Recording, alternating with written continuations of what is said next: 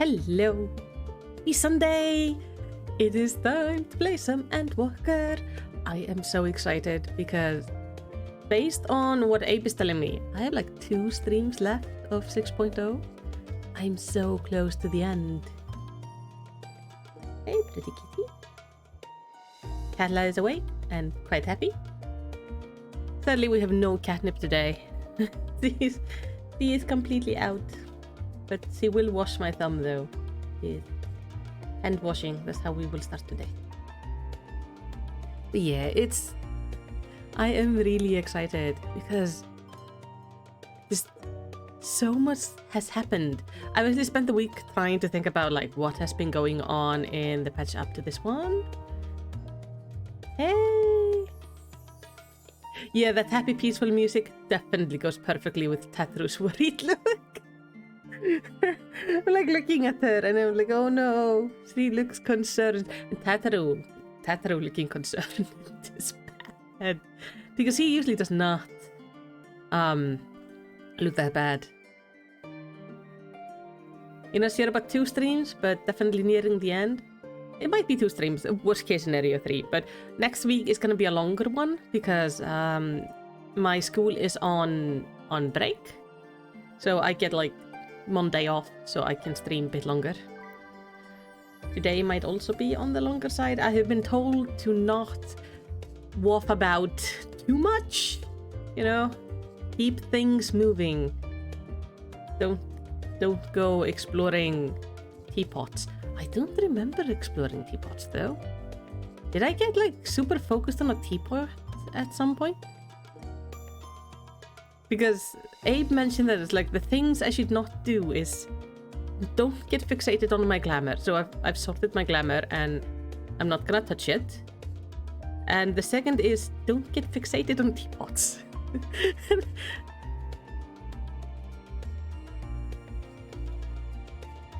Yeah, you're gonna have to make sure you have extra snack for next week. And yeah, I am like it's all that matters is I'm having fun, and I am having fun. I'm also having a bath apparently. Oh, Katla, it's getting a little bit tiring to keep my hand this way.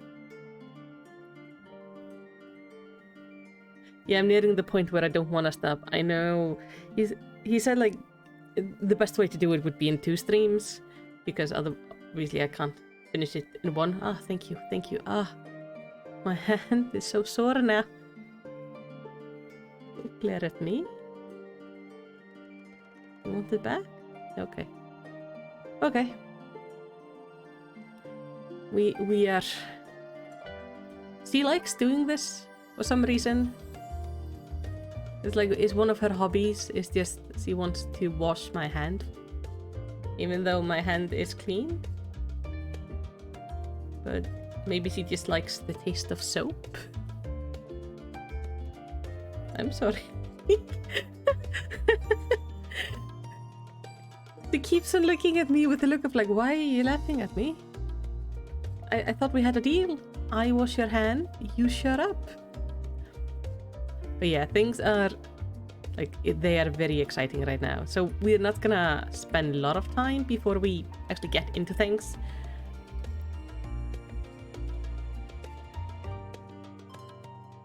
Something to do with Dove soap. I don't have Dove soap though. I have like some weird liquid soap. Oh, it would be Velatella who gifted you the sub on Friday. It was pretty nice. I am very happy. Now we should on the fact that I have been deliberately instructed to not waff about too much. We are gonna get going. By the way, I have now embraced my inner Viera. So I am the tiniest Viera. And it is adorable. So all glamours have been updated, obviously. Yeah, see, Ape has shown up to like tell me to get moving because I'm not moving. But this is our outfit for the stream. We do have a weapon. And I have the glamour plate just ready to go here somewhere. here. So it's number 14. So in case I have to fix my glamour plate, I can do it real quick. Also, Abe, what did you mean by teapot? I'm still confused about the teapot. Oh, Tataru. You have a knack for turning up exactly when needed, and this is no exception. Okay. That looks ominous. As the heavens burn. Though you and Kyle both have news to share, hers is perhaps the more urgent. Is the sky on fire? I don't want the sky to be on fire here too. So, have you learned aught more of the final days? Yeah. It's complicated. Then the journey was well worth the risk. No doubt your newfound knowledge will be a great boon to us all. Unfortunately, during your time on the First, events here have taken a turn for the worse. The Scions are running themselves ragged, trying to contain the spread of blasphemies, but it's a losing battle. Yeah, you said something about I got fixated on a teapot. Like glamour and teapots. And I'm still confused about the teapot. Maybe I read something wrong.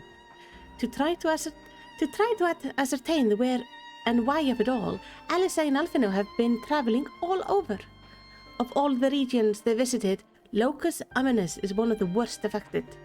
Tancred, Estinian, and Graha took a detachment of allied soldiers there to offer aid and succor to those in need. But the province is vast. They only managed to visit a handful of coastal villages. It was an accomplishment worth celebrating still, but a drop in the bucket at best. In the meantime, Yistola and Master Matoya have been making a concerted effort to establish contact with Heidelin in the Ethereal Sea, but to no avail. As for Tatro and I, we've been keeping a close eye on the forum. From what we gather, they've been constructing a vessel to ferry people to the moon, an ambitious project that has likely been years, if not decades, in the making. However, since we've no sign of this so far, I suspect it's still incomplete. Yeah, that's not good. You will also recall the proposal issued by Master Forsino to the people of Ratsatan. Following their discussion, Vitra declared his support for the plan and urged those who wish to evacuate to accept the forum's invitation. So far, so good, but that's where things get a little strange. Apparently, the forum caught wind of the lunar teleporter in the Tower of Babel and decided to use it to deliver people to the moon instead of their mysterious ship. Therefore, to secure safe passes for the Hannes refugees to the tower, Alphino, Alisei, Estinian, and Graha traveled to Garlemald not long ago. Trouble is, the capital was hardly the safest place to begin with, and now... The final days have come to Garlemald. Oh, shoot.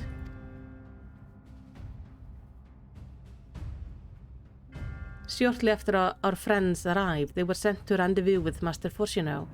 Then panic broke out, and our communication was severed.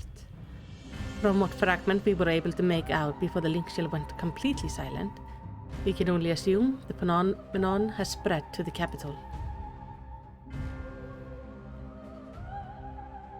The others need you, Melicity. Please, you must help them. Right away. I am on it. I am on it. Going to Garlemald, where it's cold. Having you there will make all the difference, I'm sure of it.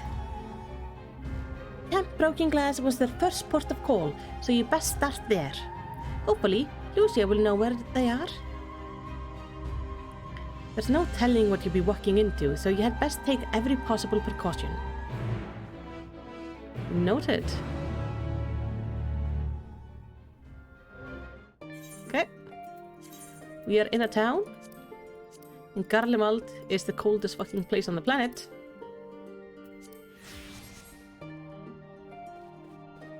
Yeah, good thing there's no negative feelings in Garlemald for the final days to take advantage of. I was gonna mention that. Garlemald is the place we should be most worried about, because every of the area we've been to has some issues, some negative feeling, but they just lost their home. Like, it just happened. Their nation is in turmoil right now. If blasphemy starts breaking out, it's gonna be there. The sky red? The sky is red. Fuck. Okay. So, death be incoming here. Lucia. Melicity, and not a moment too soon. The skies of Garlemald are ablaze, but it's event on the ground that concerns me. As you will have heard, your fellow Scions arrived ahead of you. We cut the customary greetings short after we received a word from our troops on the Magna Glacia that the Forum's airship had landed. It was then that the heavens began to burn. I dispatched your friend at once to ensure the refugees came to no harm. I would have you join them immediately. Additional support is en route, but we will discuss them later. I trust you're ready to depart? Upon departing... Okay.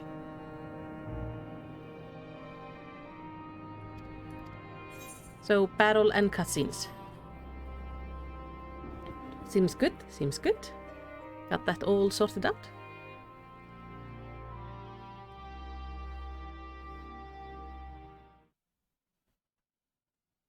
Earlier on the Magna Glaciers.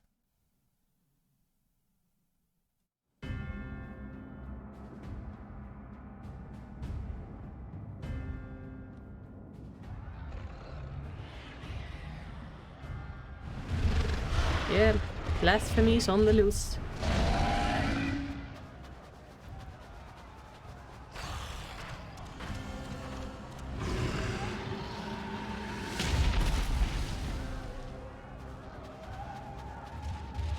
No. No. No. We were promised an escape. Not the same room we fled. Don't lose hope. Oh, jeez. I shall not meet my final days here in this blasted waste. Calm yourselves. Your panic is our greatest enemy. Come, we must build a line of defense.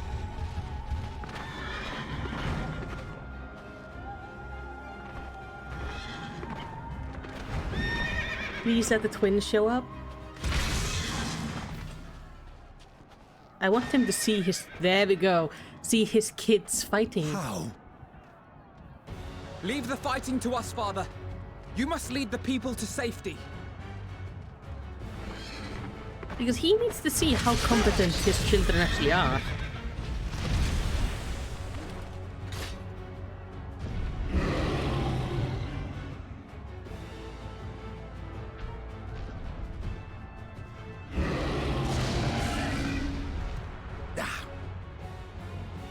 I can handle this pair. You shall tend to the refugees. Let us be about it.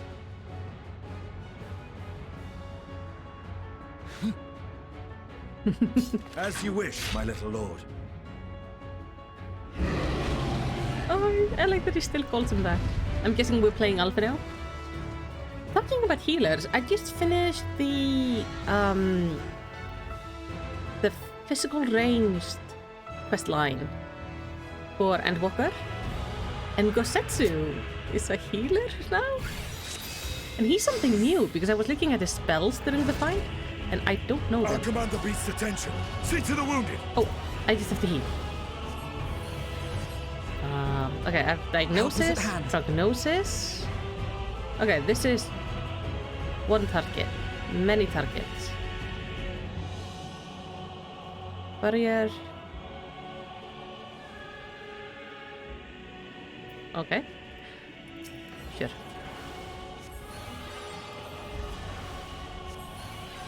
These are really pretty spells. Does this have like a longer time? Oh, that's just a bigger heal. Okay. Who's injured? You're injured. They're Buddhist spells. Yeah, they... Like they... Ooh, how do I... Is this damage? Leave it to me. Thank you. Astinian, can I give you some heal? Well, the spells are in the wrong places right now, so it's a bit confusing. There's my damage down here.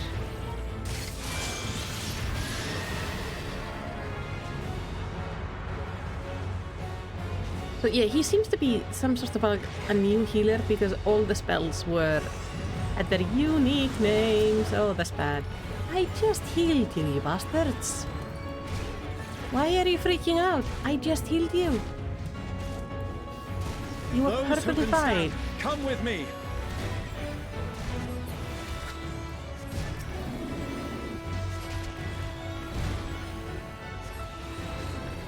Just gonna spam one attack. Everyone is turning all is lost. Stop. Stop doing Easy now. that. Deep breaths. You know how this works. Just calm the fuck down. You're safe now.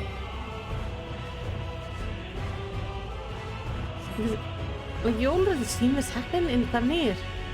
Oh, Alfie, honey. Why is your dialogue glitching? Worry not for the refugees, but for yourself, boy. Oh. You care for your child? That was a first. Like an actual care.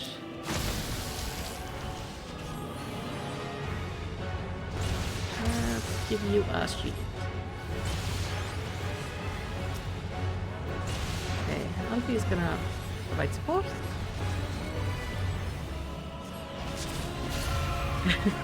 Whose health is fortune I think he is? Kratos?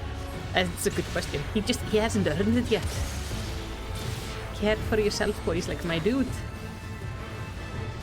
You've been nothing but a complete asshole to your children.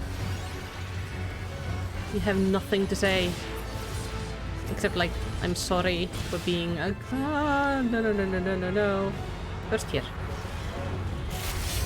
Then here.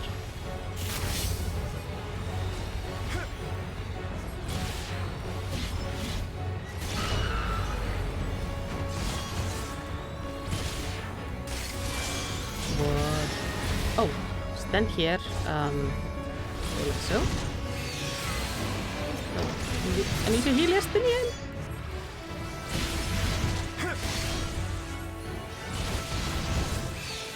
I need to heal us both. Heal both, heal both, heal both, heal both, heal both. Heal both. Dude. I haven't played the Sage at all, so I don't know the spell.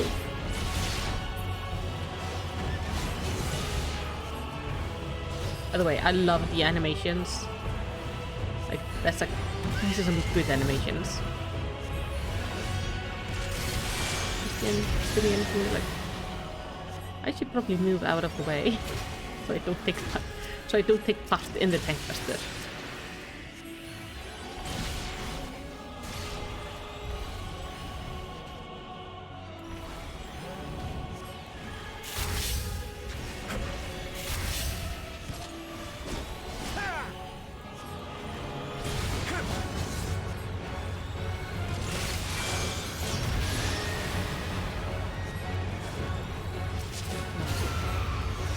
Us both up. But not hard enough. Move out of the way of the tank buster.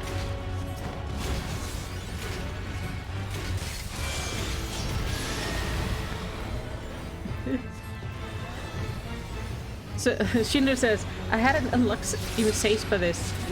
Rarely played a healer, so this was a bit of a shock to the system. I can see why. Ooh. That was unnecessarily tense.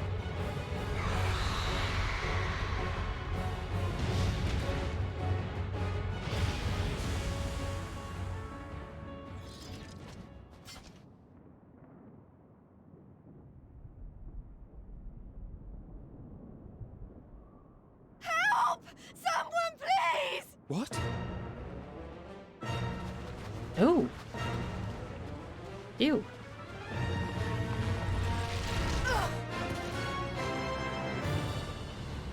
It's like, oh, what's it called? No. From Pathfinder. Don't. I don't want to die. Beholder. It's like a beholder, except... Forward! Let not a single fiend escape! Yeah, a beholder, exactly. Wait, that's... Euless and the army. So, you've recovered then? Seems he has. In time enough to be of aid. For once. Aww. We can speak of it more later. For now, we must fight! To repay your salvation in kind, or with better! Oh yeah, welcome, For placeholder. Garlemald has her pride!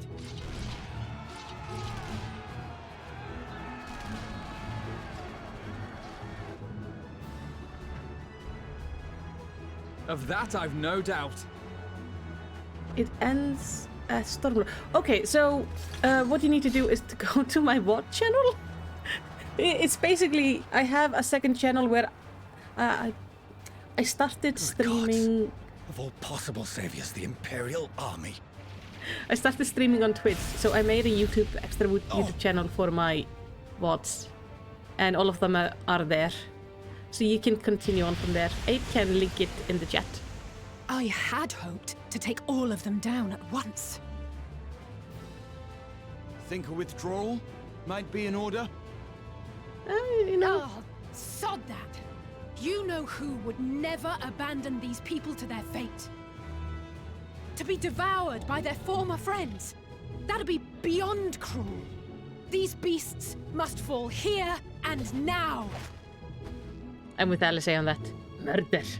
Well then, I'd say it's high time we threw caution to the winds. So long as you spare me the heroic sacrifices. Now, let's go!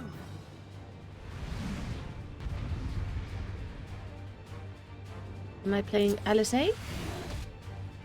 Please have easy rotation. Okay, we have repeat. I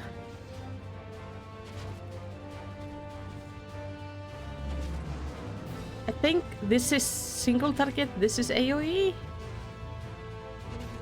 Maybe. No, this is like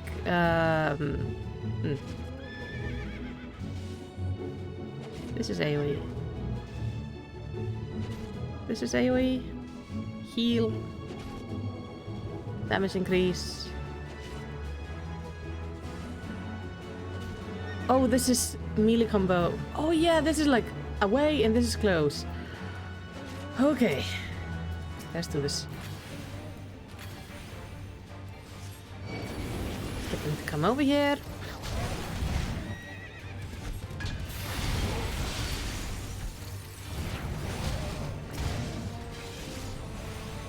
Alisade does so much damage.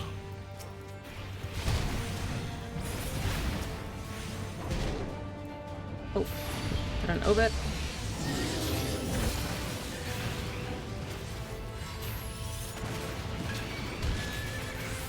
It's very hard to break the chain of transformation. Am I doing... Is Alisade doing the ability with the flowers? She is! Oh, that's a pretty AoE ability.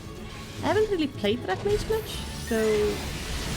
I'm just gonna spam this for a bit. Okay, maybe not now?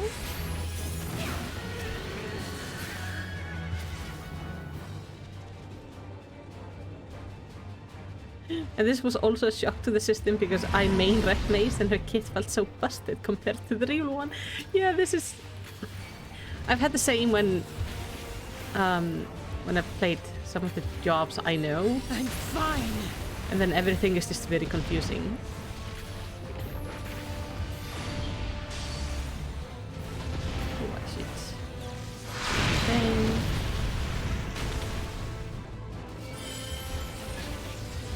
I'm trusting Graha will just heal himself. This is so slow.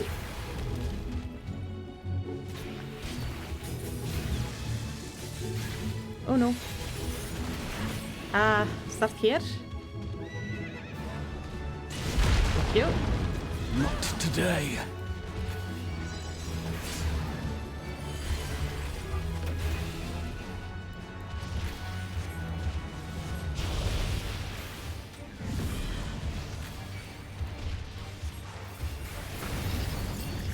Oh, he's aggroed on me.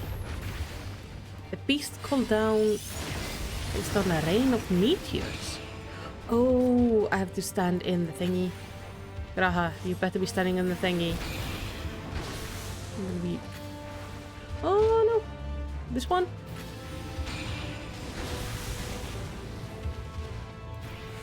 No! That could have gone real bad there for a second. Okay, heal myself.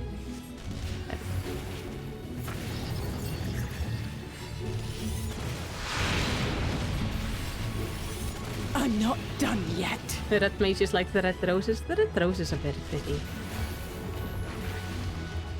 I like that Square Enix is good with not always using just explosions for abilities, but also like flowers and like pretty stuff.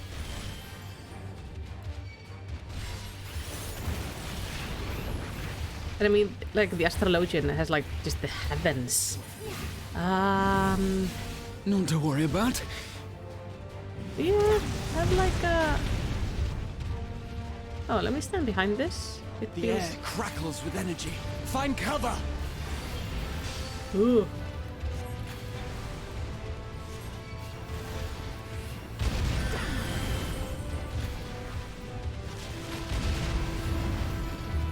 Oh no. Okay. No! Ah. Here. Here is safe. For like 5 seconds. As they say, turnabout's fair play.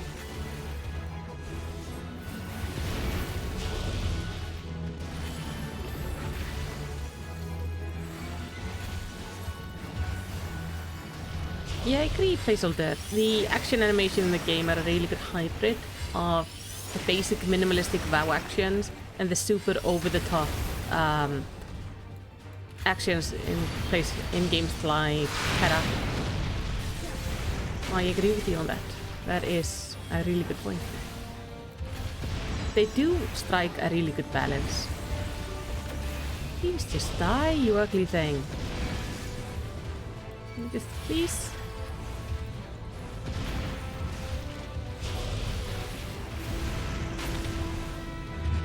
There we go. You okay, Graha?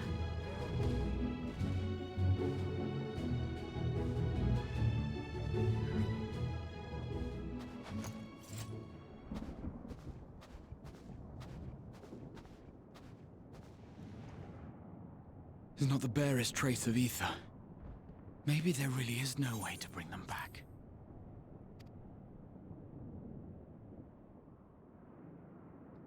Maybe if we infuse them with Thank you for ether? saving our lives once again. I remember you. From Purusha. You helped us there too, didn't you? Ah, you're from Palaka's stand. I'm glad you're still in one piece.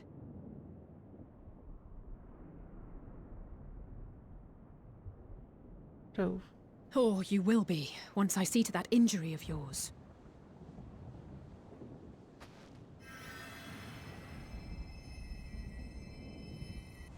See, it's all good. Magical healing. Look out! Oh! For crying out loud. Oh! The scene from the cinematic. Except... Huh. Get out of here! Quickly! But with I Graha. won't lose them! Not a one! This will be a brighter future! Oh, I love the voice acting upgrade. Let a madman's apocalypse ruin everything we've fought to achieve!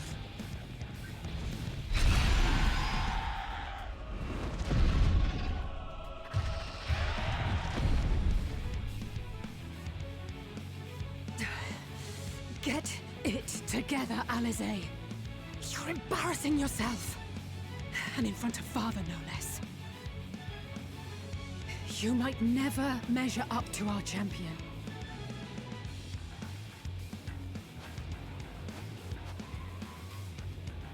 But we ask too much of her as it is. You mustn't let our sword in the darkness fight alone. I don't think Alice realizes she is like one of the coolest people. I show up in my baby bonnet. We're like, hi, it's cold here. I come dressed for the occasion. Oh.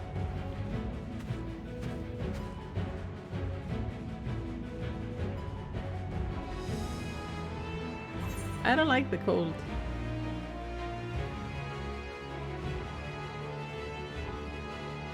Let's just go with I'm back.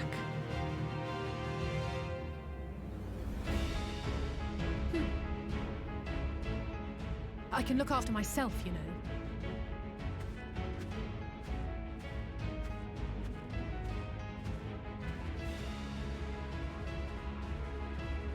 Everything's in order? I trust? Yes and no. I mean, why are you two so underdressed? You knew where you were going. I at least put on a coat. I've had enough of this rabble! Come on!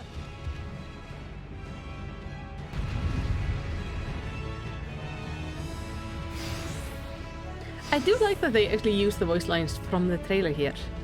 Or they use... Oh, a trio for the ages.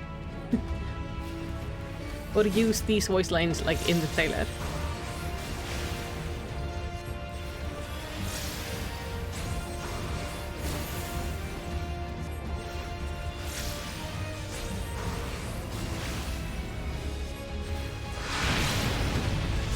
Oh, well, let's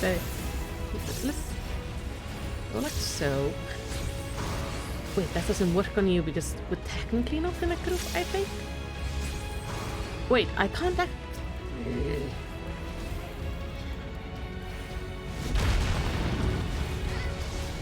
Okay, if I go like this, Just that the has to beginning. heal me, right?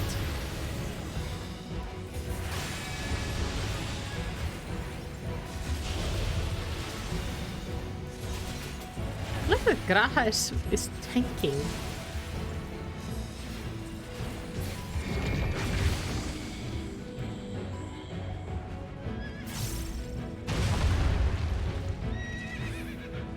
I had a feeling I'd find you here. Estinian and Alfie as well. This should be the last of the worst troublemakers. With me! I like that Estinian is just a tough, like tanking personality, but he is DPS. Yuli is gonna steal the refugees to safety. Okay, that's good.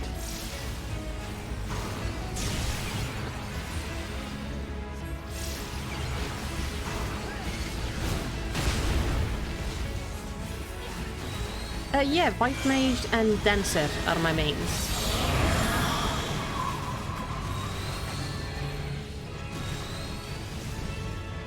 There. No. So, if I'm playing on my own, I prefer to play as a White Mage. LA, let's say. Don't stack shit on top of me. Let's heal her. There we go. And when I raid, I'm a dancer.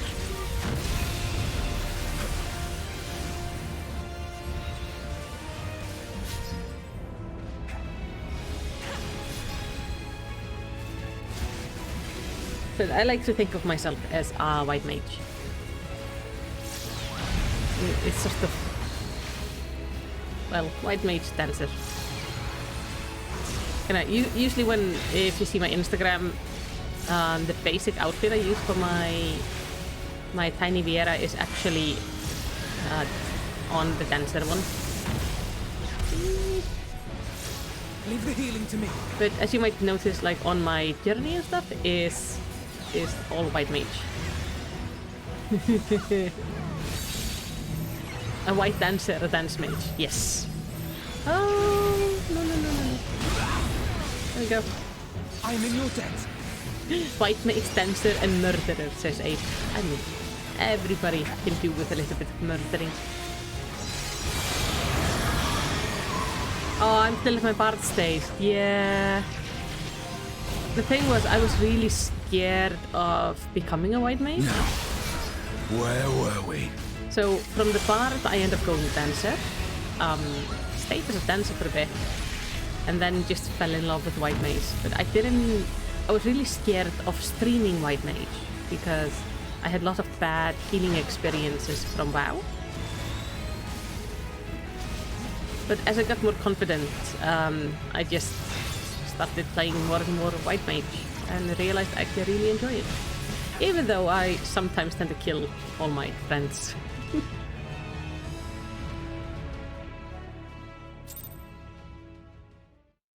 see.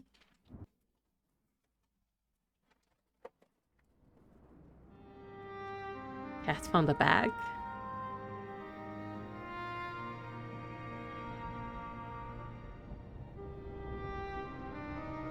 Oh, you played WoW for 15 years?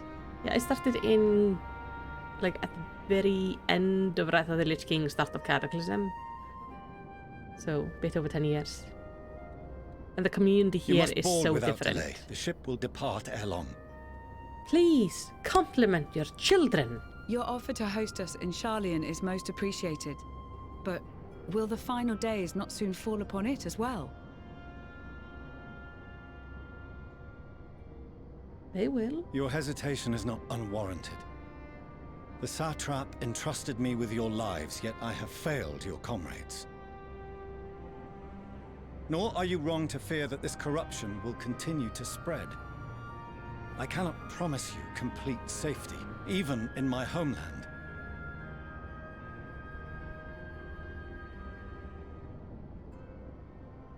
What I can promise is that I will do all in my power to protect you.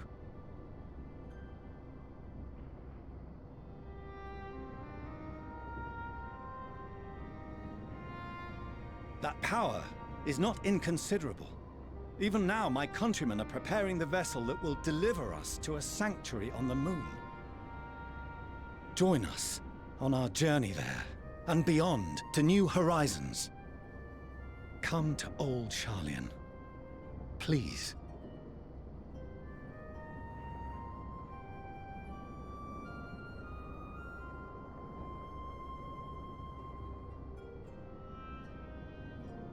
We would be fools to refuse such a generous offer made in earnest.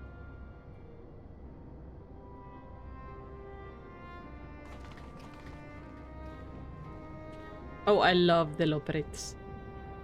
They're so cute. It seems they've a new destination. The people of Radzat-Han have known too much suffering. The march to Garlemald will only bring them more, short though it may be. I quite agree. Fortunately, they have you to look after them. Yes. Well. Be nice to your kids. Behind you! Just there! More bad guys? Oh, for crying out loud.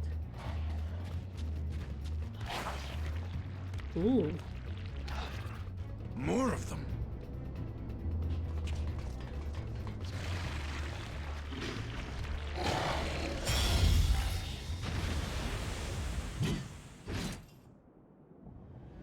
Huh.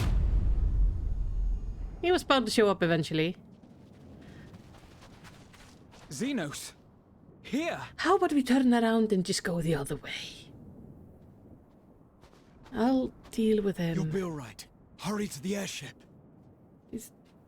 It's me he's here to talk to anyway.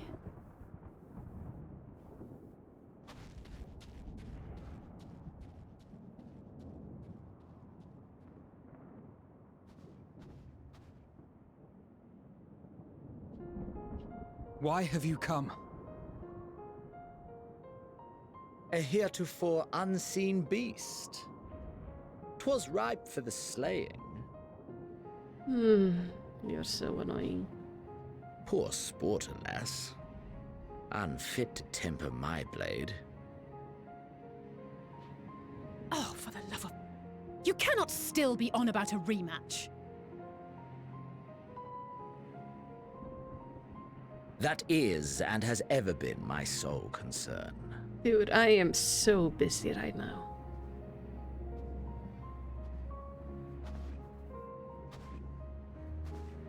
You, on the other hand, are fixated on a different quarry. Yes, I'm very busy. Your passion pales before mine.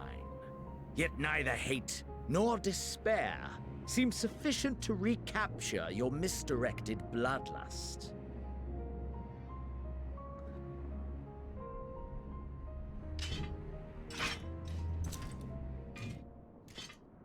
So, I hone my blade, and I wait. Good. Bye-bye. Go away. You're really That's it. bothering That's me. all you care about. It is.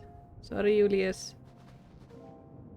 He's had a bit of a one-track mind for Garlemald is in For a ruins. bit. Our homeland, the nation you rule, is as good as gone. Along with so many of its people. Not just soldiers like us. Not only those who fought and killed for power and duty. Innocent civilians.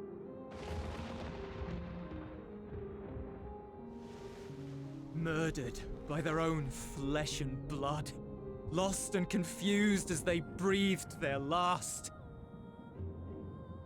While we who survived with our lives and minds intact were left to freeze to death. The Eorzeans tell me all this was your doing! You slaughtered your countrymen! You did! For what? That is...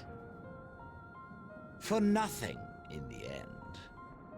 So much wasted effort. You bastard! Okay, Julius, calm For your own down. sake, Eulus, you must control your anger. It will serve no one should it consume you and see you transformed.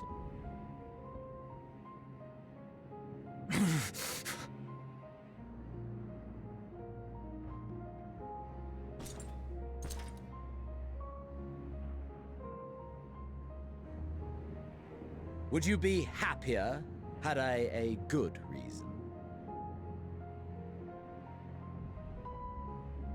What? We're gonna use If Julius. my motives met with your approval, would you no longer resent the outcome? Aye. If so, then perhaps a beast's skin would suit you better. Duty, honor, morality. All constructs of convenience when put to proof. Surely the war taught you how easily power becomes the tool of the self-righteous. Just How ignore the the people's meowing. justice was merely a means to their ends?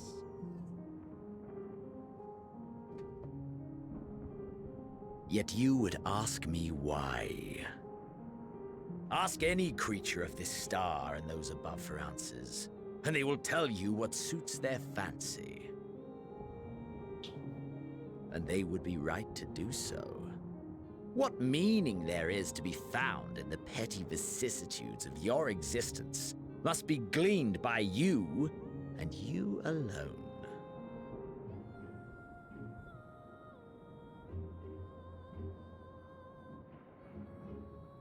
Should you seek it in battle in the fruitless pursuit of my demise, then come. Assume your rightful place as a notch on my blade.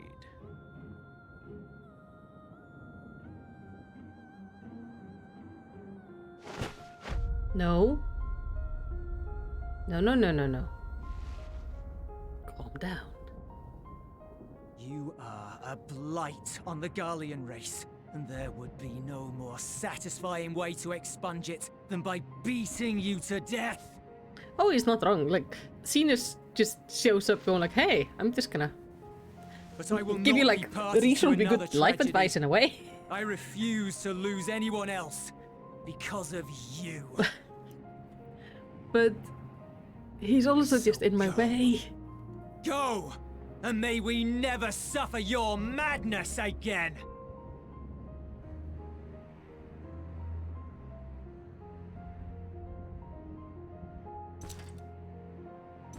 And he just walks Xenos! away. No, don't call for him. Just let him go.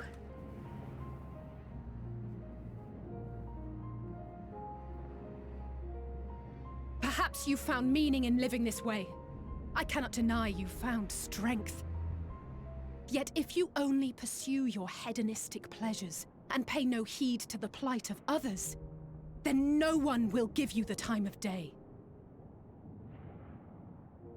You will never get what you want, not even the battle you pine for so dearly.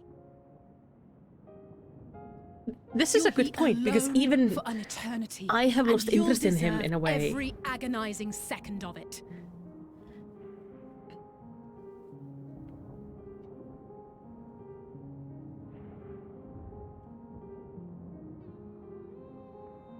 He's managed to isolate himself in a really interesting way.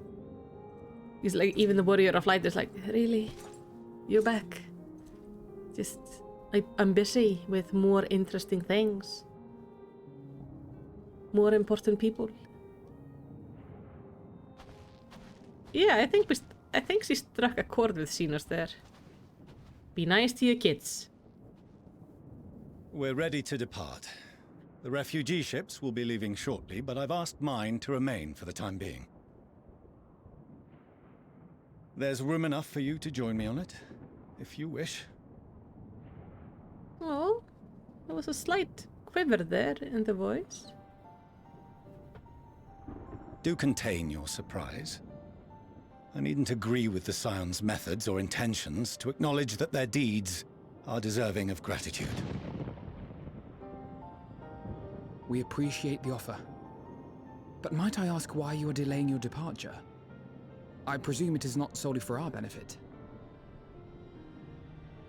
I must visit Garlemald ere we return to Sharlayan. Having caused such an uproar, 'tis only meet that I explain myself to the Ilzabard contingent.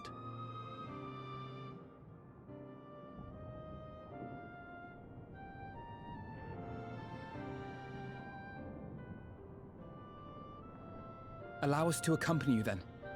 We should be glad to facilitate, given our familiarity with all concerned. If you would like to join as well, Eulus, we can speak of recent events on the way. That was like a pure, like, I'm sorry, but I can't apologize.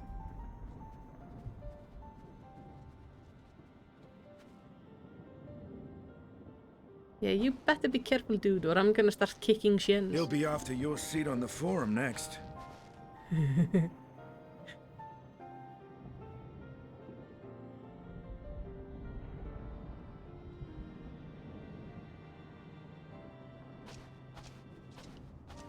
Yeah, see there. The guy he replaced you with. Estinian is way better in the father figure role than you are. Well, old brother role, but still.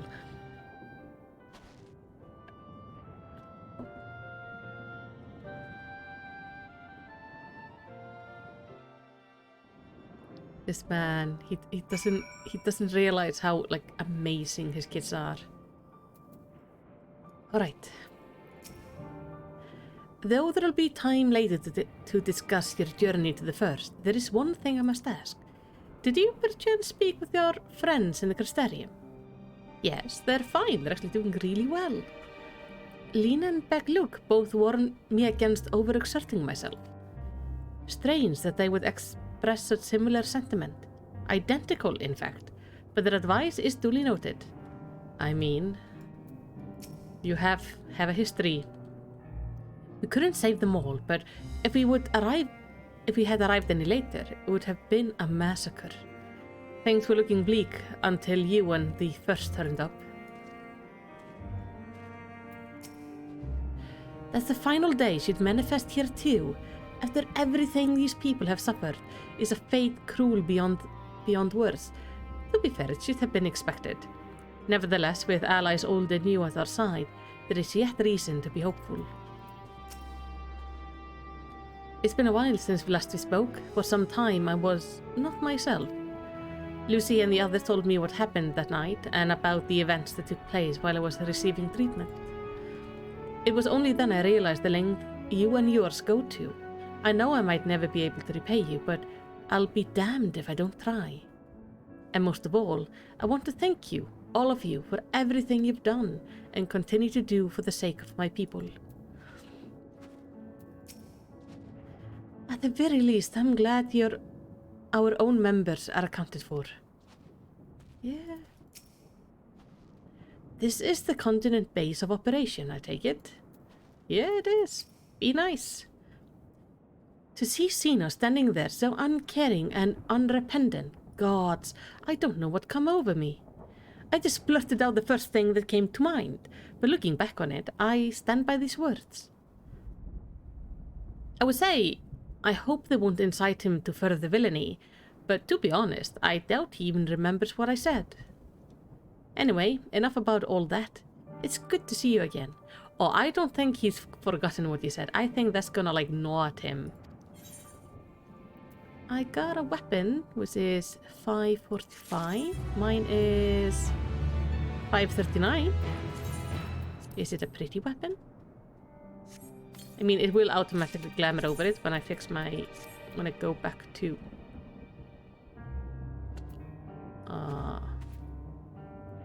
Oh. Is my inventory full again? I need to sort this out. I can throw you here, and you here, you here.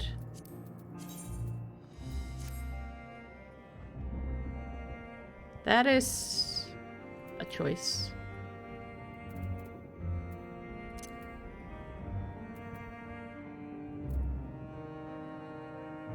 That's definitely a choice.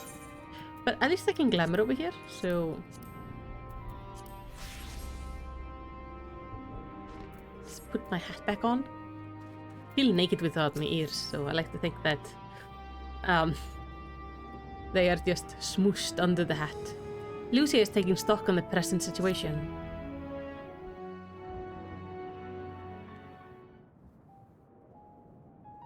No major injuries then. Good. That is very good indeed. I briefed the recovered soldiers and sent them on their way as quickly as I could, but nevertheless feared they would not make it in time.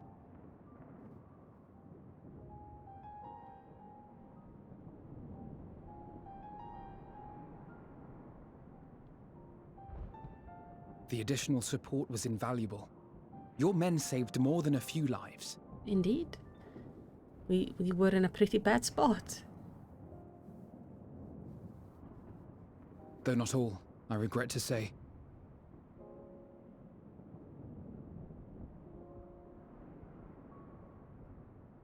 I take it that I'm addressing Lucia Junius. I'm the Forum's envoy, Forchano Leveilleur. Dad of the twins and an asshole. Explanation for these most dire developments.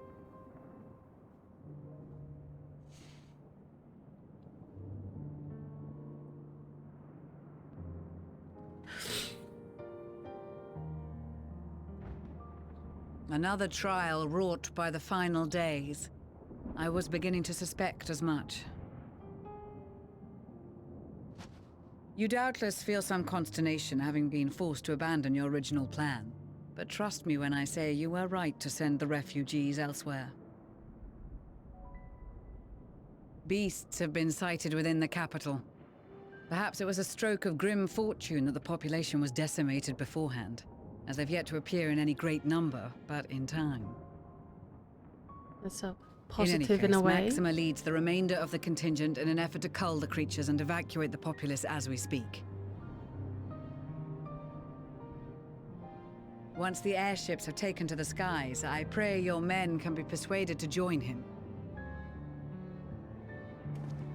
You'll permit us to retain our weapons? Of course. I wouldn't have sent you after the Scions were I expecting you to stab them in the back. And I, for one, would not consider past transgressions more relevant than future contributions. Regardless of the circumstances that saw us at odds before, we need men of courage now, more than ever. Yeah, in a time like this, we can't really be super picky choosy if people actually want to change and join our side.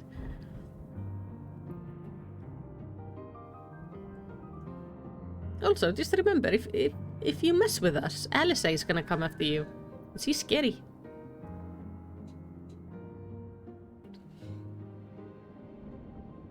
We have a storm coming. We swore to defend Garlemald, and so we shall.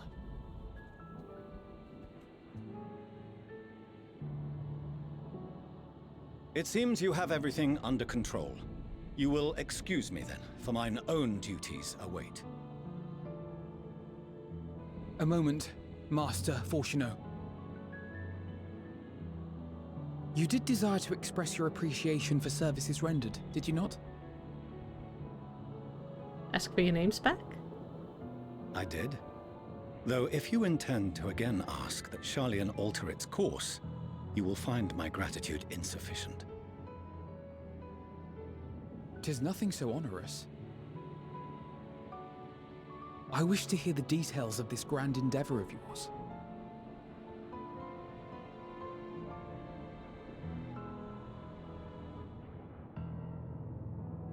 Do you swear to listen and to learn, and not to embark upon some scheme to impede us? I swear.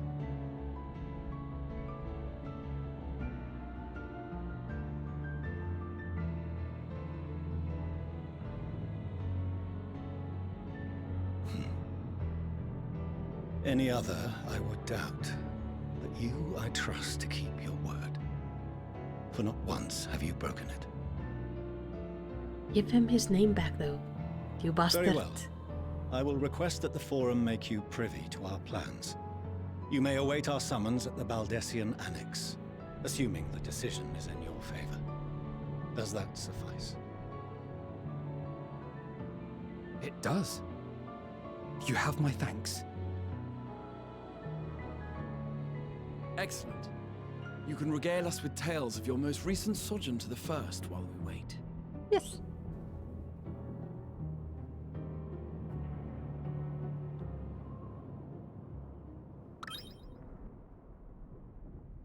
You heard something? Did you hear something just now? I love the little like sound effects with his ears. They're so cute.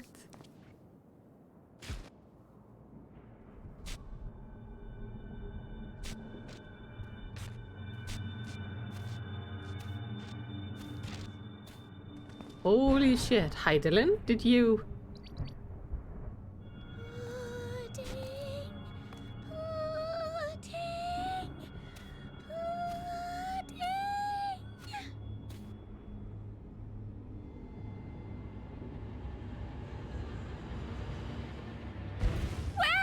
Where is this star's blasted pudding?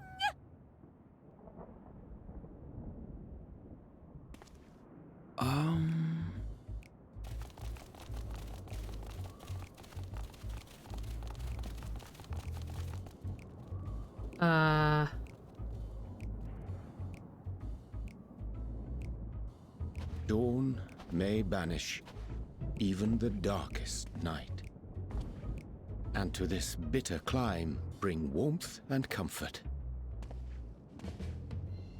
Orianji, what have you done to them? 'Tis heartening to see such an assembly upon my return.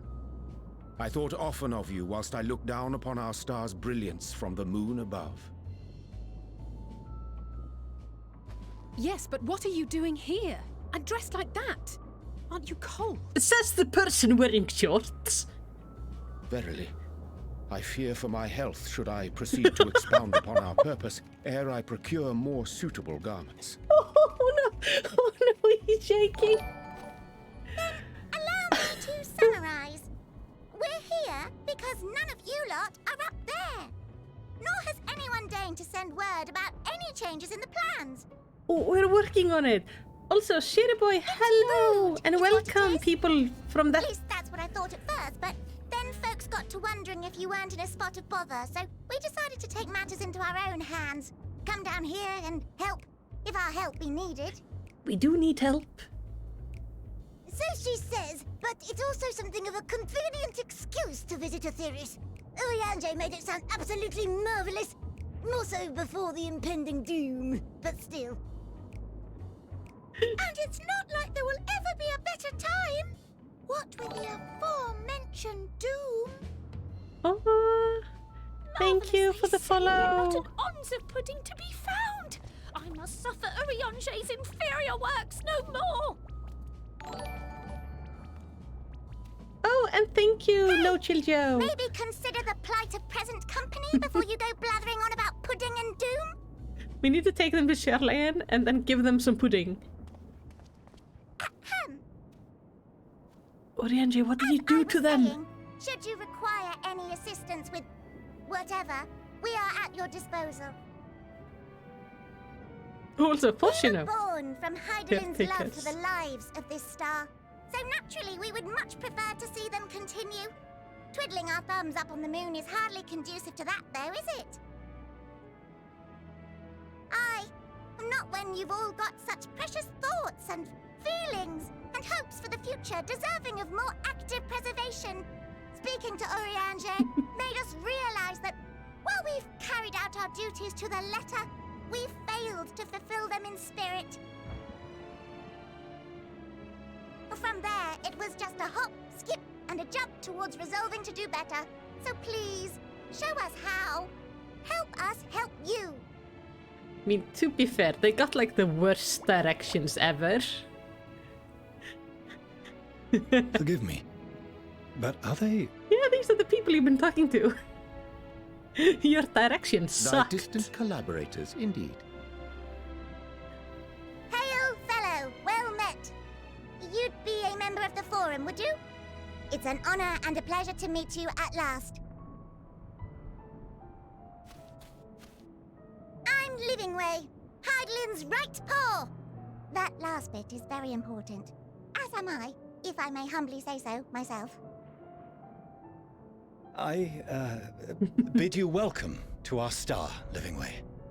On behalf of the Forum, I thank you for traveling such a distance to meet us.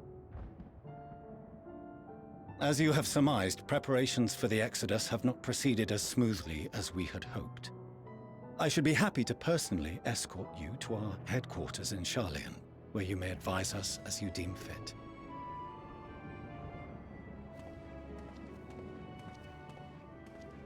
'Twas with reluctance that I set aside the great work of readying the moon for habitation. Be assured that I did so only after the Loperites made plain their earnest desire to come hither, and I myself felt a growing certainty that their contributions here would prove invaluable. 'Tis trite, perhaps, but I followed my heart. Oh.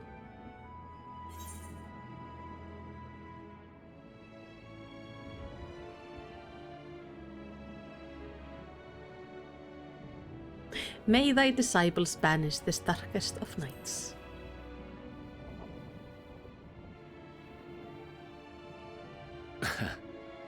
See, I can I am talk no weird. esteemed philosopher of Eld. Nevertheless, 'tis my hope that what little knowledge I shared shall serve them well, and perchance help save us all.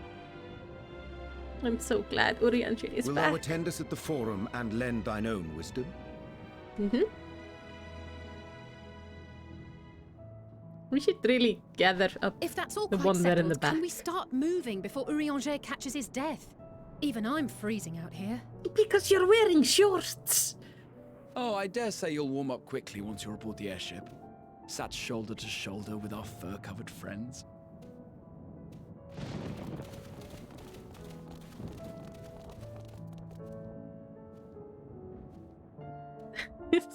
Like, at least you knew where you were going. He just showed up. Oh man, poor guy. Oh, Sherlian. Back to regular outfits. Urianger should be renamed Sussy Way or Underdressed Way. I dare say Master Forsino was as nonplussed as we to learn the identity of the Hydaelyn's lunar custodians. As you will soon discover, they have much and more to offer the Forum. They are very energetic, that's for sure. Might I suggest we return to the Annex forthwith? We may yet have time to discuss the recent adventures ere we are summoned to the Rostra. I would love to do that. Like, I have so much stuff to tell you guys. Also, where the hell am I? Oh, you stuck me, like, way up here. Why? It's so far away. My legs are short. I would love to be able to get, like, Loperito ears. Because they would work better as bunny ears on me than what I have right now. But I still quite like mine. It's a very accurate little Viera. Also, my ears have like great animation. They bounce a lot. Oh, new side quests. For the love of pudding. I'm guessing Loperito's side quests.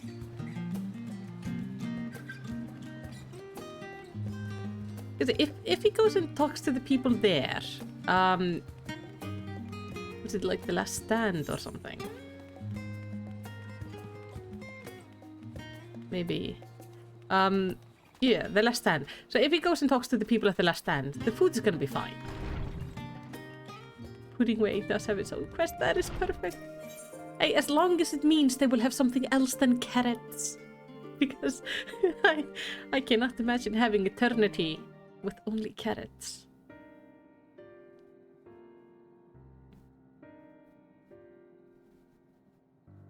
Please don't make me voice act this.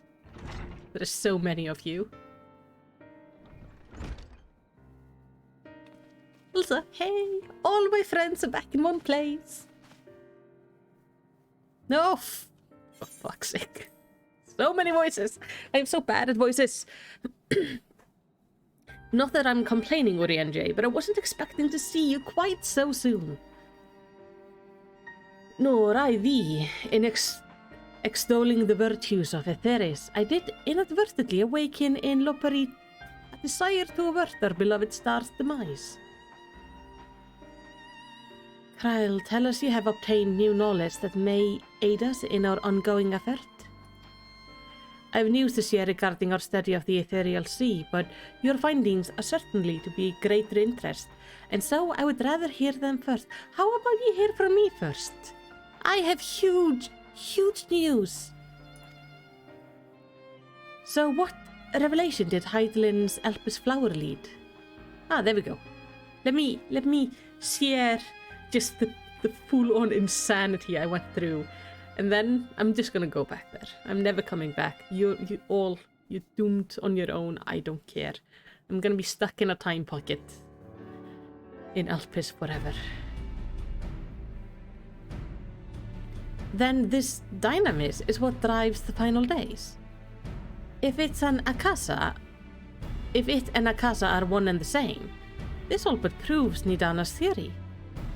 We're an entity through sheer force of emotion to channel this vast dormant reservoir into a raging river.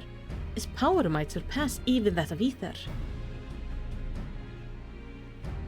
But if our star is so replete with ether, said entity would need to be outside its influence to effectively manipulate the dynamis of the greater expanse. Meteon, or rather the sorrow and suffering of a fallen civilization that she has been hoarding for millennia. Untold anguish and fear and hatred drawn from every corner of the universe, all for a single purpose: the destruction of Etheris,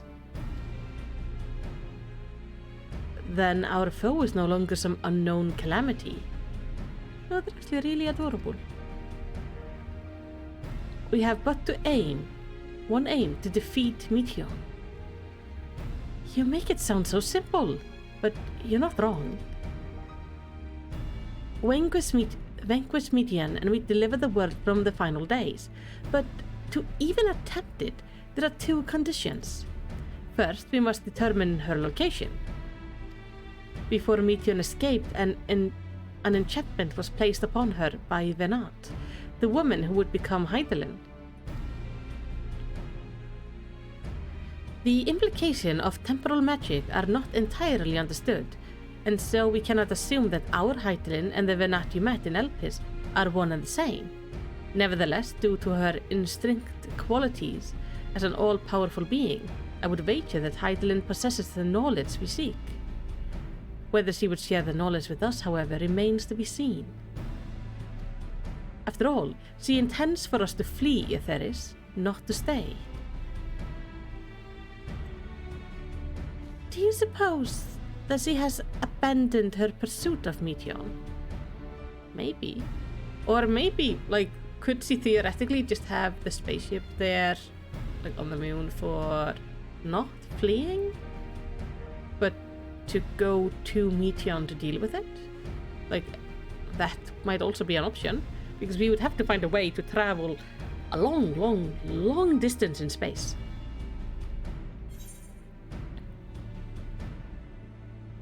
The Venat I know would never give up. Yes, he's a very stubborn person.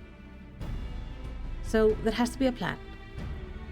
That's my impression too, otherwise she wouldn't have used me as a conduit for her will or provided clues such as the Elpis flower. I believe she has been waiting for mankind's answer to Hermes' question.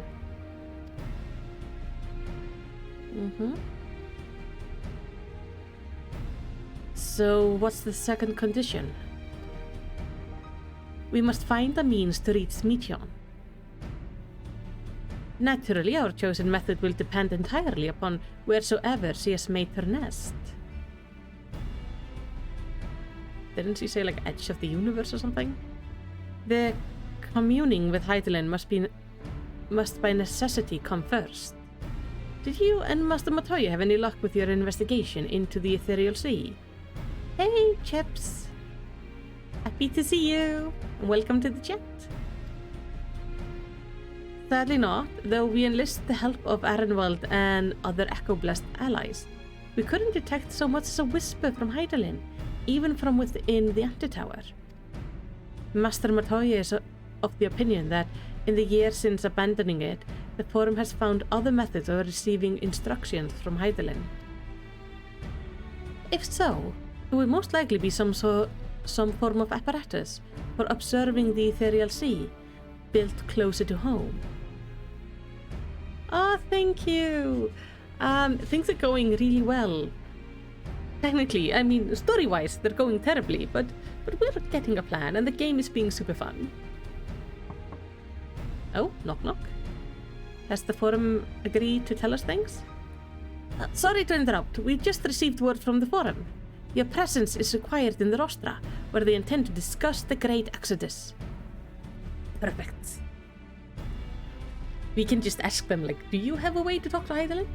Then Father was able to persuade them. They're finally taking us seriously. Let's hear what they have to say.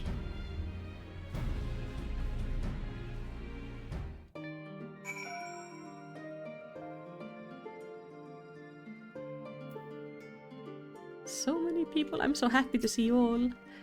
To think the Crystal Tower of the First is capable of such feats as sending one's soul into a distant past. The events you witnessed and helped shape may yet hold the key to forestalling the final days. I'm reminded of a dear friend in a future I unmade, whose self-same efforts saw 8th Umbral Calamity averted, in this timeline at least. Too much has been sacrificed for us to abandon Etheris now. After sending Graha and Estinian back to Garlemald, I stayed in Locus Ammonium for time. Being an imperial province, it was already in turmoil before the onset of the final days. You wouldn't believe the difficulties we had overseeing the evacuation of the villages we visit. I have faith the detachment we left behind will continue our work and shepherd the people to safety. To what safety can be found in a world coming to an end. Yeah, it's places that are safe are getting fewer and fewer. Master Matoya has suspected for some time that the Forum has been constructing a new facility for the purpose of surveying the Ethereal Sea. Of course, as a custodian of the Antitower, which would presumably be rendered obsolete as a result, she has a few things to say about that. Nothing that should be repeated in polite company, you understand. True. They could at least have told her. She left to Garlemald and went to Labyrinthos and tried to reach Hydaelyn using the Elpis flower. Alas, my attempt were in vain.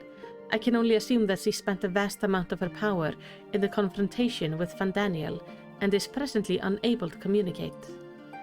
Indeed, as her presence left my body, I could feel how faint it had grown. I hope you don't mind me staying behind while you attend your big meeting. The rostrum reminds me a bit too much of the Supreme Scary Tribunal in Isgard. You'll forgive me if I keep my distance. Oh, yeah, that was a bit of a traumatic event, wasn't it? I can see why you aren't too keen on that. I wish I could get her standing pose. It's super cute. Father has granted us the opportunity we've been waiting for. Though we know not what information, if any, they intend to reveal, there's only one way to find out. To the Rostra. Well, that was much quicker response than I was expecting. Nice to know our effort at the Magna Glaciers didn't go unnoticed.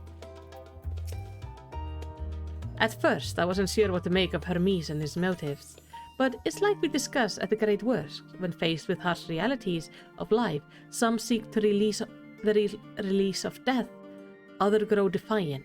They fight. Either way, it's our right to choose. It was Hydaelyn's commandment that in the event Zodiac should perish, the Loparies were to deliver the people of Etheris from harm. Though that be limit of their duties, they possessed knowledge unparalleled of the great expanse and the means of traversal. Should they be persuaded to assist in our effort to reach Meteon, we would do well to heed their counsel. Yeah. Are you going back through the story on and off? Or on your main you were a cutscene skipper? I understand that though. It's like if you're excited to get and play with friends and stuff, but now you get to go through the story again and enjoy it. The good thing about Final Fantasy is that the story is so good that it's never too late to enjoy it. Just go for it and have fun. I need to go up to the Rostra. I want him to give them back their last name. It bothers me that he's disowned them, and I feel like the first thing he should do is undisown them and stop being a complete ass.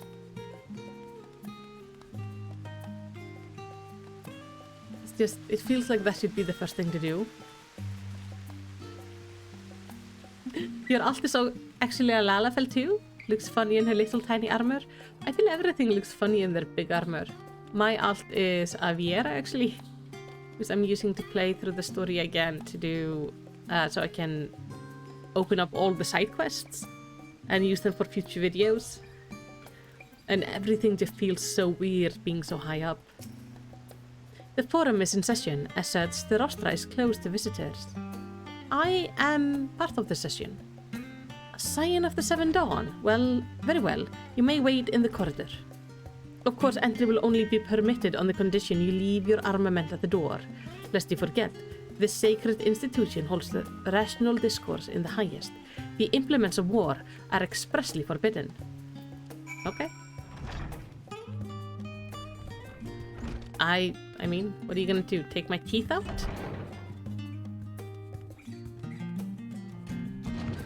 Because if everything goes to the worst, I will just bite you. I am small, I can reach Jens. It will be very painful.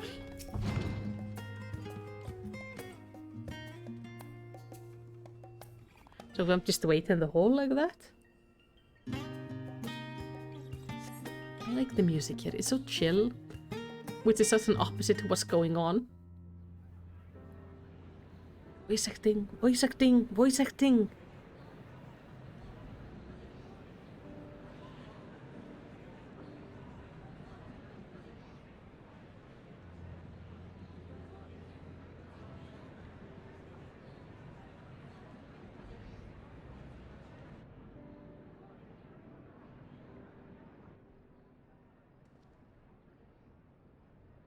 There is a matter I wish to raise with you before we enter.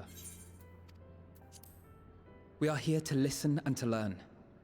But if the Forum's plans are more or less what I expect, then I should like to make a proposal that will serve our ends. Right. By your leave, of course.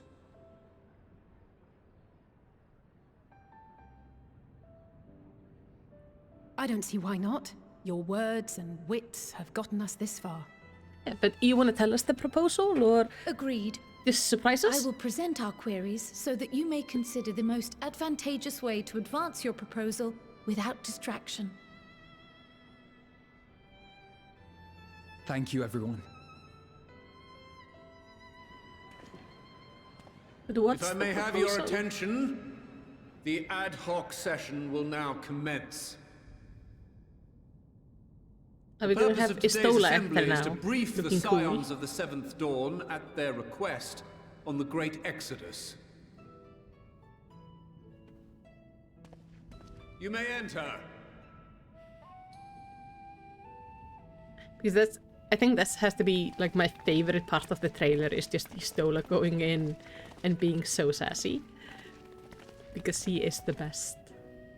Not as good as Urianger, but like, still.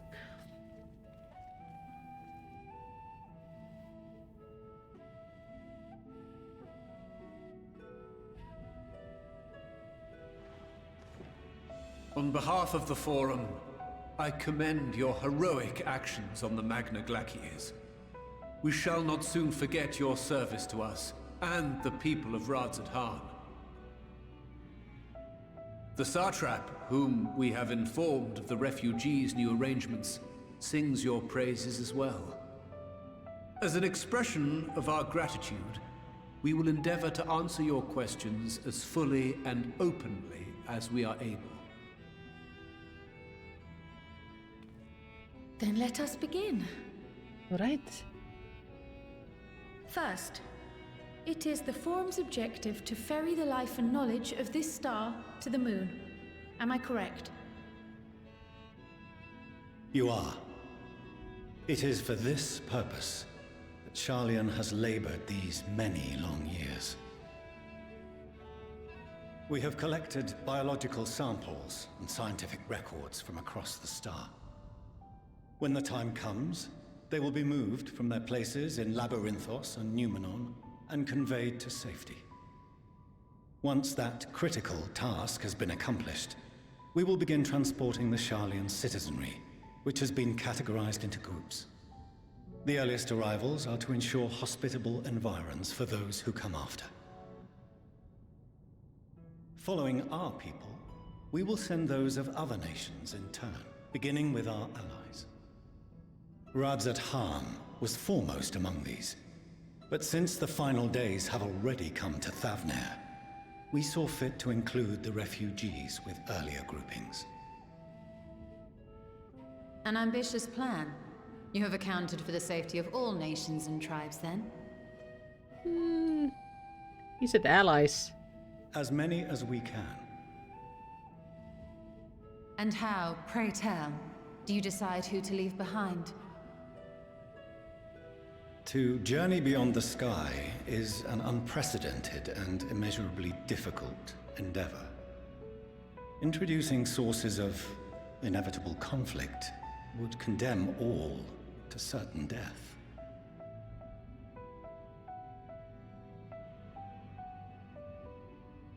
They're living the tribes. Questions as to the validity of that approach aside, your plans proceeding apace, we're under the impression that your primary means of celestial transportation is incomplete.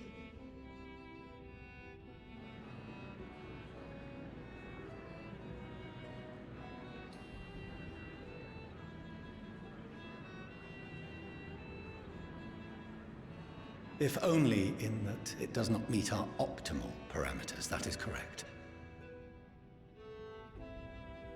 This Ark, as some have taken to calling it, is fully operational and could be launched even today. However, the final days have progressed more quickly than we anticipated.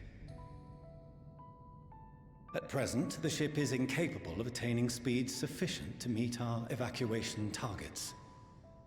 Should we put the vessel into service, as it is now, we will be unable to travel to the moon and back quickly enough to complete the necessary number of trips.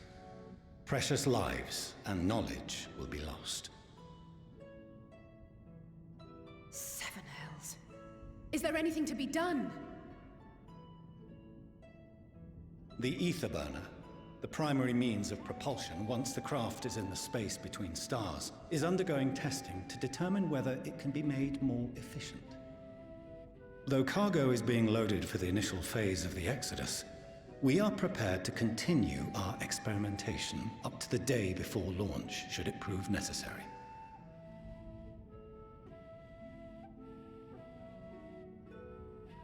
What if the Scions were to solve your problem?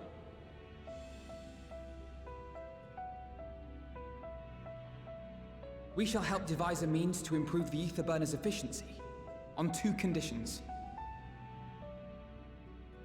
If we succeed, you must allow us to meet with Hydaelyn.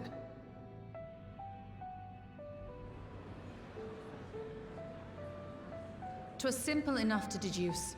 You have a Concord, and so you would never have abandoned the anti-tower had you no other means of communication. One far more convenient, I suspect.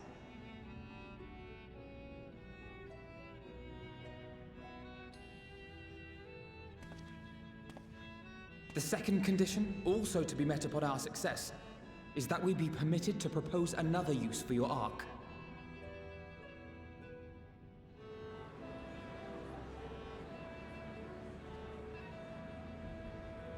We would be at liberty to refuse this proposal.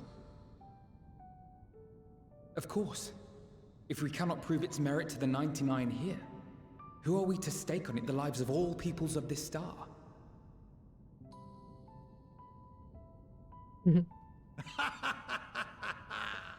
Delightful as always, Master Alfino.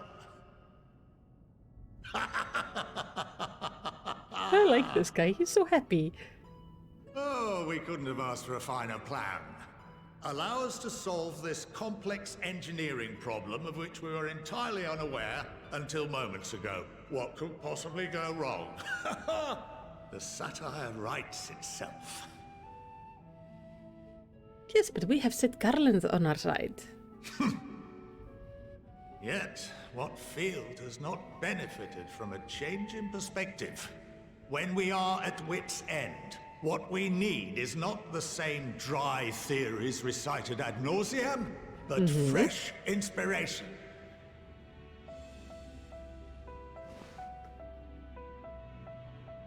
I, for one, have faith in my erstwhile students to provide it, and I find their terms to be perfectly acceptable.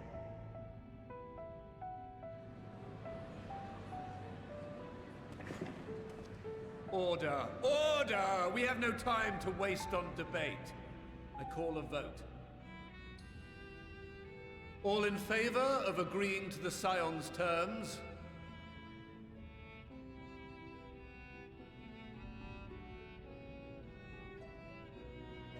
Of course, you know. You better agree to the terms, or I am gonna be very miffed with you.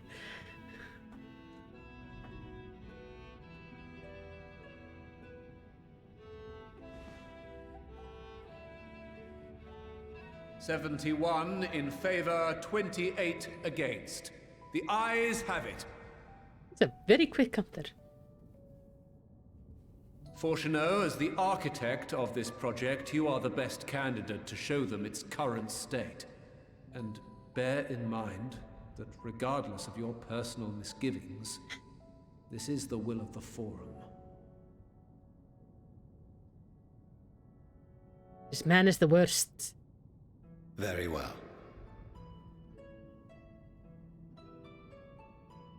I call this session to a close. Return to your tasks with urgency. The final days I'm so annoyed wait right for now. none. Fortuneau is just not my favorite person. I like him as a character, like the concept of him. He's very well made, he's very well written. I hate him. I wanna smack him. Just...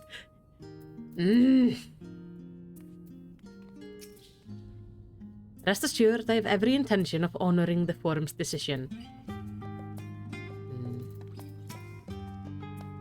My affinity for espionage may have earned me the title of Archon, but I was completely unaware of the Forum's plan. There may have been clues here and there, had I been of mind to look for them, but contemplating that possibility only served to further wound my pride. Not that anyone could have realistically surmised that the brilliant stratagem was to build a giant ship, fly to the moon as the larger vessel in truth, and use that to travel to another star. Even now, the whole idea seems positively absurd when spoken out loud. He's basically Elon Musk, you say? Well, he does have a lovely voice. But he's annoying. Of late, I have seen no sign of the Loprites. Urianger, they are not the group of things you want to just let loose on the planet right now. This being their first opportunity to experience the wonders of Sherlayan, the potential for misadventure is nigh infinitive. Perhaps if Midgar's Ormur were still alive, in the traditional sense that is, he could have offered to help the vessel attain the necessary speed. And again, there is no guarantee his contribution would have make enough of a difference to matter. Yeah. The further we pursue the mysteries of the universe, the more I struggle to comprehend the fortuitous nature of time itself. We measure and quantify it based on observation of celestial bodies, such as the sun and the moon, but from your account, it is unclear whether the ancient view time in a similar manner. I mention this because while Vanette knew the final days would reoccur at the defined point in the future, she presumably had no way of knowing exactly when. Even so, the completion of the Forum's preparation to escape the moon, aligning so closely with the advent of the final days, is surely no coincidence. There must have been signs. I'm a little vexed that we've yet to learn of the Forum's replacement for the Antitower, though I expect that in time they'll share that too with us, and with Master Matoya, if they've any sense. While I very much take issue with the Forum's approach to selecting whom to save and when, they're not wrong for wanting to minimize potential conflict. Fortunately, if this plan of ours actually works, the Great Exodus itself will become entirely unnecessary. I'll admit bringing up the issue of the Forum's incomplete arc was more than a little daunting. They were, to their credit, quite open about the current state of affairs. What was even more surprising, though, was that they took Alphino up on his offer. Because the arc is not ready. They're in trouble. Sorry about not letting the rest of you in on the plan. I was admittedly thinking on my feet, for the most part. But since we require both a means of communing with Hydaelyn and reaching Meteion, in the spur of the moment I saw involving ourselves with the completion of the arc as a way to work towards both objectives simultaneously.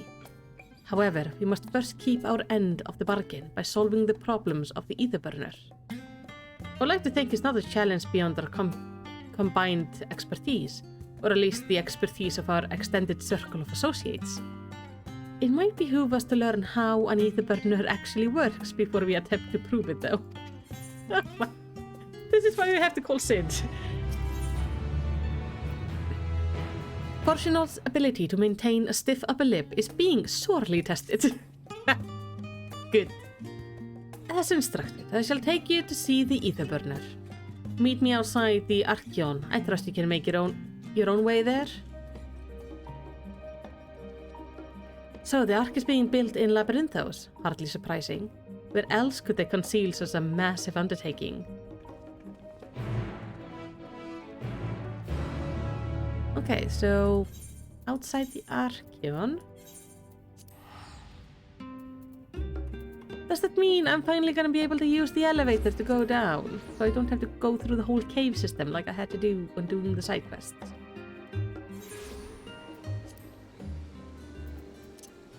Splash. There's so many people to talk to every time. Okay. I don't understand the appeal of reshaping it to look like the world above. Make a peace with what it is or go outside if that's what you prefer.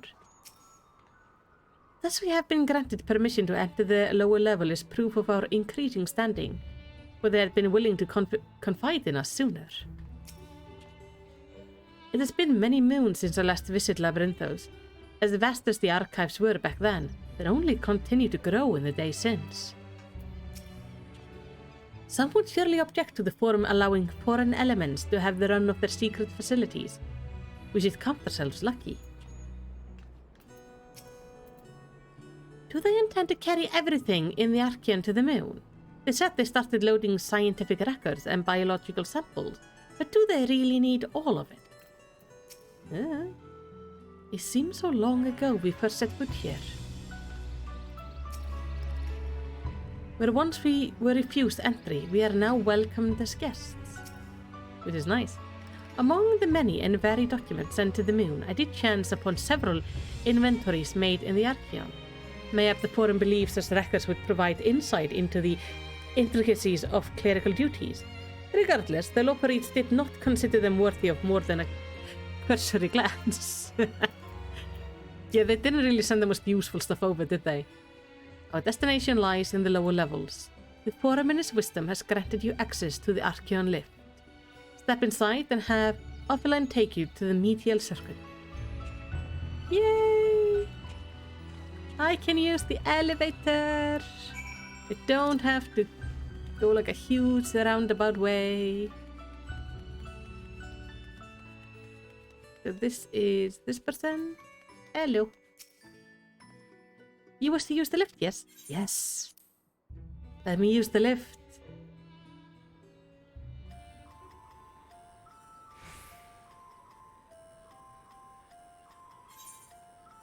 Yeah, so we are down here.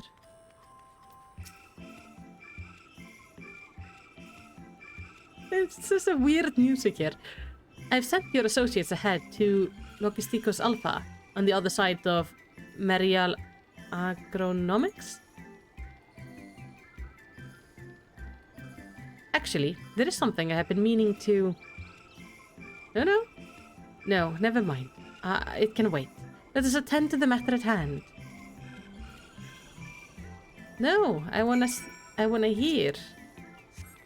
Are you perhaps considering not being a complete deadbeat dad and actually give them their last name back? And show some modicum of respect to your children in the vain hope that I might not break your shins? Where the hell are we going? This way. I'm gonna take that as a no. All the things to grow in here. I hope they're not sending the bees to the moon. Can we like limit the things we take with us to fluffy and cute and not deadly? Saying.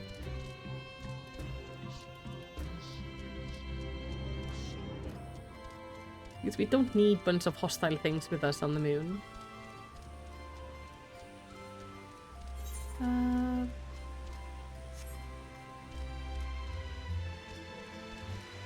I do like the music here. Like, it's kind of weird, but it's so nice. I'm guessing we're going all the way down there. This will be nice. Where am I going? Is there like an entrance is supposed to be going through? Yes. Okay, there's a door there. That's good. was a little bit concerned about the massive wall I was approaching here. But no... This looks like a fancy bank.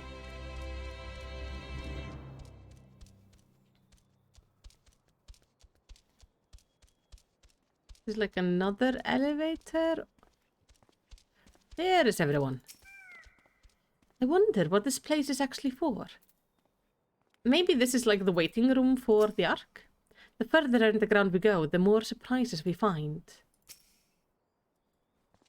The fields we passed along the way brought back memories of Ferndale. Unfortunately, we were never blessed with such abundant crops. We must be close to the central circuit, which is where Sjarlain's greatest secrets are held, if the tomes I perused told me the whole story. On our journey here, I was filled with an inexplicable sense of elation to see vegetables other than carrots being cultivated. Why? It nearly brought a tear to my eye. Yeah, we need to convince them to not just grow carrots.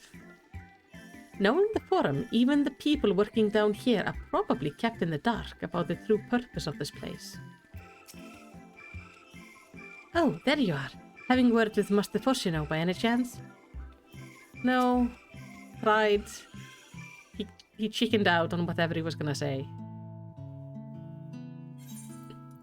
We are to wait here while our father arranges for us to use the next lift.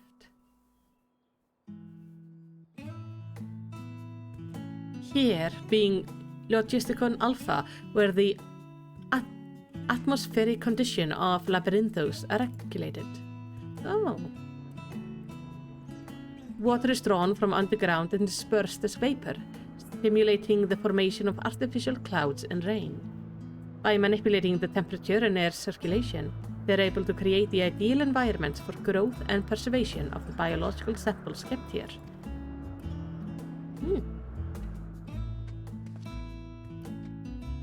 Hold on. How do you know so much about it? This Alpinum. Why, father brought me here as a child. What? And left me behind? Actually, you're the one who left me behind when you went off somewhere with grandfather. The night before, I'd been asking father how clouds are made, so he decided to show me. It was fascinating. I peppered him with questions the entire time. Aww. 'Tis all too easy to take for granted the many interweaving aspects of the natural world, to grow inured to the wondrous. But having gained an understanding of the complex mechanism employed by the Loperid in recreating a similar environment, I have come to view such progress in a new light. The subterranean garden of Labyrinthos, the lunar prison forced to contain ancient Zodiac, the habitation built for all mankind beneath the moon's surface, each unique yet undeniably similar. This is no mere coincidence. The music stops when he comes in because it's like, oh, the asshole is here. No more happiness. Ever since Hydaelyn unfolded to us the grim fate that awaited Aetheris, every essential resource we could spare has been delivered to Labyrinthos in preparation for the Great Exodus. But that is not all. It is also a testing ground for the technologies that will allow us to settle on distant stars. Though the Loperids have endeavored to make the moon inhabitable, that is not our final destination. Mankind must learn to propagate life where there is none, to thrive where all is barren. Yeah, Urianger apparently has visited the moon's housing area. Hopefully, they're nice. I mean, if he likes them, then most likely I'm gonna like them, because I quite liked his house in, like, Ilmek. But maybe not, we'll see. I hope it's nice. At least it confirms there is a housing area. Progress is being made. Alas, time is not on our side. I have arranged for you all to enter the central circuit. It is there that most of our preparation for the Great Exodus are carried out, the construction of the Ark among them. Though our plan have been made public, access remains highly restricted. You, however, will not be subject to said restriction, and will have free reign to come and go as you please. Such was the will of the Forum, after all. Yes, because we're supposed to fix your thing. We will prove ourselves worthy of their trust. Your trust.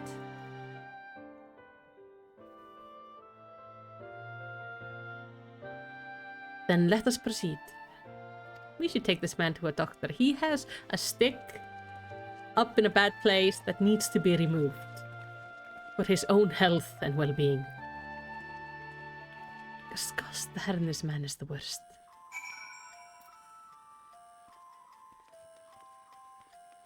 Take me down. By decree of the Forum, the Scions of the Seventh Dawn are permitted to enter the Central Circuit. What is that musical instrument, though, that makes that weird cricket-like sound? It's so weird. It's like demented crickets. As much as I love all of you, why did we all have to travel in a group? This is it, the Central Circuit. We might finally have the chance to commune directly with Hydaelyn, provided we somehow manage to succeed where Sharlayan's finest engineers have failed. Still won't hurt to have a look. The sooner we can take a look at this ether burner of theirs, the sooner we can start working out how to improve it. We don't know anything about ether burners, though. The temperate environment here is not unlike the Beastways burrows, though the diverse vegetation doth produce a far more complex bouquet of aroma. A welcome difference indeed, for I have grown weary of the scent of carrots. Poor man. I imagine the secret kept here would be a great benefit to mine own research, but I will refrain from indulging my curiosity for the time being. Please tell me we're almost there. Or is there another underground level we have to reach? The even more central circuits, perhaps? I have no idea what makes Alphino so confident we can solve this problem of theirs. Relentless optimism, I presume. A not unwelcome trait in a youth, but less so in a gambler. Aye, let us resolve never to let them set foot in the golden saucer. Estinian just giving out the dad vibes here.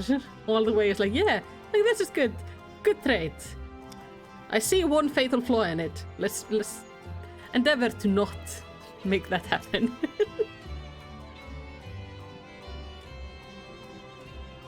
Slight amendment on the Discord? Yes. Hold on.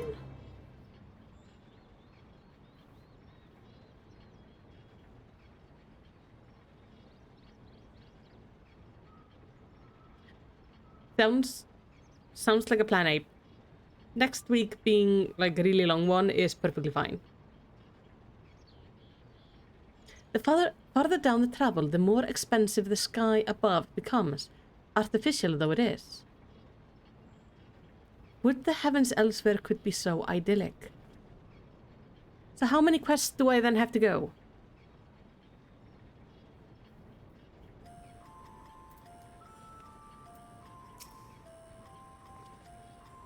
The ether burner is being constructed not far from here. Overseeing the work is Kokol Dankol, after whom the force is named. 7 to go. Noted. Once the necessary introductions have been made, I shall leave you with him to discuss the particulars. This way. The good thing about next weekend is I can stream just however long it takes. It's gonna be like the time when we finished Realm Reborn. I think that stream ended up being like 11 hours. Because I just decided like I'm gonna finish this expansion now. Even though like I had no concept of how long that was gonna be. Fancy like colors. It doesn't help that we are traveling in a group with like 8 people, I think.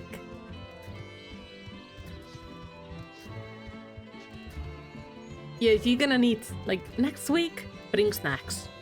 It's gonna be a long one. We will probably have to take, like, a break at some point in the middle of it, just for me to grab a snack. Or maybe I won't because I won't notice time passing. How many? We have like 1, 2, 3, 4, 5, 6, 7, 8, 9 people traveling with us. He looks lost in thought, although it seems he hit something of a stumbling block. Is he talking to himself? I think so. Perhaps you would like to break the ice? Surely the Forum hath already petitioned the aid of the Loprites, given their familiarity with such technologies. Well, surely they have. For closely guarded secret, you can see practically everything from outside, even with the magical barrier surrounding it.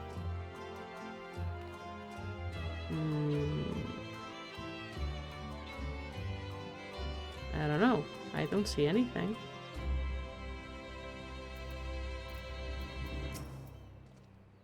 I was expecting the Sky Steel manufactory, but instead I find the village smithy. That might, though, explain the problem, you know? While many of the facilities within the central circuit seem to be visible from the upper levels, the more secretive work must be carried out behind closed doors. He hasn't even realized we're here, or perhaps he has realized but just doesn't care. He does seem to be thinking on something. This is the man we seek. Do try not to startle him.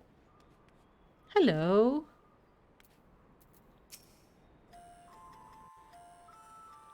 Don't freak out. I could swap them out. No, been there, done that. Damn near lost me eyebrows. Think, Coco, think! We'd be well on our way to paradise. Visionaries patting themselves on the backs for their grand accomplishments if you'd only think! Yes, that does sound rather lovely. Yeah! I mean, Master Force, you know, what a pleasant surprise. We're not blasting off already, are we? The schedule remains unchanged, for better or worse.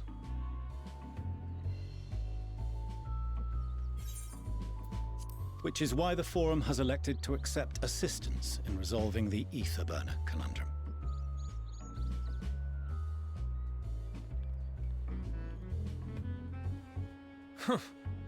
Not seen you lot down here before. Yeah, we all definitely look like ether There burner are specialists. archons among their number, but engineering is not their expertise.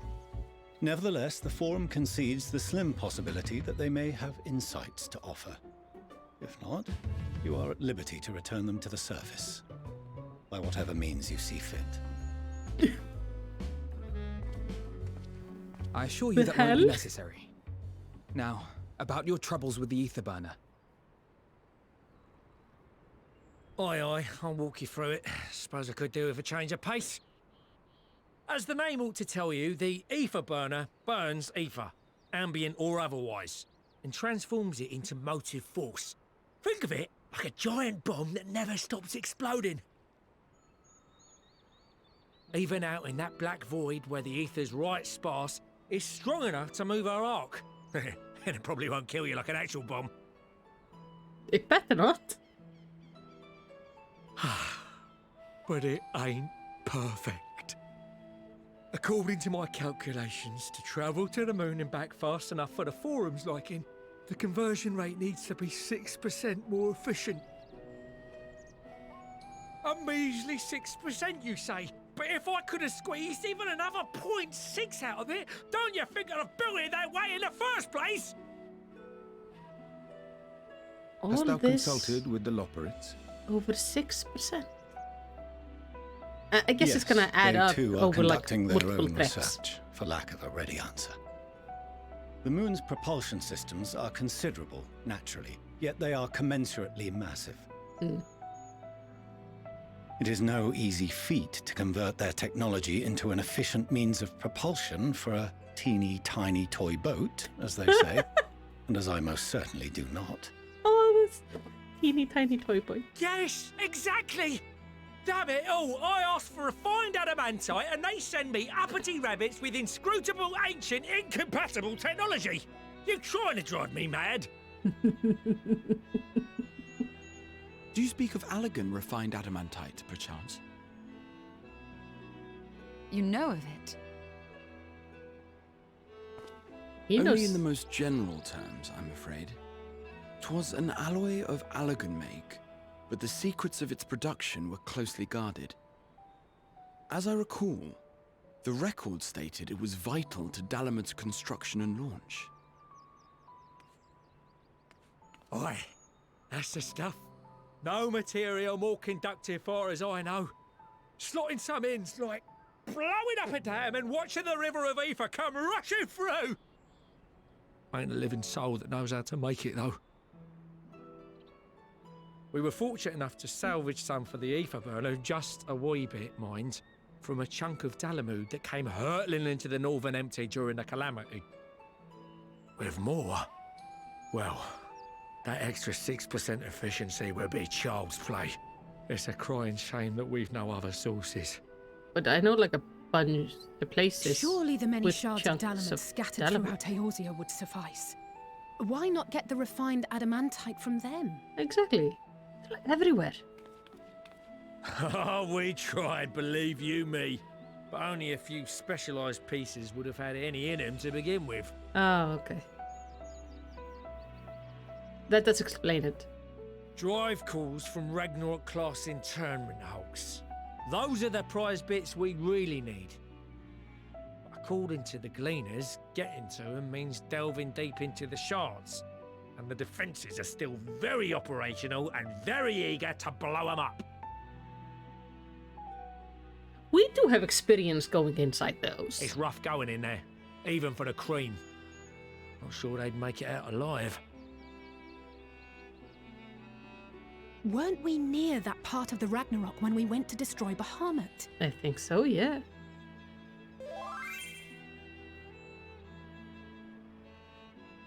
Yeah, doing coils definitely paid off. Like, way down the line.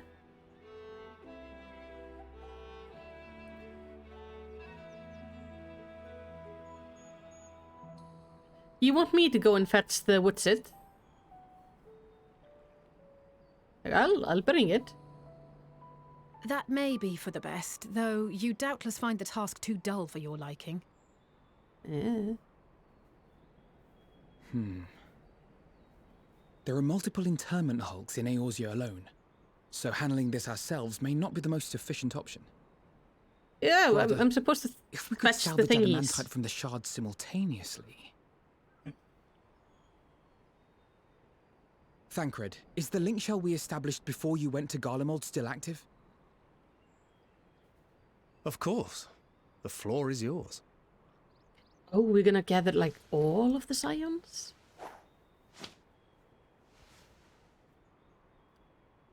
What's all this?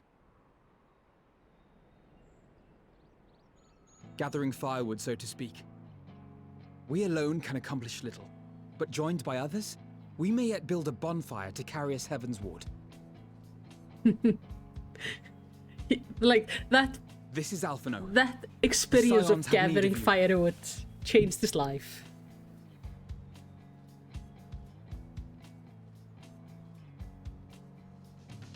Understood. I will contact the Lord Commander and dispatch our finest at once. My sisters are somewhat preoccupied with the final days, so I will lead the 12-foot expedition myself. Are you aware of any other sources of refined adamantite?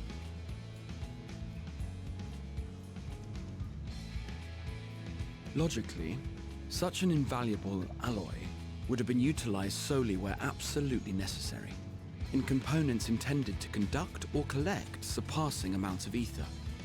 Crystal Tower. Any extant instrumentation or devices And would have likely Asislar. found their way into the hands of etherologists or enthusiasts.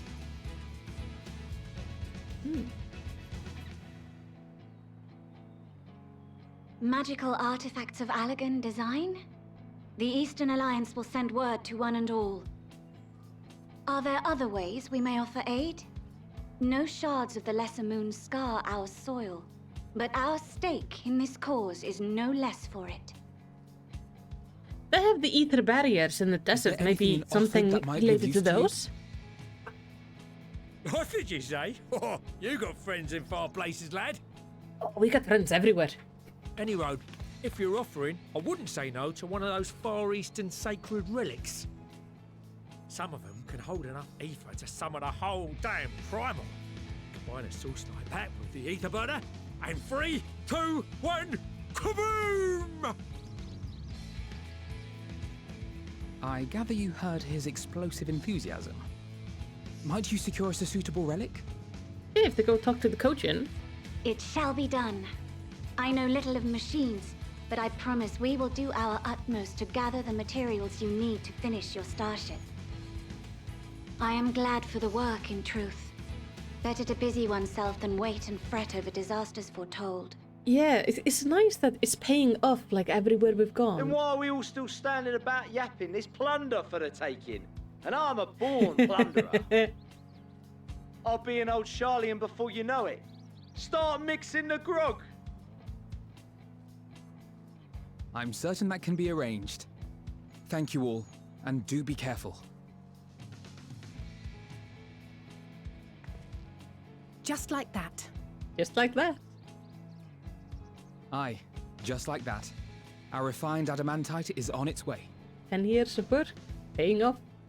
That now is let pretty us cool. consider our next steps, shall we? There's yet much to be done. I like that they went like, yeah, we could send you to fetch it, or we're gonna let, you know, show how we're gonna connect everything you've done so far up to it. But you know, he's so annoying.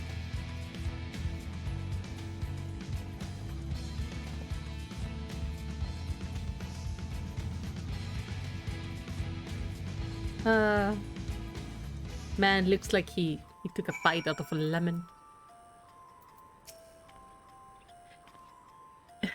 Appreciate you doing all this, but it ain't getting me hopes up just yet. There's no oath or contract binding the members of the ill-starred continent, and in many ways, it was even more loosely organized than the Crystal Braves. Nevertheless, I knew none would refuse this call to arms. Truly, we have been blessed with trustworthy and dependable allies.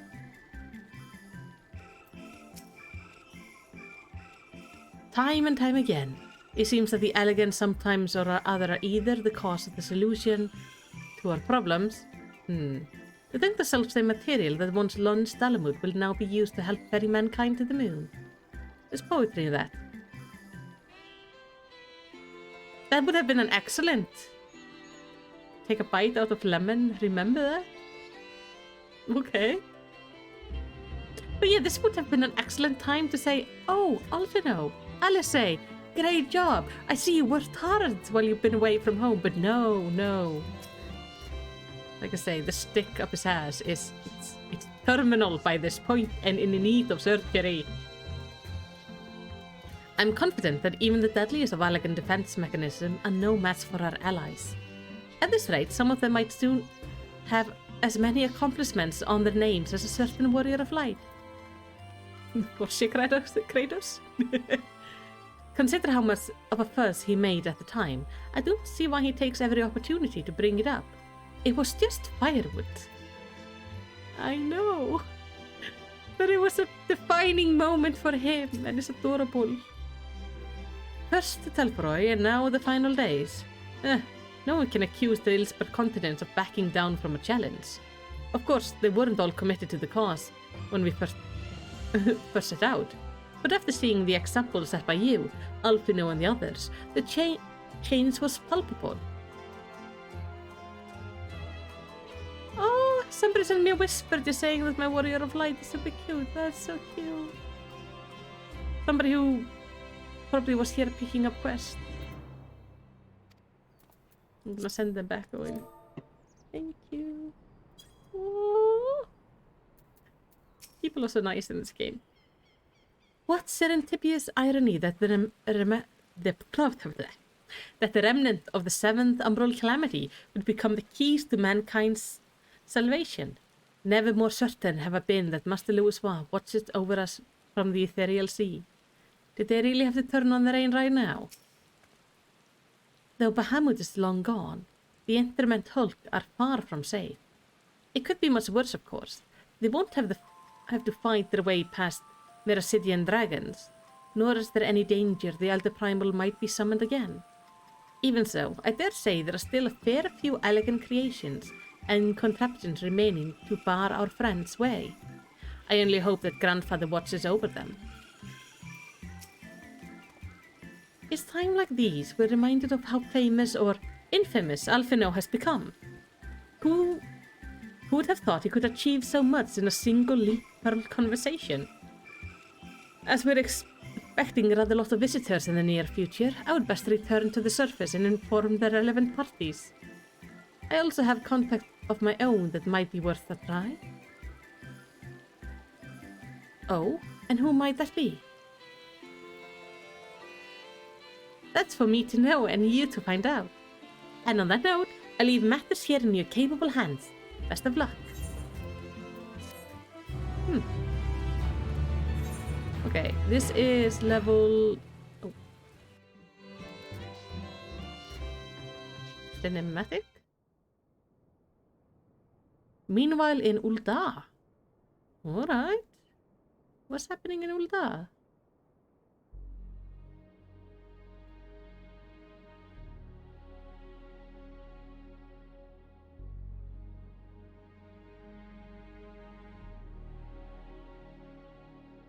Our course of action is clear.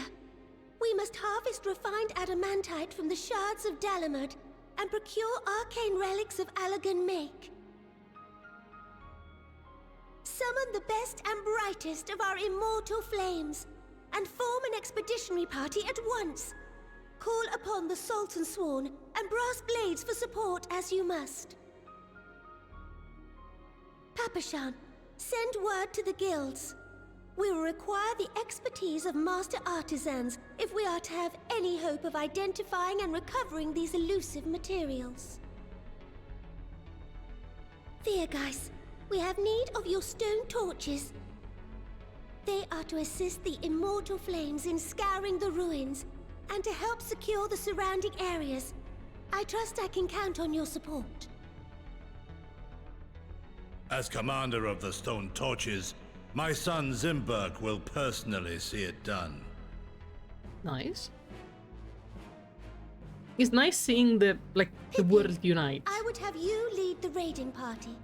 Assemble your finest, and with Chizona's blade, clear the way. Lord Lolorito, I pray you take charge of the search for Allagan relics. Surely you know of some being traded on open or clandestine markets, or sleeping in collectors' vaults. Of course, I ask not that you do this out of the kindness of your heart. By all means, profit on the transactions. I wish you the joy of it.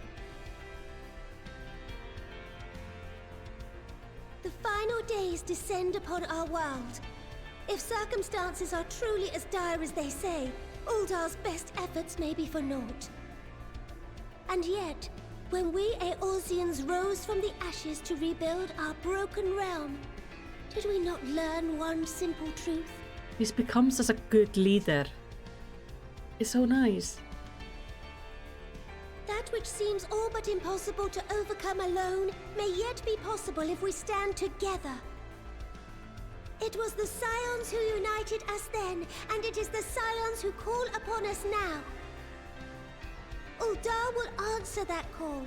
We will summon our courage and join the fight for our world's future. You know your duties. I, Nanamo Ul'Namo, 17th in the line of Ul, bid you good luck and Godspeed. She fully understands the parties now. I know that was like a little bit of a jab on Lolorito, but at the same time, it's like, see, he isn't as idealistic as he used to be, which is quite good. Meanwhile, in the Black Shroud, okay, we are gonna see everybody send everybody off.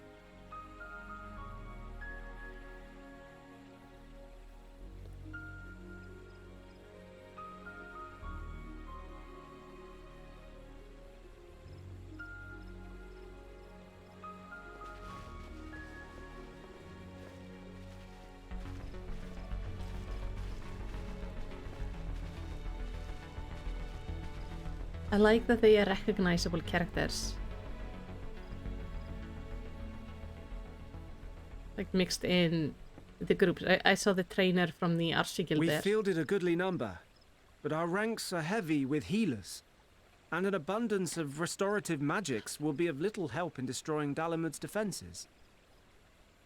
Still, it has ever been thus with Gridania. We must steel ourselves for a protracted engagement.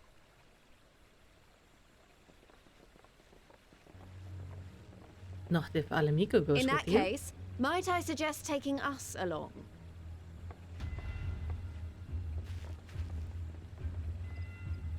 They are low on healers, but Commander heavy on Hext. DPS. What are you doing here? None of the shards in Girabania are big enough to hold an internment hulk. So we said to ourselves, why not lend our neighbors a hand? We thought you might be short on people with a talent for breaking things. While it pains me to admit it, you are right. Our deficiency so plain to see. Yes.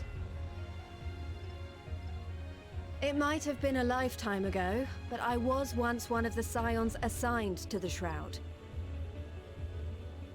I know this forest well. I know your people. And I know we will be stronger if we fight this fight together.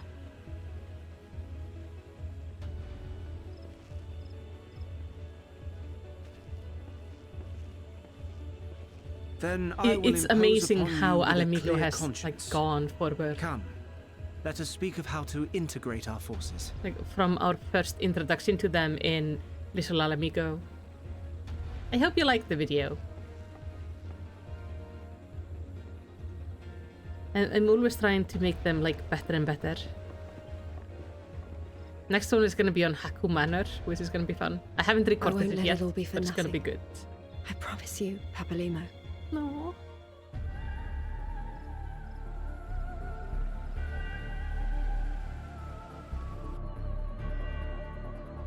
They have a lot of callbacks in these videos, in these cinematics, to moments on our journey. Meanwhile, in Coerthus, alright, we are seeing everybody. It's all the cinematics.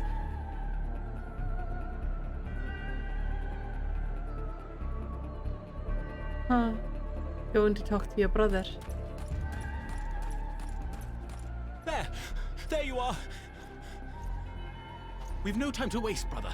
Everyone has already... Ah.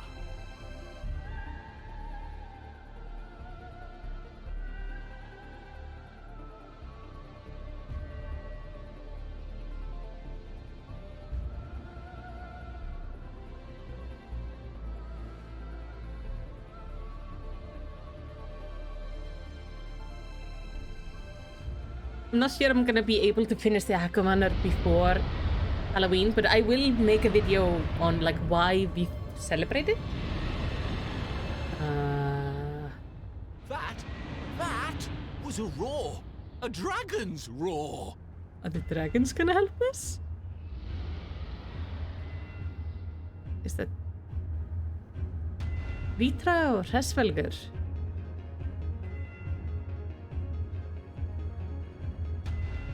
But yeah, I'm very excited for the Halloween event this year with the special Haku Manor thing. It looks so much fun. And so, in summation, the Eastern Alliance, as well as the Honourable Lord Lolorito himself, reached out to me for assistance in procuring these treasures of the divine, and I, in turn, do beseech the Confederacy for aid.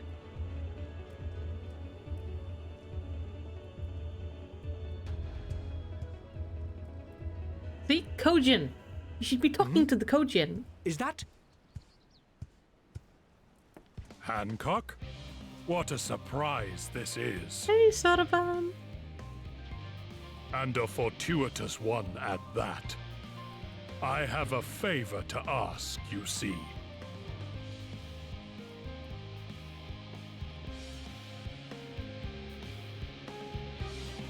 There is a snake. Why is there a danger noodle there? there was a lot of things happening in that video.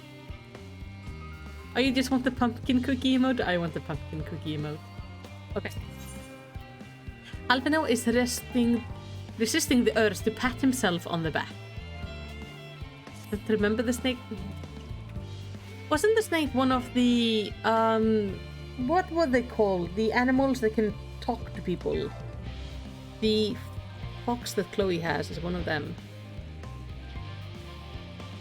Oh, I forgot to check the chest piece. Though our friends are searching for a fine adamantine and sacred relics, we will only know if they meet your requirement once they have arrived. Auspice, yes. In the meantime, is there aught else we might do to be of service? You've already done more than enough. If I had to say, though, I could use someone who knows a thing too about elegant technology. You wanna get some graha? You there, the lad with the red eyes and matching hair. You seem to know more than the average scholar.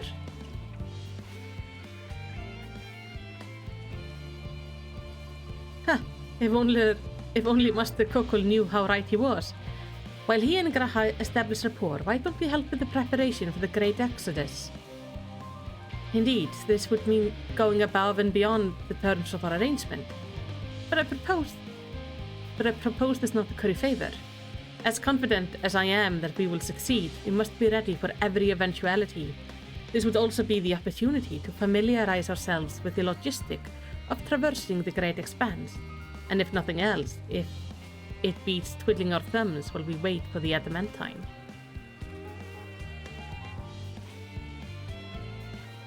Oh, some of the content in this general section does actually change a bit depending on exactly what you've actually done in the game and what side content you've completed.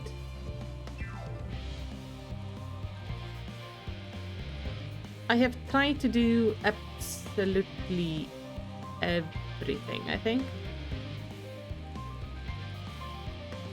Well, ain't you a bunch of helpful buggers? If you're mine to lend a hand, I know where you ought to go. Bjarley and Hamlet is lousy with research and scholarly times, busying themselves preparing for the Exodus. The lot need all the help they can get. Well then, off we go. I've finished most every side quests. I have done all the raids and trials and stuff in the previous expansions. The only thing I haven't finished is so I've done the Shadowlands White Mage and the physical range. I'm halfway through the tank. And I haven't gotten the melee DPS and the magical range DPS up. Those are the most things I haven't managed to finish yet. Okay, I just sworn I got a chest piece. There, 545.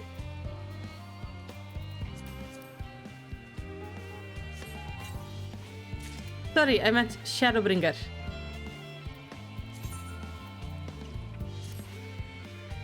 Oh.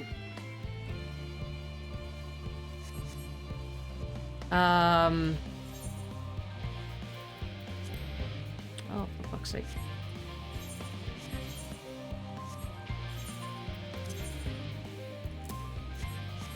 There we go. We will sort it out this way.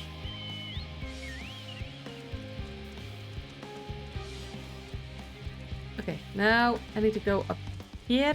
Oh, there's a Hamlet there, so I can fix it. Ha! Bixby doesn't listen to you. She didn't even react. Perfect. She knew your request was terrible.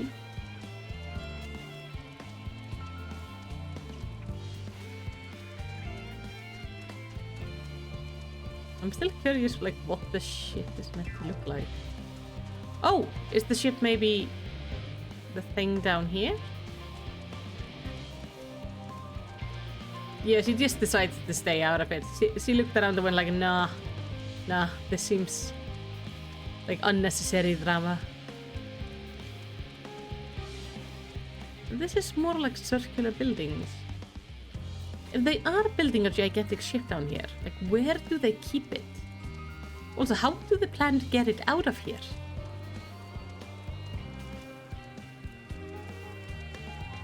Because it's gonna have to be huge, right?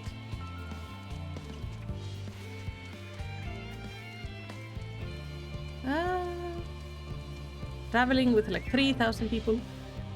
Actually, way fewer right now. What a quaint little settlement this is. A shame it's hidden on the ground. In order to protect the secret of the central circuit, the researcher must navigate a bewildering maze of paperwork before they're permitted to return to the surface. I suppose it's no different than any other aspect of Charlayan society. We do love our bureaucracy. It's very much a mirror of the city above, which is perhaps how it came to be called Charlayan Hamlet. I don't mind a bit of heavy lifting, but I draw the line at paperwork. So much as wave a sheaf of document at me and I'll put my lance through it. We will not ask him to do the paperwork. As surprised as I was to learn of the foreign plan to send everyone to the moon, I can't imagine how the common folk must feel about it. Do my senses deceive me? In the shadow of yon corner?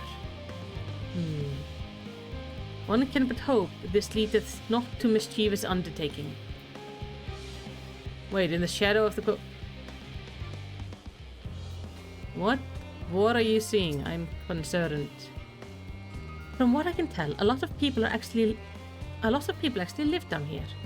I don't know how much help we can offer, but I dare say they will benefit from some of that fresh inspiration Scholar Monteshane mentioned. Let's start by asking around, ideally without getting in anyone's way. Are we going around doing chores? Let's meet by the Aetheryte once our work is done. Oh, then I can fix my outfit and get the upgrade. That's nice. Oh, side quests. I'm gonna not go doing a bunch of side quests right now for the sake of continuing on with the story. But I do enjoy that now I can... Oh, I didn't want to learn about chocobos.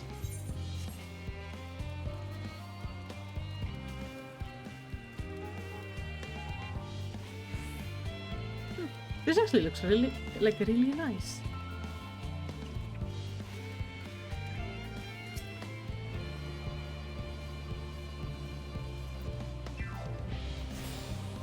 And splash.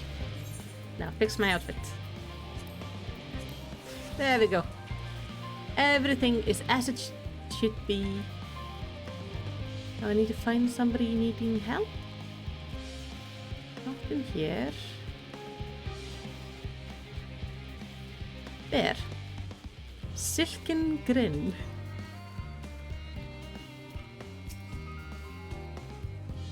Oh, hello. Are you one of the new helpers? Sort of. Yes, kind of. Working on the ether burner? Oh dear, I hear things have come to a standstill on that front. Even so, I would choose that over my current duties. Checking and loading samples, day in, day out, is tiring, thankless work. Still, no one will be cross if I misplace a few legumes or what have you. The forum's got enough of them in place as it is. What's with deciding who gets to board the Ark and when? A lot of people have opinions about that. My heart goes out to Master Fortuno and the other. Hardly get a moment's rest, I expect. Do they even have time to sleep? I don't know.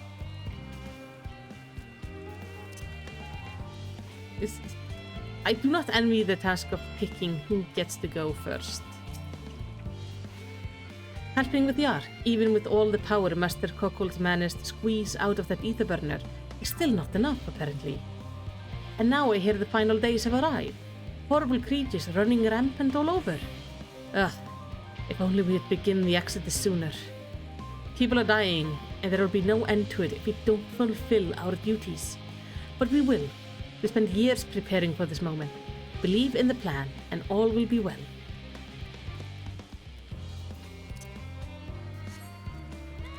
Anyone else I'm supposed to... Like, there has to be somebody else I'm meant to talk to. Hello?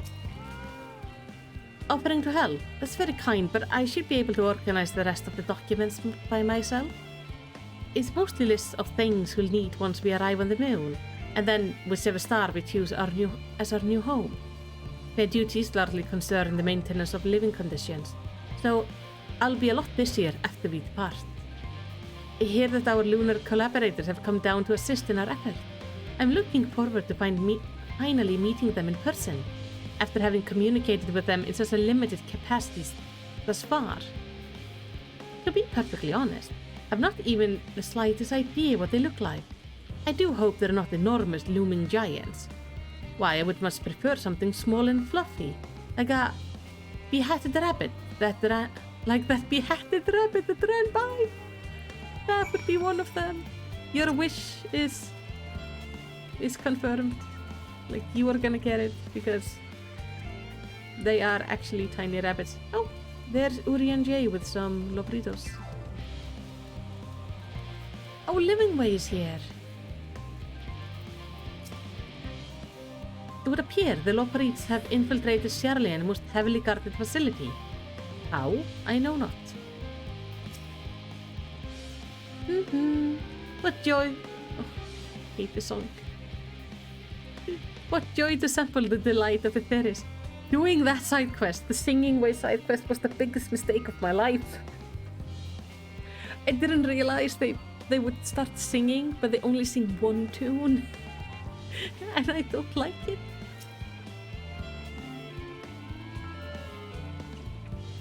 It's just terrible. And it was like, it was okay when it was just him, but when all the other ones started doing it as well, it was like, no. How marvelous it is to see you again.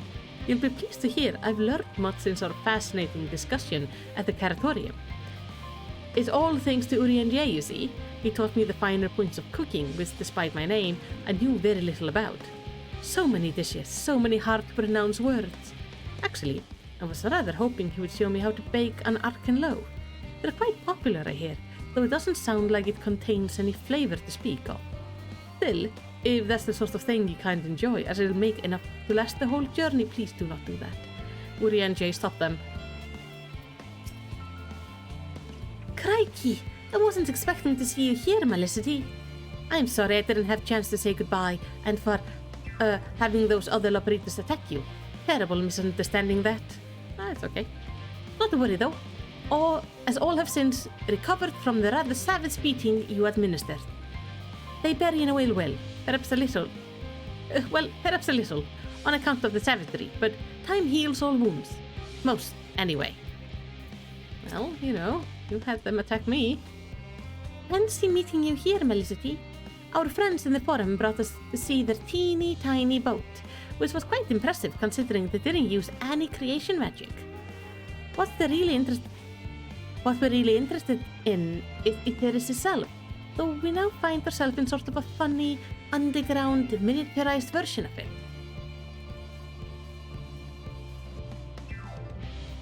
We were hoping the forum would give us a guided tour, but it appears they're rather preoccupied. Honestly, all the time to prepare and they're still not ready. Oh, Abe, can you ban this person in the chat? I don't buy viewers. I suppose we'll just have to show ourselves around. Or at least that's what we were planning to do until we changed upon Urian J and our good self. Since you're both dawdling about engaging in idle chit-chat, perhaps you could show us a few points of interest. Won't that be fun? No. Like, we actually do have jobs to do.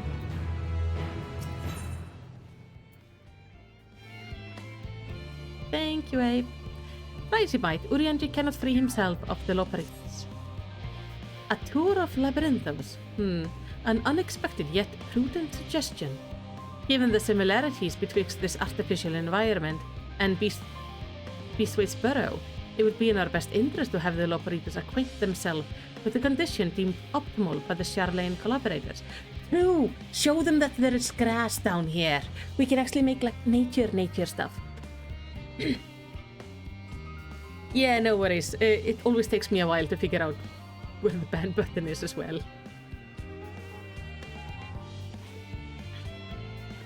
I just really hate these particular bots because I don't want to buy viewers.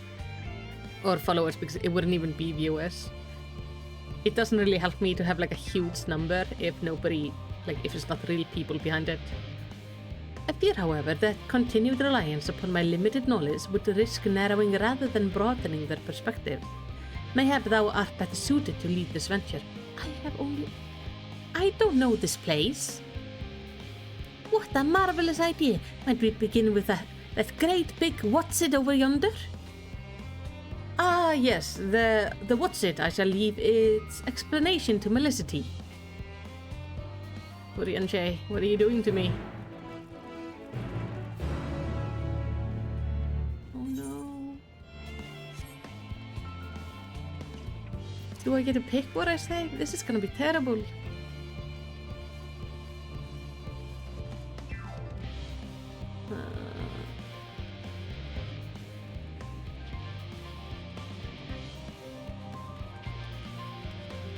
Are we talking about the weird...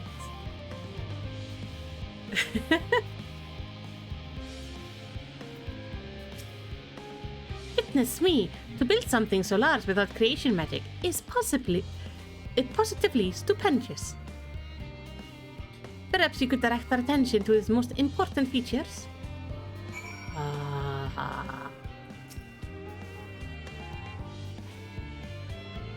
Right.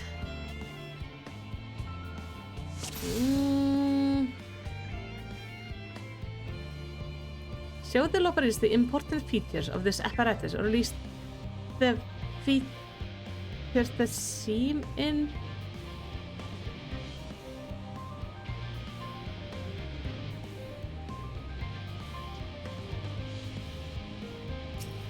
Oh! You spot the ambystoma, an especially lively one at that. It would appear the concept you observed in another time, another place, was approved for life in the wider world. Somehow. So it seems. Okay, tanks. Oh. It's a little hard to see from here, but is that golden piece connected to the top of the tank? And I can see through the window another pipe at the bottom. Ah, this must be for purifying water drawn up from below. Sure. Yes. Water purification. This, I think, is to change it into steam, right? To make clouds. Is that the water I hear from inside the great big tube? Must be because of the cogs and that gigantic wheel at the bottom. Oh, I see. That's how they draw up the water. There's probably some sort of a spiral-shaped mechanism inside it too. That is actually probably accurate, because that's how they draw up water in the big dams. A mushroom-like thing, this thing.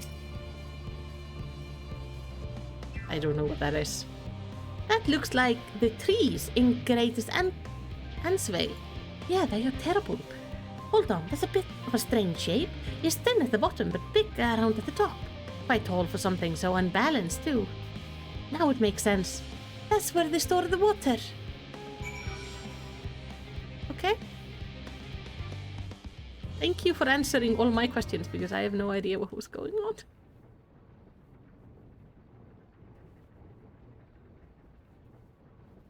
What do you say, Uri and Jay? Agree with them? Well, if I were to hazard a guess, water drawn from underground, presumably with some other mechanism, is purified here to store in that thing. I'm right, aren't I? I knew it. A design brilliant in its simplicity. I dare say it would take only a moment to install, in even the harshest of environment. For us Loperites, that is. Indeed. Securing a reliable source of water is of the utmost importance for any fledgling settlement. We have read, however, that people of Etheria sometimes make their homes in arid deserts. How are they able to survive? We dig wells? Well, many settlements in Thanalan are built near an oasis. Like, they build around where there is water. So, wherever you choose to live, you're never far from water. Oh dear, I worry we won't be able to procure the necessary amount. We can provide enough water to keep them from drying out completely, but it would appear they rely on it far more than we anticipated. A few adjustments may be in order, once we calculate the average rate of consumption per individual. It may also be worth learning more about how exactly they obtain their water in the first place. Master Alphino spoke of the machine responsibility for that feat during our journey through Logistic Alpha, did he not? Mayhap the Loparis will share their appreciation for the engineering marvel. Oh yes, that sounds absolutely splendid. We must journey beyond the sanctuary of Sierra Hamlet. I shall lead the way. You mean we'll have to brave the untamed wilderness? A valid concern indeed. We could not help but notice the many dangerous-looking creatures with big, nasty teeth lurking beyond the safe confines of the settlement. Were we not escorted here by burly custodians? I dread to think what would have become of us. Regrettably, to many hungry predators with aforementioned big, nasty teeth, Loparids may appear to be a potential and rather appetizing source of sustenance. Might I impose upon the assistance in securing safe passage to Logisticon Alpha?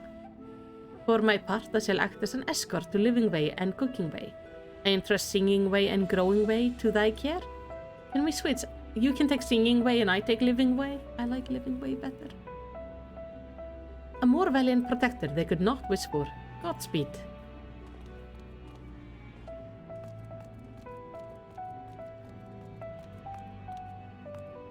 If this is all the same to you, I'd rather not be eaten by some horrid beasties. That woke up Bixby? I didn't understand that. You're so weird. Come along, Growing Way. The water extraction, what's it? To the water extraction, what's it? Alright. Where am I going? There.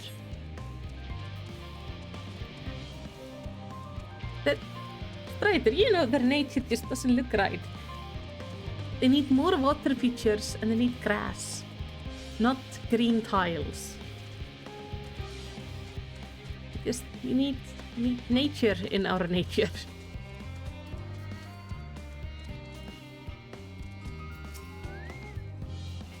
I have a feeling the way forward is not as clear as we like. Could you go and take a look? Perhaps you could tell the local beasties we're not nearly as delicious as we might appear. I won't let them eat you. I actually do need you alive.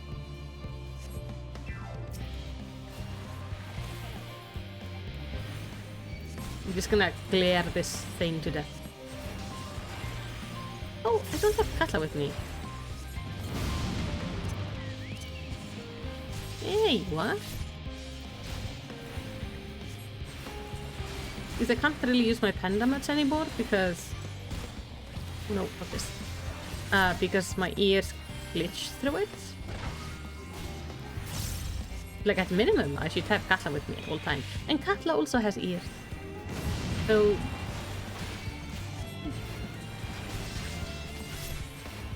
This is like a Viera Chocobo. A Viera book.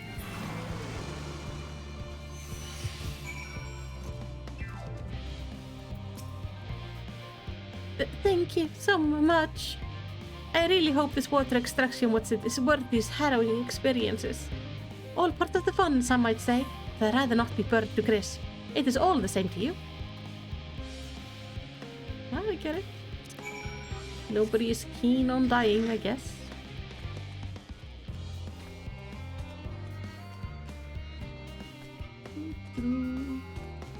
But at least it means that we can go back here. Hopefully, when we're done showing them around, people will have started arriving with the material we needed.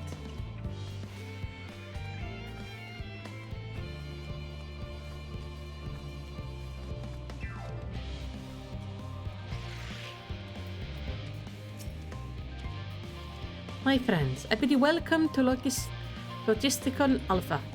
Our destination doth lie at the lift top. Pray follow me. Right away.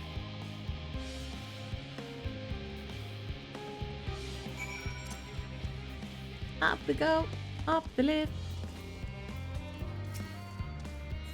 I'm so glad I don't work as a lift operator. It looks like a really boring job.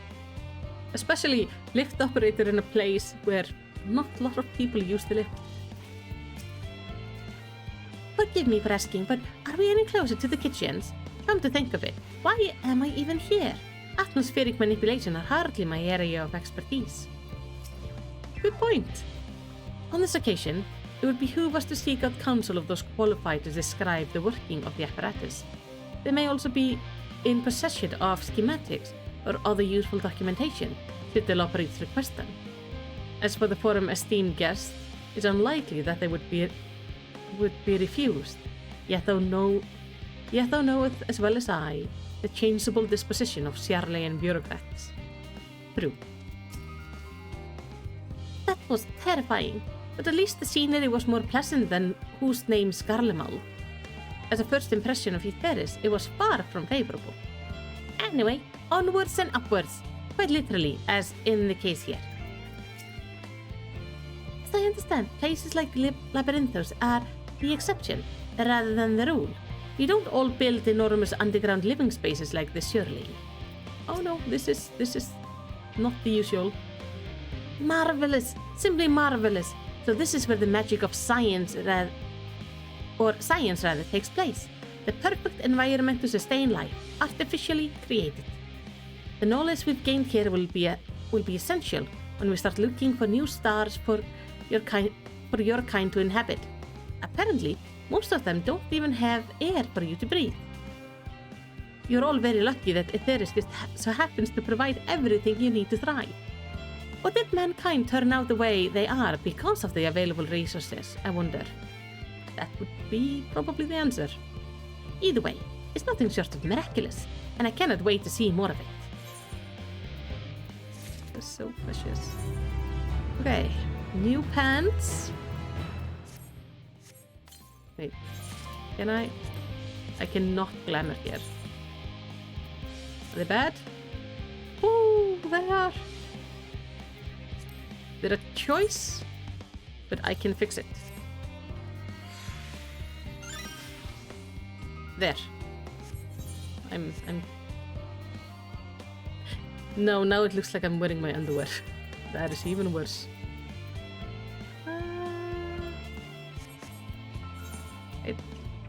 Wait, no. Yes, thank you. Cooking Way is eager for a change of venue, or at the very least a change of what's it. This is all very wonderful, I'm sure, but I was rather hoping to learn more about your nourishment provision facilities. In other words, where is the food? I believe both the knowledge and consumables you seek may be found at Marial Agronomics. As I imagine, Singing Way and the others intend to study every conceivable facet of this apparatus. Wouldst thou be so kind to escort our visiting culinarian? Yes, that sounds much more interesting. Hopefully, I'll be able to see firsthand some of the delicacies Orion J was telling me about.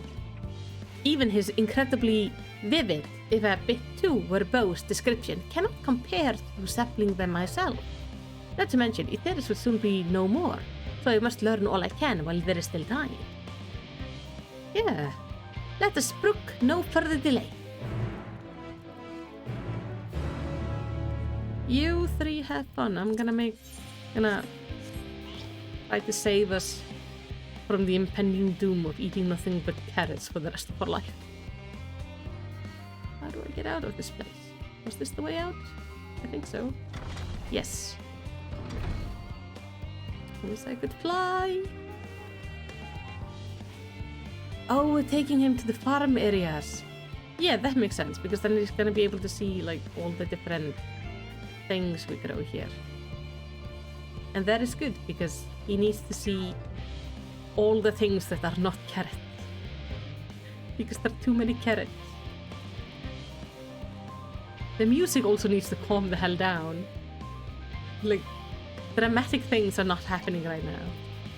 This is too excited of a music for what we're doing. This is the place, yes? The heady aroma was enough to guide me here, and I've spotted several of the fruits and vegetables featured in our compendium. I would dearly love to try some, but I read that those who help themselves to a farmer crop without permission are often caught and put into pies. Nice. Perhaps you could ask whoever in charge if they would be willing to part with a few samples? Sure. Cooking ways can be with me.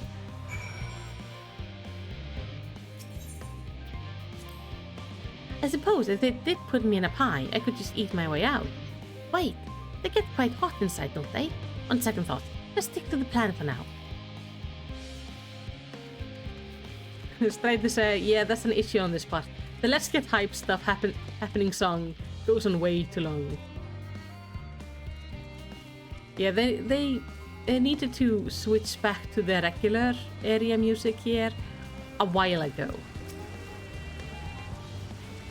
So, especially because the regular music here is also a little bit like, it's a little bit silly sounding in a good way, so it would have been perfect background music for showing them around. Ugh, what a fine mess this is. You okay? Ah, it's you, the one who climbed down the mine shaft.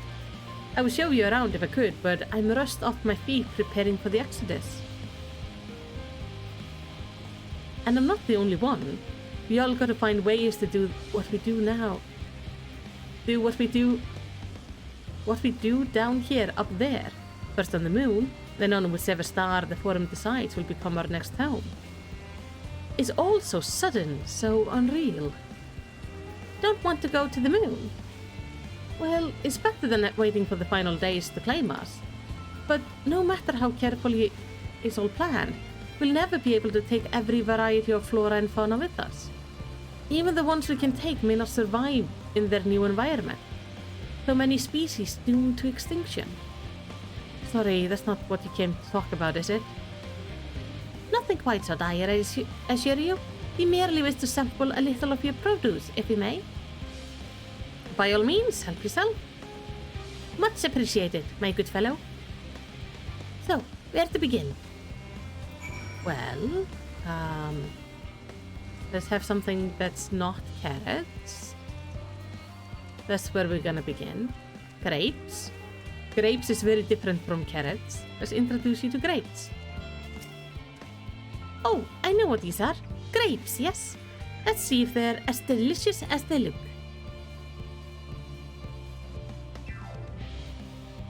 So sweet, so sour. The taste is much like a ripe philosopher carrot, and yet the texture is entirely different. The contrast between the outer skin and the fruit within is most peculiar, though far from unpleasant. Yes, I think I'll try another.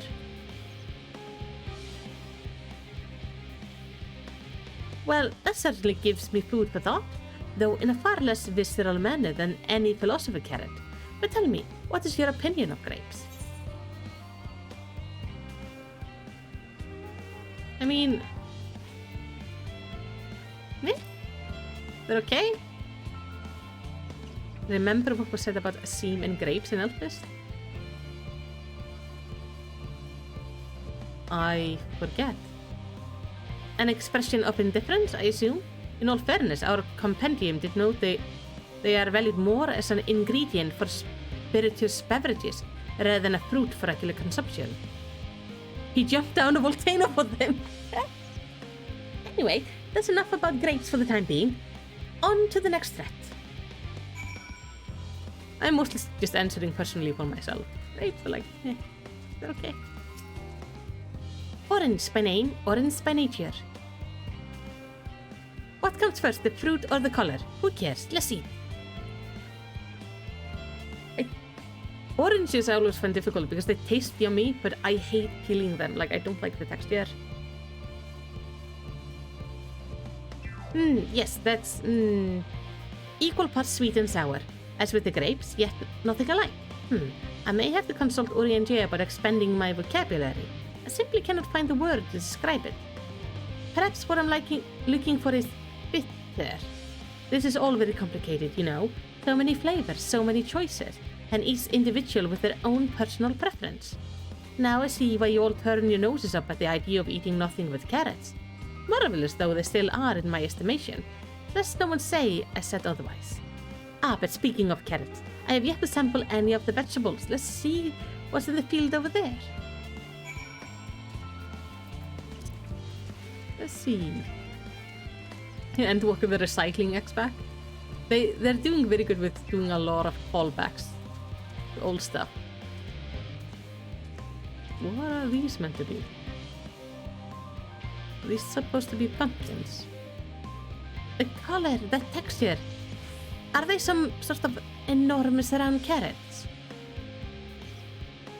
No. In any case, proper nomenclature is less of a concern than the taste.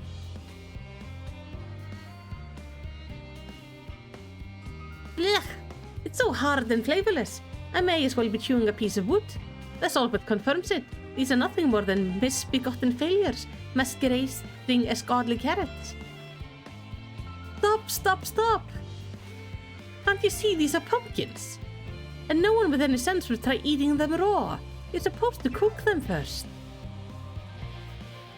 Do you not find this an awful bother? Far from it. Cooking is a joy unto itself. And what's more, it broadens the range of ingredients that we may safely eat. But above all else, cooking allows us to draw out the full potential of our produce. Pumpkin stew has been one of my favorite dishes for as long as I remember. Then, perhaps even these hard blocks of plant matter can become as delicious as the orange I sampled? Yeah, like sweet potatoes. Boiled sweet potatoes are amazing. I wonder though, if there is anything even more delicious. How about that yellow fruit over yonder? Bananas? Lemon. Oh, that's why you told me to. This is gonna be good.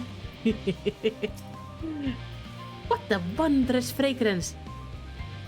With luck, it will have a flavor to match. As I have no idea how these are eaten, I'll just bite into it. My tongue! Is this poison?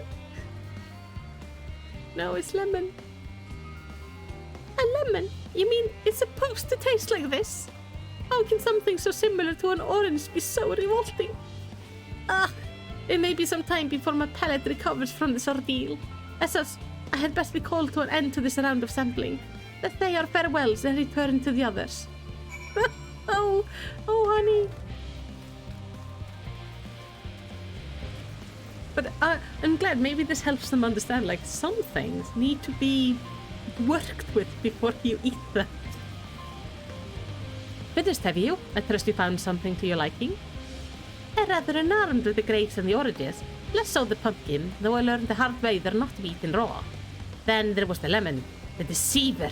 I still feel so violated. First time, was it? I would hate to have you leave this with bad taste in your mouth, in more ways than one, so I'll give you this lemon muffin I baked. If it doesn't change your opinion, nothing will. Good thing he didn't find the ghost pepper section. More lemon? How have I not suffered enough? How tasted? Nevertheless, it would be remiss of me to spurn this opportunity to, a bit of a sick came up there, learn more of your inscrutable ways. Very well. Lemon muffin, do your worst. Poor traumatized thing. But baked goods, this is gonna change their life. Is this delicious? Although I still detect a hint of lemon, it complements the sweetness of the dough to create a perfect harmony. I never would have guessed this wild bitterness could be utilized so elegantly. My good chap, this is simply breathtaking. See, we rarely use lemons in its natural state, but it has a starring role in all sorts of recipes, and the same is true for many other ingredients. It comes down to making the most of the resources at our disposal, and sometimes that can even be the difference between life and death. I know we won't be able to take every species with us. No doubt the Forum agonizes over what was worth preserving and what will be consigned to history. Hard choices, but make them we must if we are to survive. That's strength of will. Now I know what Hydaelyn sees in your kind. Wait, you've spoken to Hydaelyn? Mankind, the Lopris, we were both born from the accumulated knowledge of the ancient. They learned all there is to learn about the nature of sentient life and the face of the stars themselves.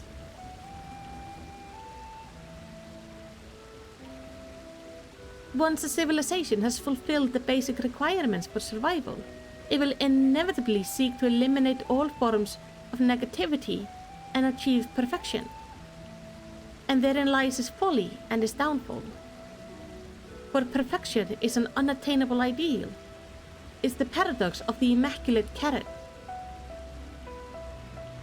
Yet civilizations since time immemorial have deemed the pursuit of perfection as progress. They pay no heed to the cost incurred in their futile quest, and all too often become the architect of their own demise, their dreams forever unfulfilled. What then is the alternative? The answer lies in knowing that our existence can never be perfect. To be content with what we have and make the most of it. Oh, that's a really good way to think of it. When life gives you lemon, make lemon muffins. Yes. Pardon my Yorcian, but what in the seven hells are you on about? And who are you anyway? Cooking Way, at your service. I'm here to help prepare for the trip to the moon. And once you get there, you'll be able to try my carrots. I've been growing all different kinds. But don't worry, there will be room for your crops too. We'll work together to preserve as many of Aetheri's special species as possible, if you're up to the challenge. Yes, of course. I look forward to it. Well, this has all been highly productive. Probably. Let us go and see if Urianger and the others have run out of machines to inspect, shall we?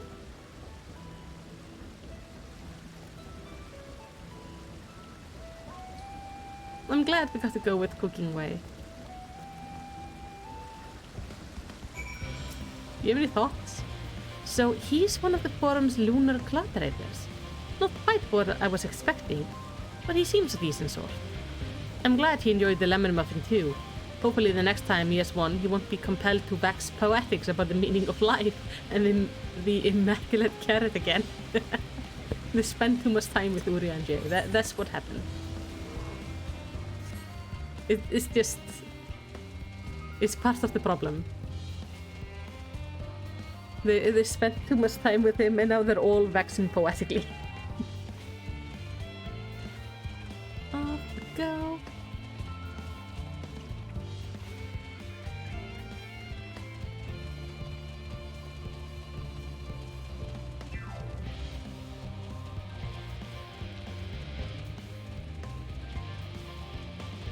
Sorry, I'm checking out my Discord because I'm looking at potential artists for new emotes. I actually quite like these. These look excellent.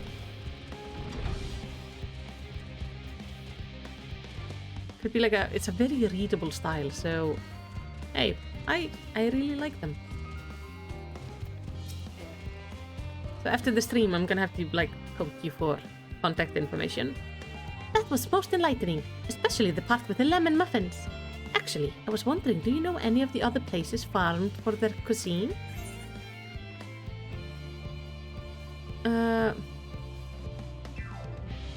Well, Limsa is home to the Culinarian Guild, and many less than savory establishments.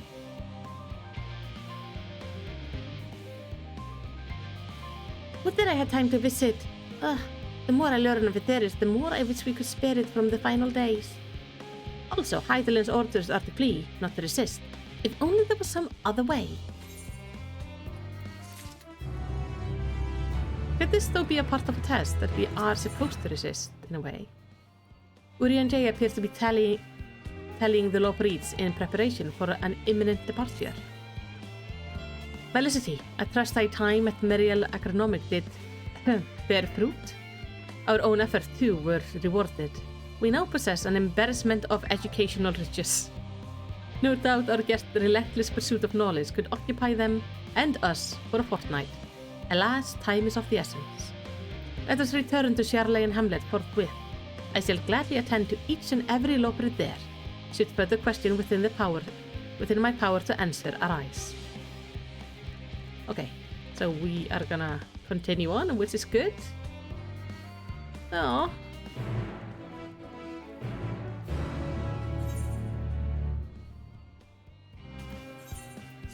So we're just continuing on with the exciting music.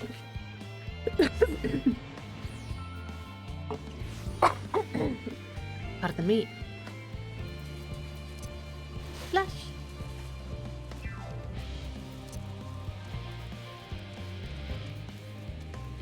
I hope everyone is happy.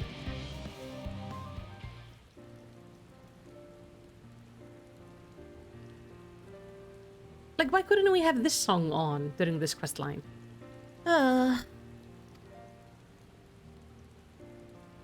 What's wrong? Yes, Melicity, that was indeed my verbalizing a sigh of express my emotional state. Do you want to know why? Because I saw the reconstructed environmental data for Etheris at Logisticon Alpha. That's why.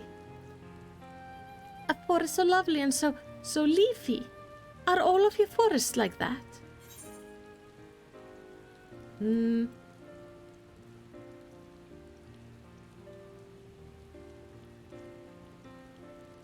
You should see the forest of the first. One was purple. But yeah, they're all very leafy. I say.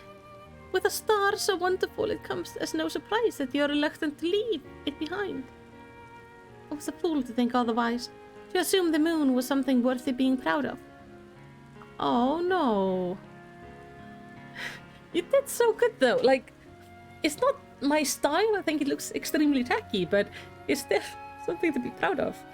You tried to make something you've never seen before. How ridiculous we must seem to you, trying so hard yet achieving so little. Not at all. Thy works are no less worthy of their uniqueness. I thought I heard tiny voices. Thancred.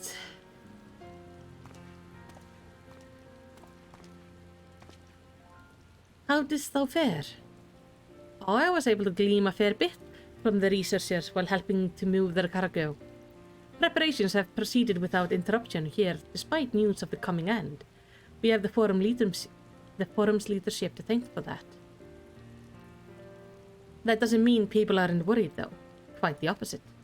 Knowing disaster could strike at any moment, they hurry to complete their work, equally aware that a single error could be the difference between life and death. And we can hardly tell them there's no cause for concern.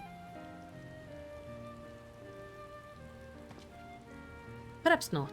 Though aided by our goodly growing way, we may yet find other ways to lighten their burden. Me? But of use to people? I'm honored that you would think me so capable, but I'm not sure that I'm up to the challenge. Nevertheless, I believe in thee. If you say so, I suppose I can't hurt to try. I passed some moping in the Western Plaza that looks to be in need of a helping paw. Perhaps you might start with them?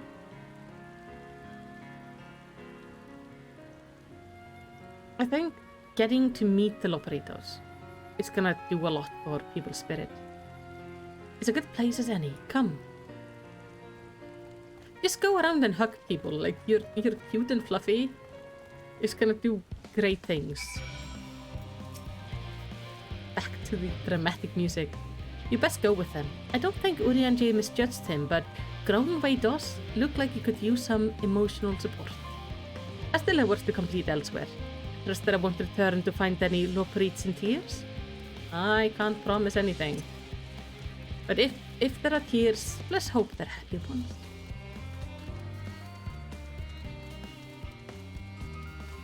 Well, you look distressed and familiar.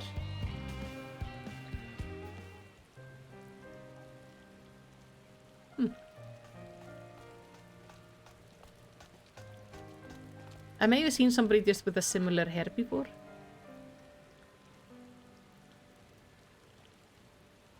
Oh, can I help you? No, can we help you? It is you who would help me. Is my anxiety truly so obvious?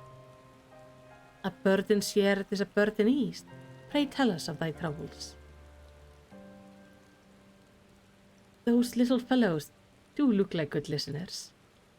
I'm an engineer, you see, and what they say of the ship, that it's the sum of decades of Charlean ingenuity, that it was built with peerless, elegant technology. It's all true, but I know that none of that a guarantee. We'd never before launched a starfaring vessel, let alone flown it in the great expanse. All the tests we run have been on the ground. Only operational personnel and cargo will be aboard for the first voyage, but even so, if it fails us then, what can we do? And if it doesn't, it could fall apart on the next flight, or the one after that. We've done everything we can to prevent that from happening, but it hardly matters. We thought the ether burner design was flawed, too, and look how that turned out. Thou art familiar with these most daunting technologies, and thus dost thou hold the power to allay his fears. Oh, I'm not sure about that, but, well... Maybe you could tell me if there are any aspects of the ship design that you're especially worried about? Our ability to walk about and perform our task, for one, have devised a mean by which to employ gravity, a spatio-temporal spell to regulate the environment. But what if it's not strong enough?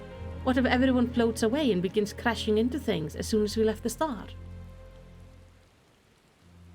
Ah, gravitation. Maybe I can be of help after all. Up there, it's not so different from down here, you see. The same rules apply, and if you consider them as part of one great big cosmos rather than separate places. Aww. I suspect both parties shall find comfort in this conversation. I think so. Yet if Thangra's tale be true, still others would benefit from insight born of experience. Might it prevail upon the Loperites to attempt them? An excellent idea, if I do say so myself. There is naught we would like more than to ease the heart of the people, the fine people of Etheris. Learn more about them while we're at it. Full glad am I to hear it. Gather thy companions and bring them hither. Felicity, thou hast a gift for finding souls in need of succor. Pray seek the out the distressed and the apprehensive, and inform them of this helping hand. I shall await them here, that I might introduce each to a suitable operate. That's actually an excellent idea. Oh, I do look so forward to that. A place for every loperate and every loperate in their place.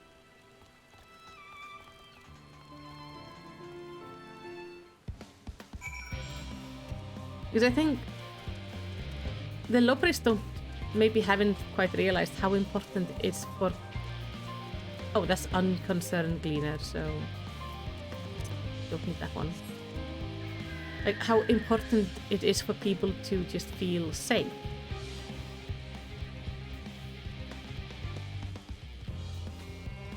Okay, frustrated person. Oh no, that's a side quest. Oops. Oh, anxious engineer. That's what I need.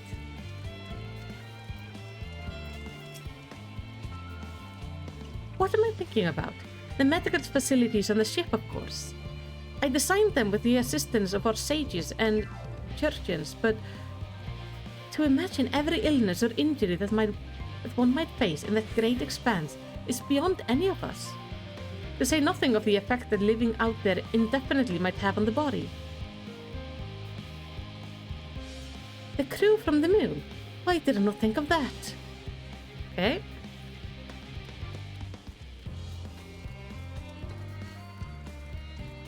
Maybe I was meant to talk to the guy there in the corner. Ah, the end of the world is nigh, yet the work goes no faster. Schedules are such temperamental things. Feasible one moment, utter bollocks the next. And yet, I've never felt so alive. Okay, this one is beyond our help. You're level-headed. Like, I guess I'm looking for people with some anxious or scared. Irascible? I don't know what that means. Yes you idiot. Have you seen an envelope laying about? This imbecile refuses to give me the alchemic I ordered without that bloody slipped parchment.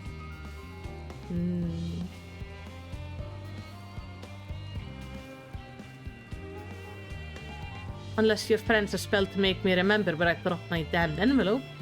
I doubt it will be of help to me. Okay. It would be unfortunate for all involved to inflict this man on the Loperites. Okay, grimacing. Ponderous might also be because they're thinking about something.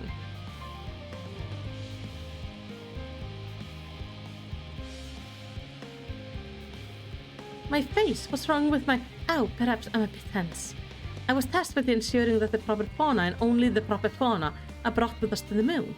However, the suitability of a few species is still under debate, and I can hardly make the decision myself when I know so little about the environment up there. Including the Loperites in our discussion is a wonderful idea. I absolutely will, thank you. Perhaps their biology itself may offer some clue as well. You're gonna be pleasantly surprised with the fact they're bunnies. Okay, Ponderous, he might have questions.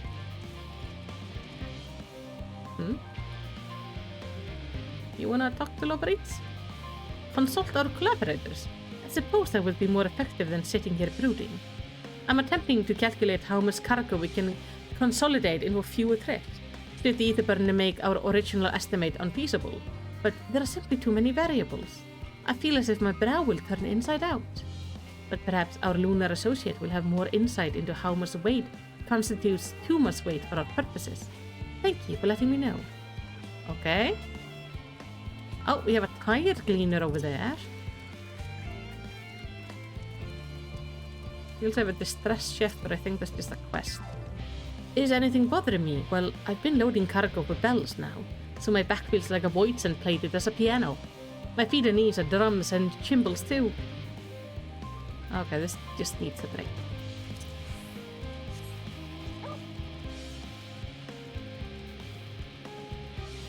It's a matter of finding them all, that's the difficulty.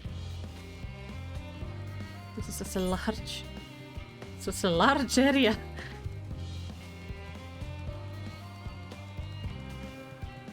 Anybody here?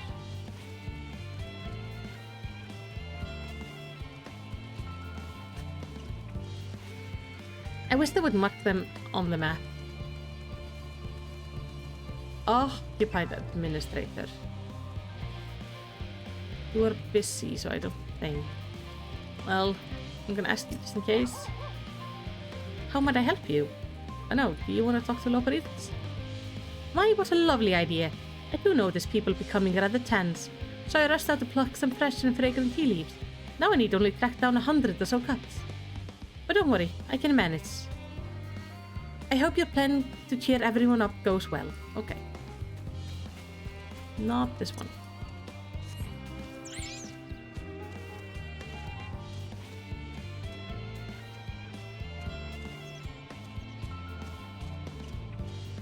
You could be inside the house.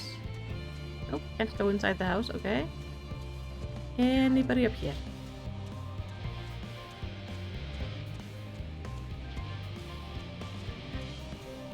Mr. Crow, I am good. I am looking for distressed people so I can tell them to go talk to the tiny bunny people. Okay, distracted.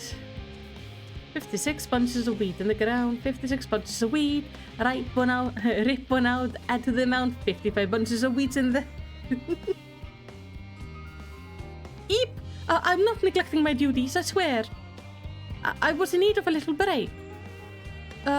You see, but then I found myself unable to relax at all, so I went on a walk and then I noticed these weeds and... pleasant conversation partner and oh so fussy. Goodness me, that does sound like a much better way to relax. Okay. I appreciate that in the distress they just went weed picking.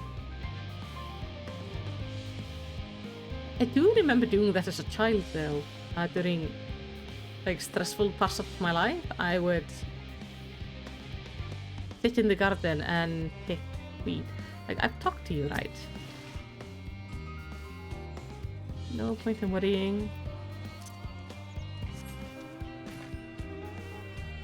I'm still missing so many, like, other houses I can go into.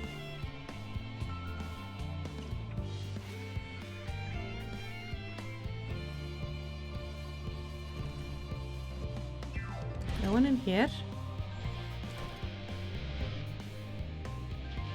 This is close. Okay, there's somebody there.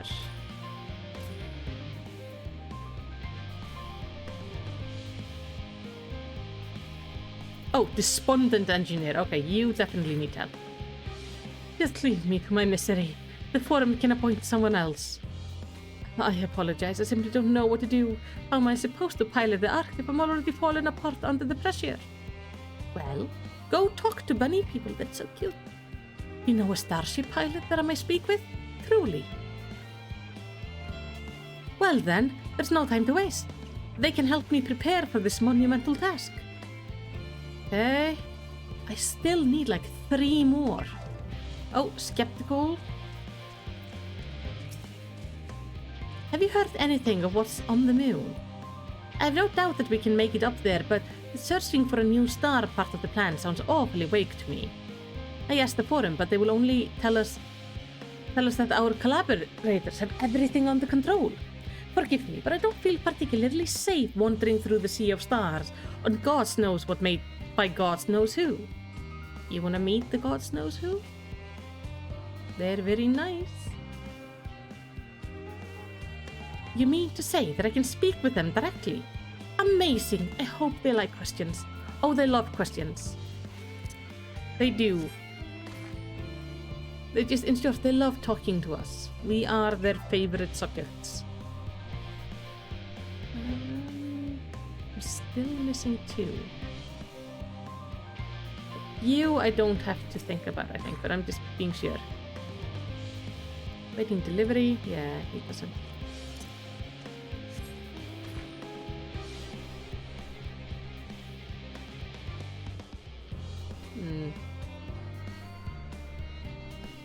I'm in the trouble of I don't know where the last few are. Let's get a smaller, like, here we go. Mount this lower to the ground so I can see. How long do I usually stream for? Like, my usual thing is like 3 to 4 hours. But especially when playing Final Fantasy, it's more we have a goal of where we're trying to get to. So for example, next week is gonna be a really long stream because we're gonna finish 6.0. So I highly recommend bringing a snack for that one. For today we have a plan. I don't know how many more quests I have to do. Ape would know. Because I don't even remember where I'm supposed to stop. I do have it here somewhere on Discord though. But we're having a little bit of a trouble here finding everyone. Okay, Harry, etherologist. Blessed assistants. Where have they gone off to at a time like this? 3 after this. Okay, 2 short, 1 longish. Beg pardon, but I have no time for idle chit-chat. I need to reconfirm that ether levels are consistent throughout the vessel's machinery, and it seems I shall have to do so single-handedly. I swear, when I find those assistants of mine... Would you like assistance from, like, adorable things? Loperites are willing to help? Why didn't you say so? At least they won't moan about the check 24 times already and haven't slept in weeks. Lazy sods. Okay. I'm missing one more person. Somewhere. There is somewhere a person I'm missing. Ugh. Bixby, don't scare me like that. I didn't understand that. Oh, there. Hyperventilating engineer. By the gods, my chest is tight. Am I dying? Is this what dying feels like? No. Would you like to hug a loperite? Do pardon me. I didn't see you there. There is no cause for concern, I assure you. No cause for concern, even though we may need to depart at any moment, and if the hull is I designed buckles under the strain, the entire vessel may explode on launch, claiming countless lives and dooming all mankind. But that is highly unlikely. Yes, highly unlikely. Highly.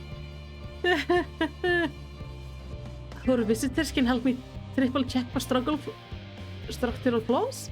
You say, why that would be wonderful. I'm breathing more easily already. Oh, thank heavens we found everyone.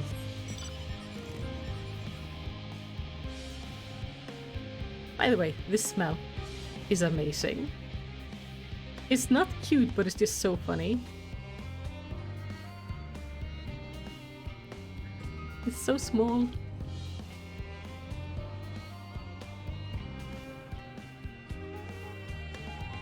Look at this, is nice. So they're like, everybody has somebody to talk to.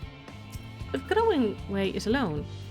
Behold, Melicity, though thine efforts word hath spread throughout Labyrinthos, verily to a far greater number than we anticipated.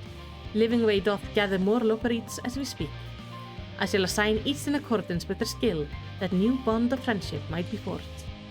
Should greater matter require not thine attention, watch over them, I pray thee. Yeah? You okay, Growing Way? Melicity, he said. He said he was glad we spoke, and he thanked me. It was all worth it after all, wasn't it? Even the mistakes we made, because now we can tell them what not to do. Oh. That's so precious.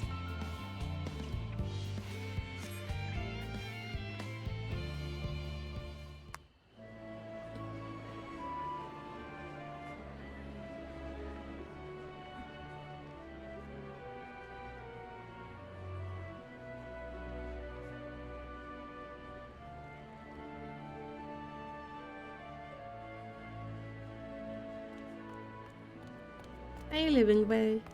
Phew! Oh, finally some rest. Why, I haven't spoken so much in, well, in forever.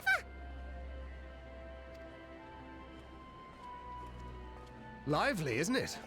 The town is abuzz. Everyone eager to meet with our friends on the moon. Of course.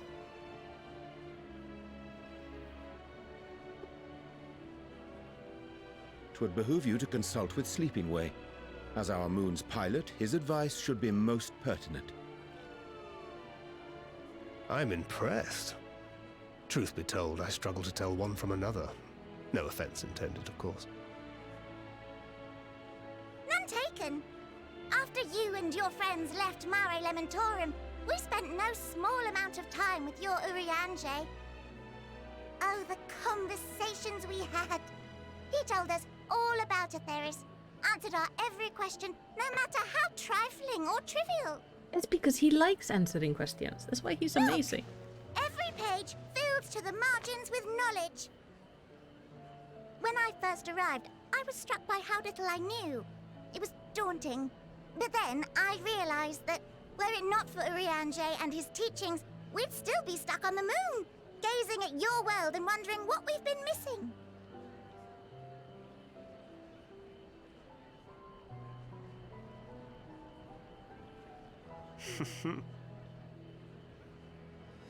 What would they think if they could see Urianger now? I dare say they'd be more than a bit surprised. And impressed, no doubt.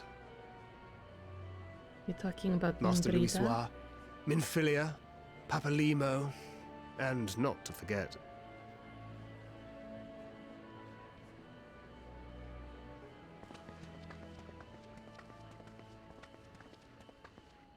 Oh there.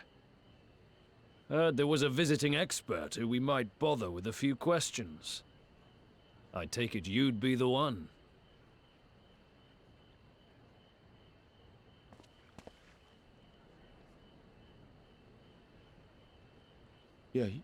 Yes, I am. You okay?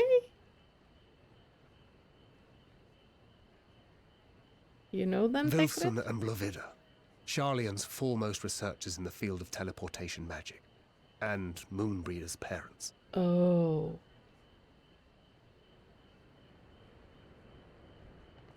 It hath been some time. 'Tis good to see you in good health. Likewise, old friend. Blovida and I were most honored to answer the call. Never expected this reunion, though, did we, dear?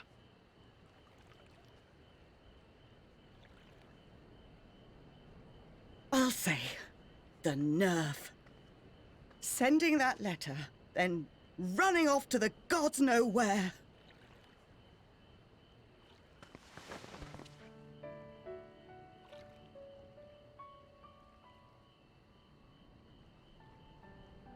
Do you have any idea how worried we were?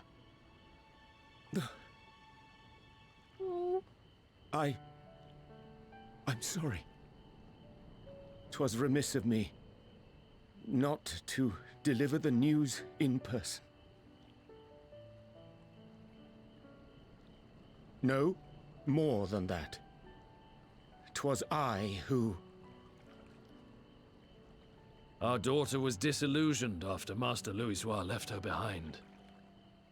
The day the Scions called upon her was the happiest I'd seen her in years. She made her every choice of her own free will. No one could have ever forced her to do otherwise. Don't blame yourself for her death. Celebrate her life. You know that's what she'd want. If there is one thing we resent you for, it was that we could not be there to mourn her with you. Reading the words you penned in that shaky hand, we must have cried as much for you as we did for her.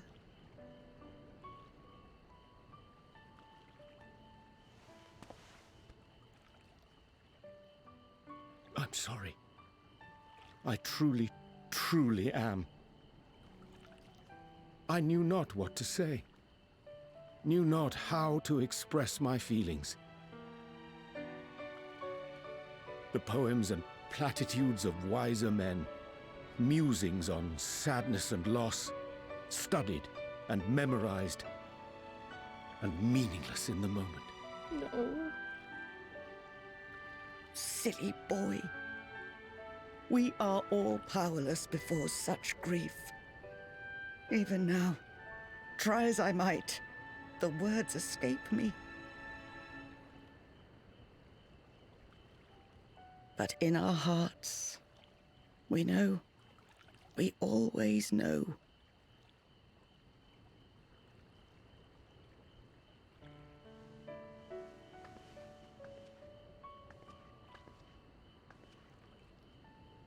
I remember when you were young, how the lads teased you for choosing the company of books over others. Our moon didn't take kindly to that.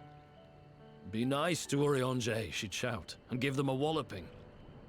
No matter how many times we scolded her. So we offered a suggestion. Rather than starting fights, why don't you be the bridge between Urianger and the others? She had to mull it over for a while, arms crossed, brow furrowed in intense thought.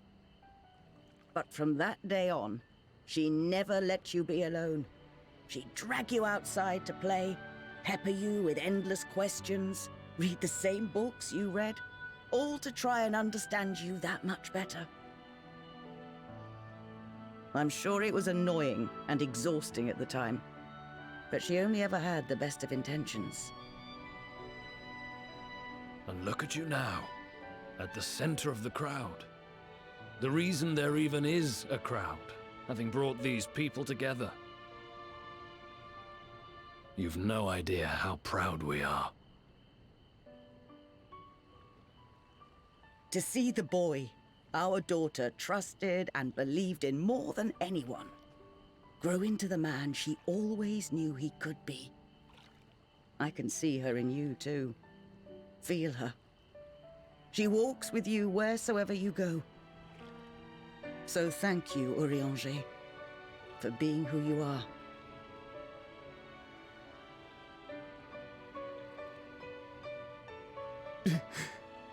Oh no, don't you start crying.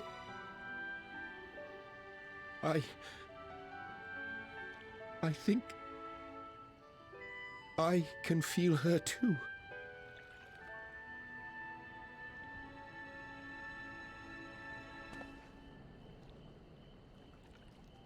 The truth of her life.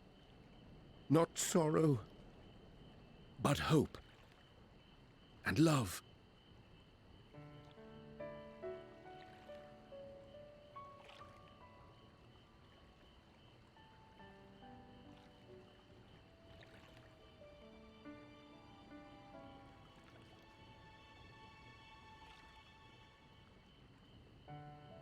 This moon breeder. She was important to him, wasn't she? Very. You could ask the man himself. Oh, no. But watching this exchange reminds me how much I've yet to learn about your world. And its people. You can live here your entire life and hardly learn a thing. And that's why it's too soon for this to end.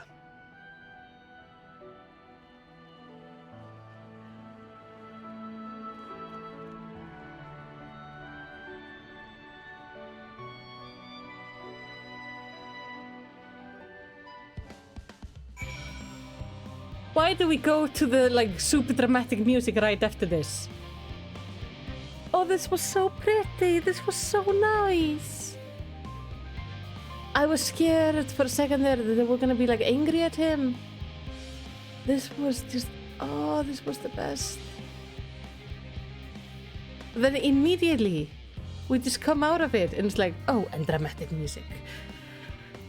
Oh.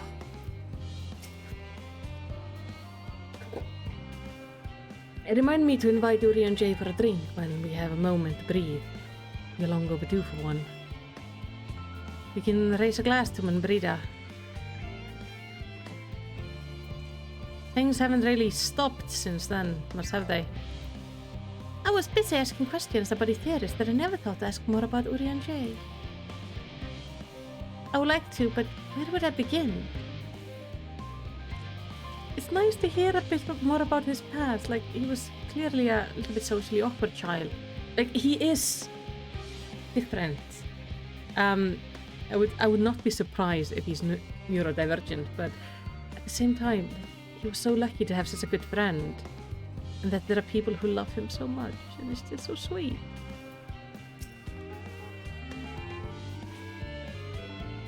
Why are you playing the song? Goodness me, I never felt like there was too little time before. There are so many people to talk to, so many things to learn. Oh, they're all playing the music now.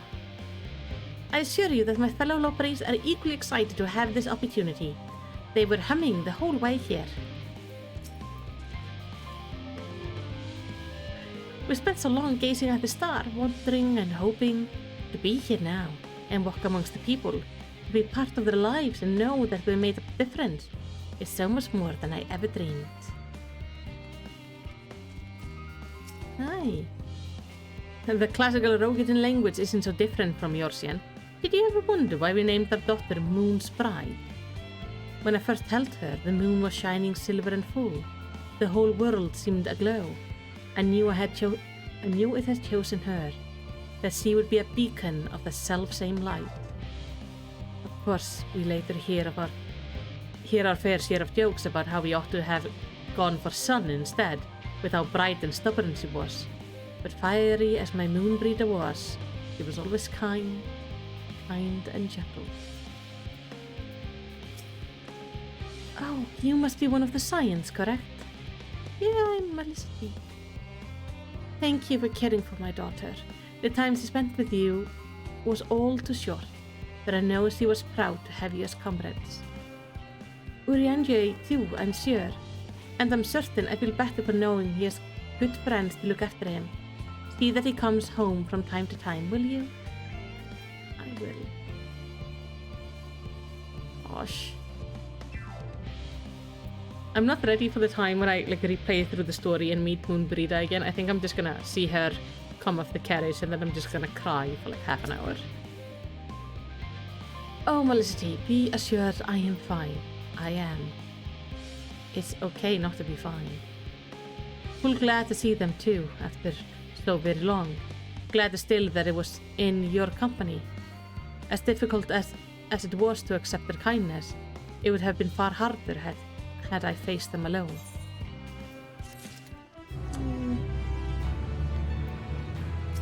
Right, hither and yarns.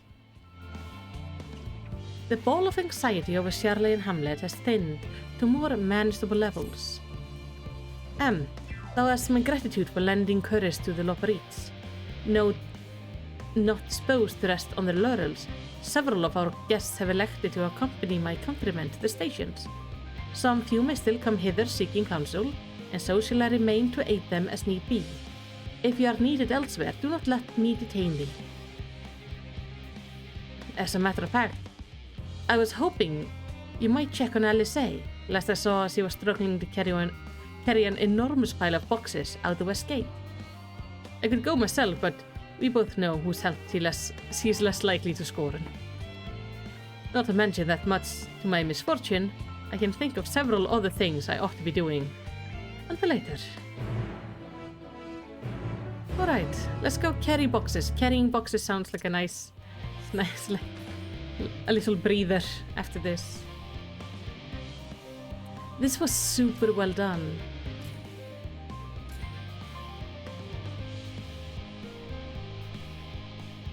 I was so glad when he finally hugged her back. I wanted to yell at him, just please hug her.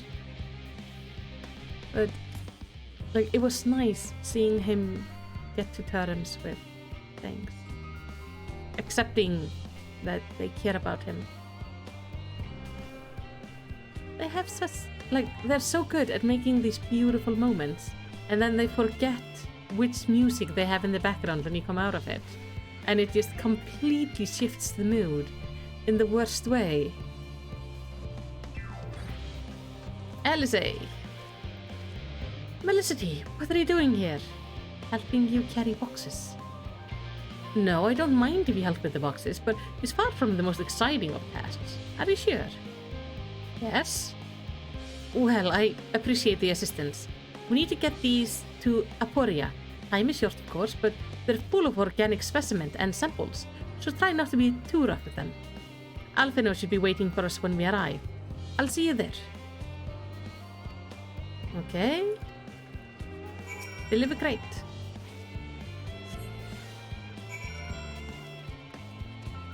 I just think it's funny, how she carries things.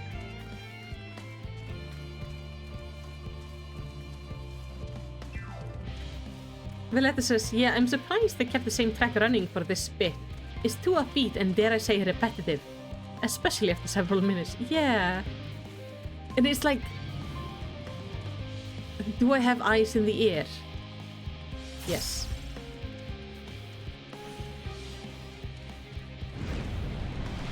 It is, I have sonar. I can hear with my ears, in a way. Oh, there's another leaf right down here. Good, then I can change out my shoes, because that's the next thing. These are $3.59. These are 539, okay. And thank you for the follow, Bold Ellison. Oh, you're helping with the crates. Wonderful. You can put that there with the others. Is LSA gonna show up with the rest? I can hear with my ears. You have my gratitude. Then I suppose I have Thanker to thank as well.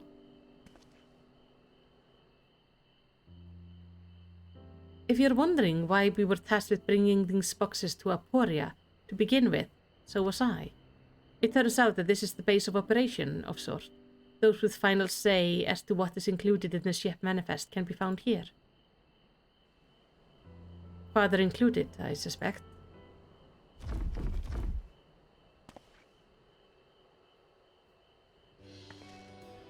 That should be everything. You carried all of that at once? Are you trying to injure yourself? Oh, hush. They're lighter than they look, and not everyone has your delicate arms. I suppose we should let someone know that we're finished. Theopoldin is in the courtyard. We can report to him? Why don't you come along? You should get credit for your assistant, at least. Considering where we are, we might even learn something interesting. Can we keep this music that's now going on?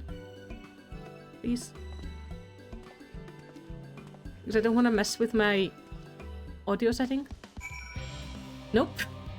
Straight back to it. That's an interesting choice. Oh. Open this. I have too much stuff in my inventory. Oh, I have the Harlequin boots in my inventory. Let's open those. I was working on achievements yesterday. No. God, no. There we go. Tuned this. Why do they have water around the Aetherites? I don't get it. Also, flash.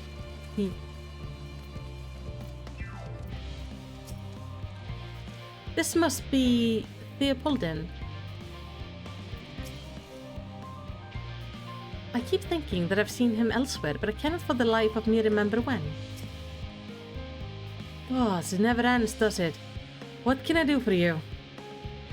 We brought samples from Shirley Hamlet, Series 110. The crates are by the entrance. Ah, thank you. I'd expected one of my colleagues, but we are dreadfully short-handed. Just a moment. You are Fortuno's children, are you not? Alfino and LSA at your service.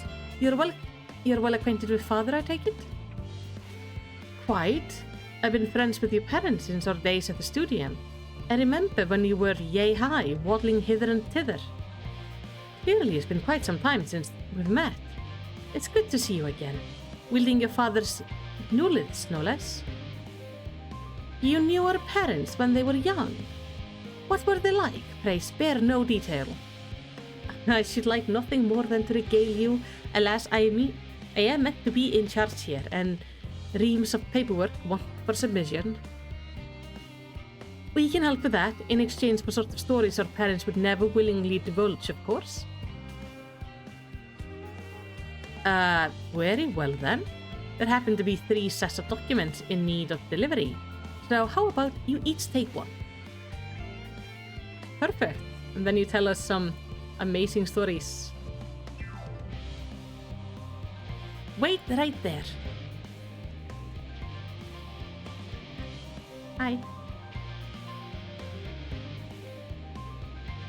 You'll find forum representative waiting to collect these near the southernmost structure, I hope. I haven't kept her waiting too long.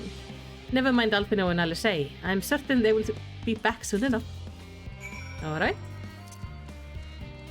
Southernmost structure, so somewhere here in the back. Yes. Are you not one of the Scions of the Seven Dawn? I thought you were meant to be working on the ether burner. Oh, that's like we're waiting for things to come over, so we're just working on everything else in the meantime. The Polton's paperwork. I was beginning to worry he had misplaced his quill. I appreciate your help in seeing these documents to my hand at last. As for your other task, pray keep this between us, but I sincerely hope your science succeed. The Exodus is without a doubt the most monumental undertaking in the history of the Forum, and so we must be circumspect in all respect. Risk is a privilege we cannot afford ourselves. At its heart, however, Sierlein has ever been a nation of the curious. It would be a tragedy indeed if we were the ones to stymie your pursuit of truth. Thank you. Okay. Please give us...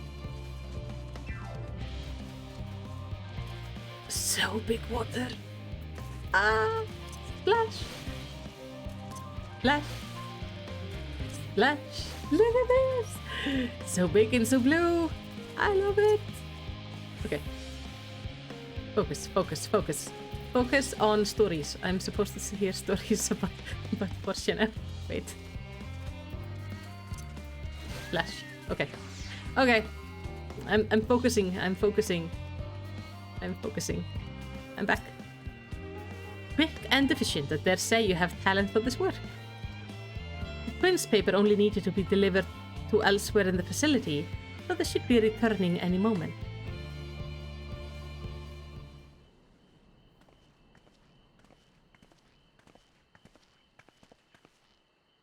We return with not a scrap of paperwork remaining on our person, you will note. You both have my thanks and my apologies for sending you on an errand far below your ambition. Why, even as a babe, you struggled out of your swaddling clothes and... That is quite enough of that, thank you. It was compromising stories of our parents that we asked to hear. You reiterate.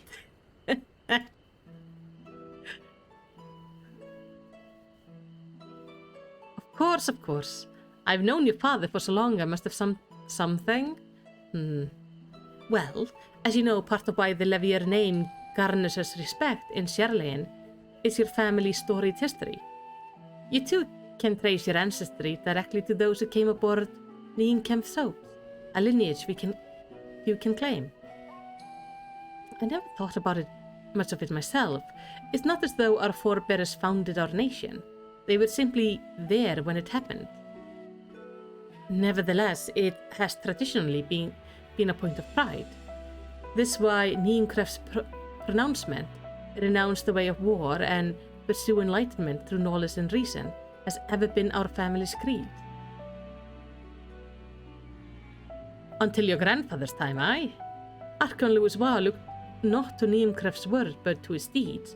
He asserted in defiance of his peers that choosing to save the great and the small from the rising tide was the true mark of our founder's virtue.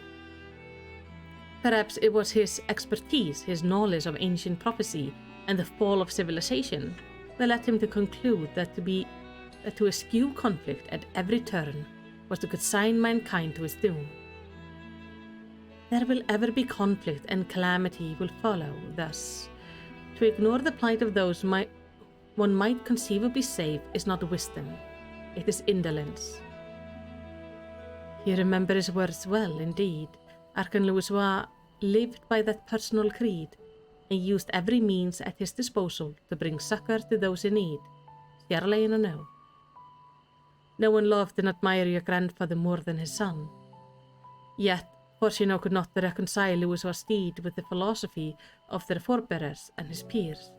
A philosophy in which he believed so fervently, yet made a pariah of his father. Fortuno agonized over this contradiction for much of his life. God's father. A son may carry his father's blood, but his choices are his own to bear. Is it not always thus? Gods know Fortuno's a cranky old goat, so I'm sure you butt heads often enough. Yet even so, you must know that you are constantly in his thoughts, every moment of every day, and that is not an exaggeration in the slightest. You should have seen him when you were born. Barely recognizable. He was with a kind of dumbfounded grin I had not seen since he first took a fancy to your mother. He was practically skipping when he told me the news. Take my word for it, he loves you to an embarrassing degree. But he's also frustratingly single-minded. Once he decided that a given action is for the best, he will stay the course no matter who or what opposes him.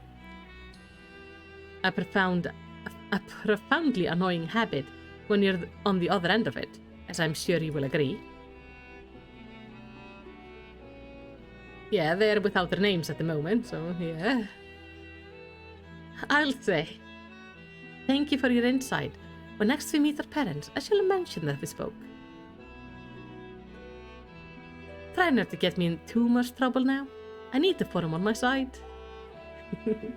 Speaking of which, I ought to be getting back to work. I have to make sure those specimens you brought make it to the proper place on the cranky old goat, or the cranky old goat will have my hide. We can speak again later.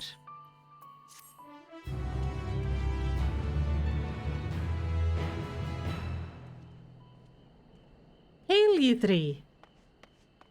Oh, Graha! Graha! Surely Kokol hasn't driven you out of the forge already.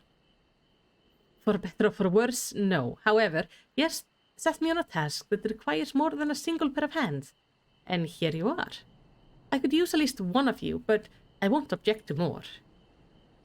Unfortunately, Alice and I have prior commitments, and we have delayed too long as it is. What about you, Melicity? Can you spare the time? Sure.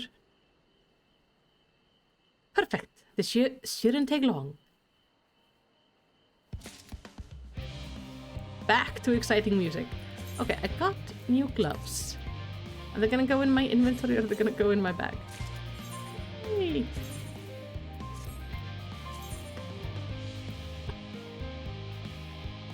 Yeah.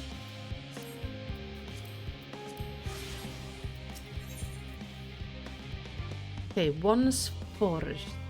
What was the name of the final quest?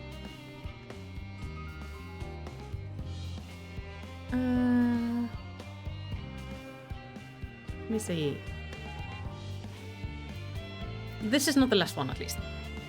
In the event that our and I, quote, promised heap of adamantine falls right out of the bloody sky and into my lap, Master Kokol wishes to be ready to put the proverbial hammer to anvil at a moment's notice. To fabricate these parts, however, he needs the flames in Kokol's forge to burn hotter. He sent me to increase the amount of ether being funneled to his furnace. The flow of fire-respected ether in Labyrinthos is regulated by an elemental reactor south here, to which I have borrowed the key. The adjustment will require 2 people to carry out safely, but I can explain the process when we arrive. This is where we part then. We will see you in Shirley and Hamlet once the adamantine arrives, if not before. So,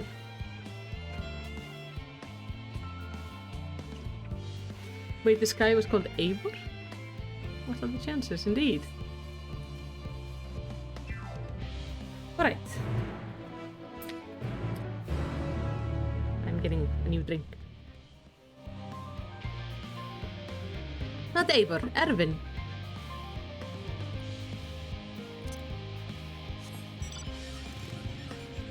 Oh no, we have Eivor. Eivor McKay. Oh. Flash. Oh, and we get a gorilla on the way. Of course you're right. I know, you're always right, Abe.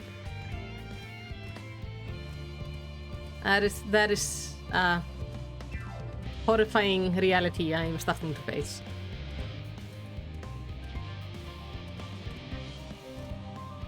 This is the best map because I sit like an idiot in it.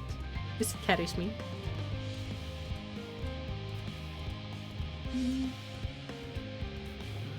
Okay, this is the place. The reactor is housed within this facility. I'll be the one to go inside and adjust the fire ether output. when I do, a rather large amount of water-respected ether will issue from the vent at the top. I expect this to attract at least few elementals, which we would both rather not be drawn into the reactor itself. Trust me. Can I ask that you put down any that draw too near? It'll pose you little trouble, I'm sure. Sure? Wait here, if you would.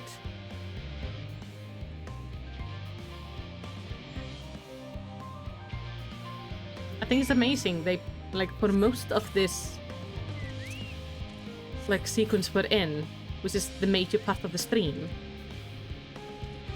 we have had the same song on loop, and I am pretty sure the song is like 3 minutes at most.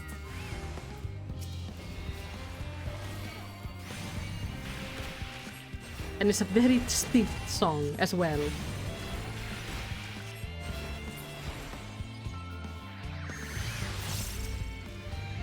Oh yeah, we probably don't want brights getting in there.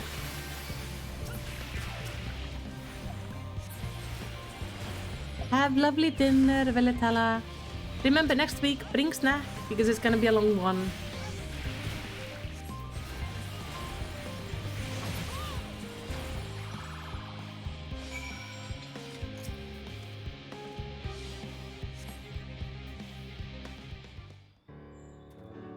You'll start hoarding? Good. That is how it should be. Did everything go smoothly out here? Yes, I murdered everything that showed up. I thought as much. No major complication to speak of inside either. And the water ether appears to be venting properly. I expect Kokol will have seen a difference in the forest flames by the time I return. Since I have you, there was another matter I thought to discuss with you. Nothing terribly important, merely something I've been considering. Part of this I shared with everyone, yet you and only you have been to Elpis. Okay. As we have established, refined adamantine is a product of Alag, of the Empire's twilight year, in fact. It was a material we saw much use as part of the Alagans' effort to extend beyond the bounds of this world. Dalamud, of course, being the most prominent. Of those who would push further, expand Alag's empire to encompass the heavens and the stars above. Perhaps the greatest was its infamous technologist, Amon.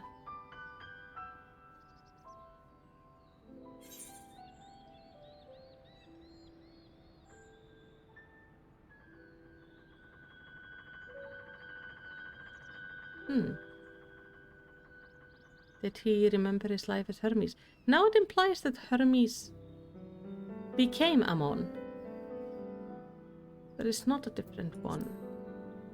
I thought you guys said it was like a different one. I believe he had his own reasons. There is no evidence to suggest that he retained memories of his former life. He only joined the Asians once the Empire was all but dust, as you know. If not his memory, though, what drove him to pursue the idea with such fervor? This may seem far-fetched, but what if souls, like minds, have a personality, so to speak? A natural disposition toward which they are inclined?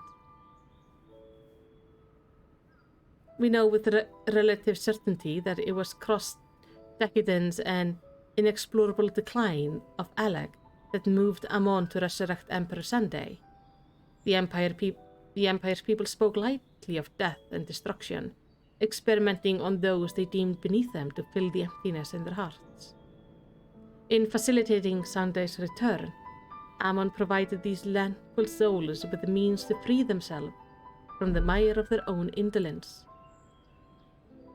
Or would have, had not Sunday been convinced by his own death that life itself was meaningless. Amon's desire for his countrymen to conquer the heavens could only be a means to the same end, to instill the people with new purpose. Like Hermes before him, Amon was appalled by how those around him lived, who could never bring himself to believe that those lives were devoid of meaning. And both of them sought the meaning that hope in the distant star. Such is my theory, anyway. Ultimately, it is the consequence of their action which matter. Their motives are of no moment, and yet... To reach those stars on wings of adamantite, to travel to the end of creation and beyond, the promise of hope everlasting, that much I do understand. But enough musing for now. Why don't we go see how Kokol is getting on?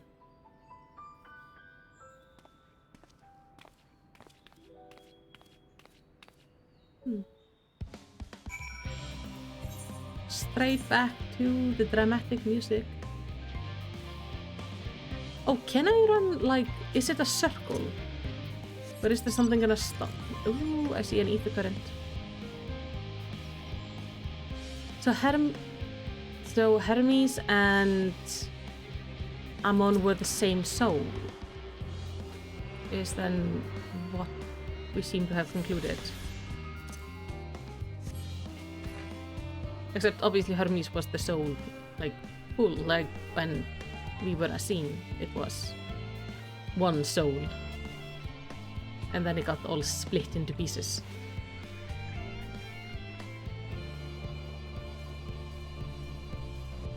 I like that Hansakomo just posts a dancing, I think it's like a robot or something. It's something with like epic disco lights. Every time the song starts again. I like that. The best thing is the chat overlay I use when I'm playing so I can see you guys. It doesn't show animated emotes really well. So I have like a slightly slowly glitching robot. Which is always kind of funny.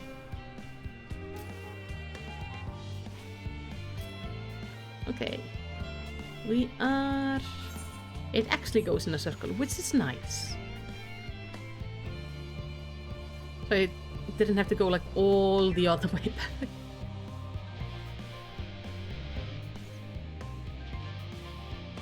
Well, did it work? Is your forge like on fire? Phew! I can feel those flames ablazing from here.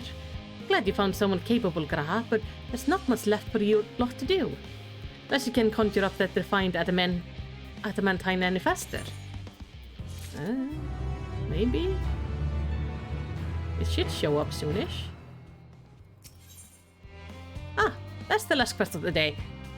Kokol Dankol is as usually worked up over the ether burner. I do trust you deliver on your promise. I do, only... I hate waiting! I want this adamantine and I want it now! Oh man, I relate to you on a spiritual level. Waiting is hard. We share your impatience, I assure you. Is there truly nothing else we can assist with in the meantime? I wish. The sitting about unbearable. Pity the forum frown on recreational explosions. Well, so long as they can't prove it was premeditated. Get you gone? I've mistakes to make. Oh no, dude. No. In that case, I suppose I should go and return the keys to the reactor. I'll have one more look to make sure nothing has gone wrong. Unintentionally or otherwise. I'm certain there are better uses for your time, however. I will join you in Charley and Hamlet anon.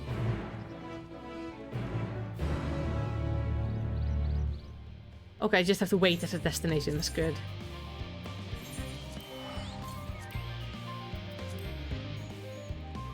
I like that these two are clearly playing together, so it's kind of cute that they have the double map.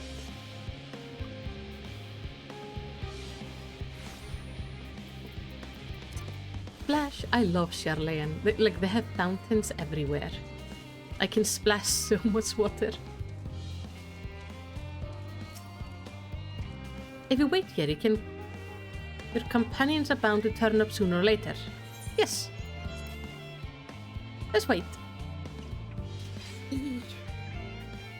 Okay, that person has really cool looking weapons. They look really nice. Yeah.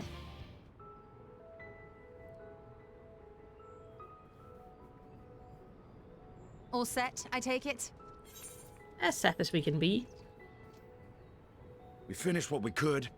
Delivered supplies, tracked down escaped animals. Trivial tasks as they may be.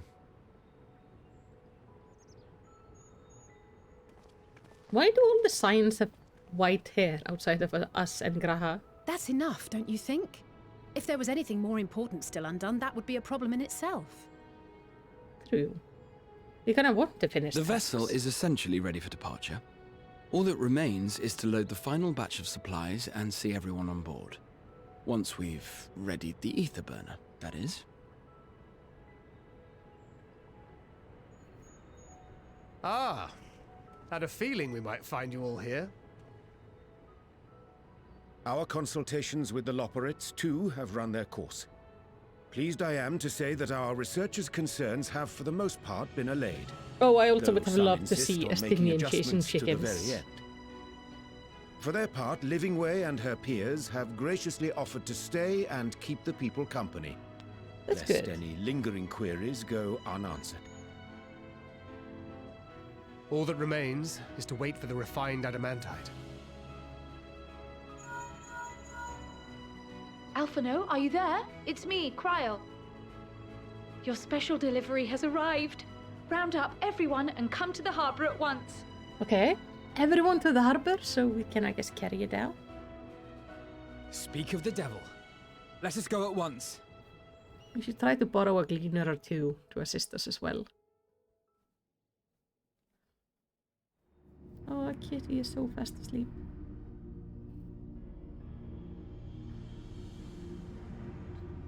Get ready for a massive Forgive the payoff. intrusion, Master Fortuner. I bring urgent news.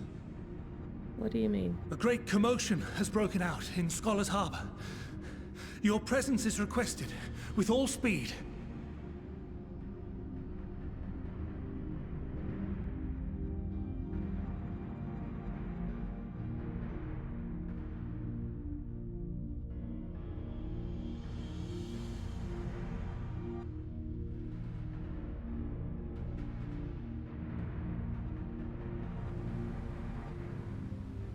It's taking unusually long to load. Now, where might this delivery be? There's a lot of people here. Oh.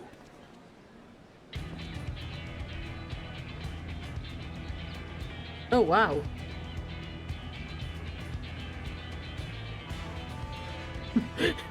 They just all showed up at the same time.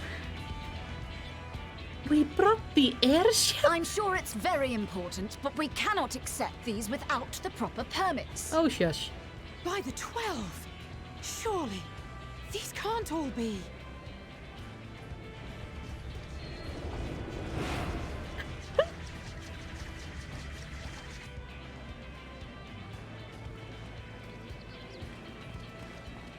Bleeding hellfire! They're bringing them by sea and by air. All these folks in these crates.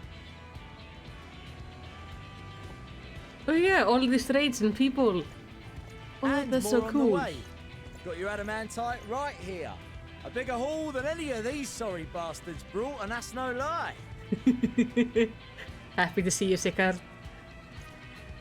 Yes, because you were charged with seeing the shipments from Gridania and Uldar here, along with your own. Give credit where credit is due. Sounds like the sorry whinging of a sore loser. An hypocrite to boot. Ain't no way a scrawny whelp like you took a dozen steps inside a Dalamon shard. I'll have you know I went all the way to the entrance. Furthermore, 'twas my contacts that enabled us to enlist the cooperation of the Sky Pirates. All the way to the entrance. Left you outside so you wouldn't get anyone killed, did they? Oh, Well then, honey. credit where credit's due, you did a right fine job sitting on your ass. Yeah, that's... Take that back. Make me. I will not stoop to your level.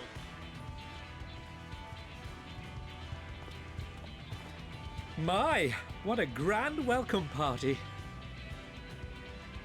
Hancock and Saraban. We come bearing relics both sacred and Allegan, as well as a few other gifts that may be of help. to be presented with best wishes from the Eastern Alliance.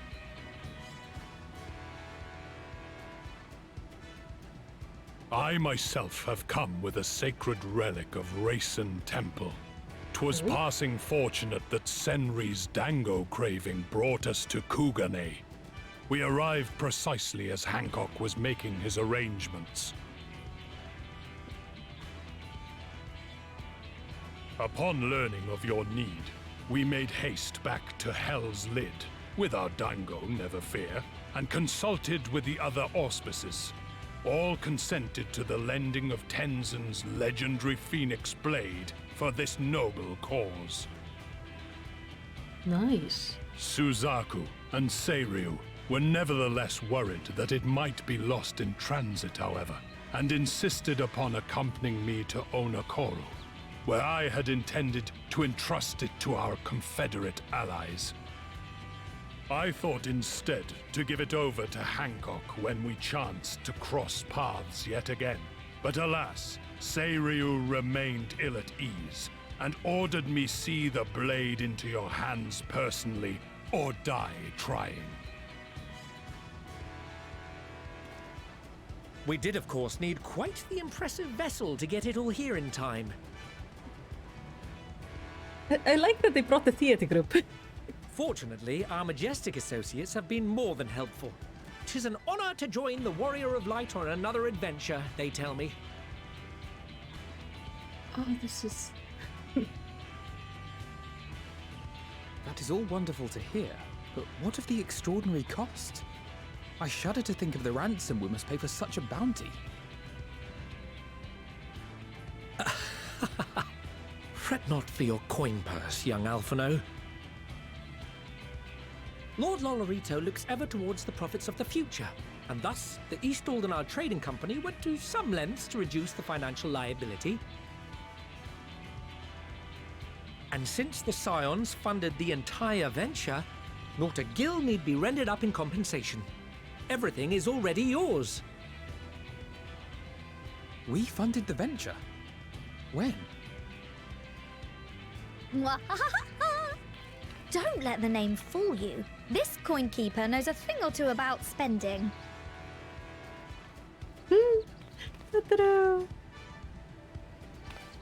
When it comes to capital investiture, a sprinkling of gil here and there will not do. You need enough savings to make waves when it really counts, which is why frugality is paramount. We also had the benefit of a generous patron. Generous being rather an understatement. She has supported us from the shadows since the very founding of the Scions. We even had coffers to fill. Mother! Of course! Amelians. I remain, of course, an entirely neutral party. I simply thought our family's coffers were needlessly full. We can hardly take them with us on your teeny-tiny toy boat, now can we? And 'twould be a shame to leave all that hard-earned wealth unspent. True. I love this woman. Waste not.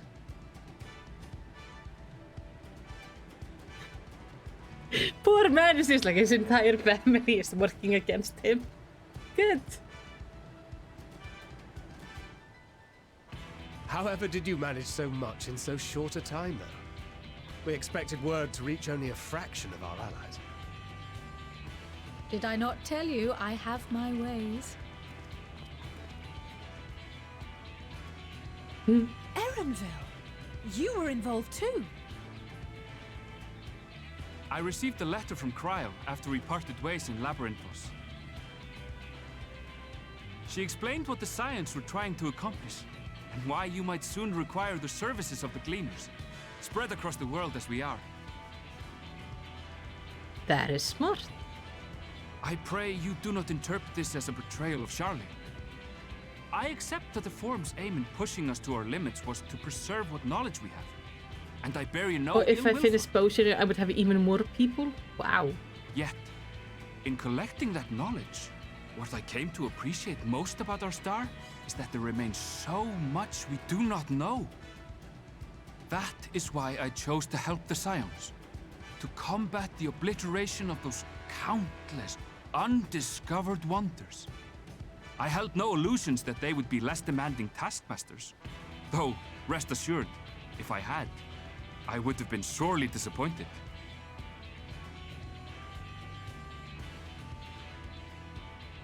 He is so angry.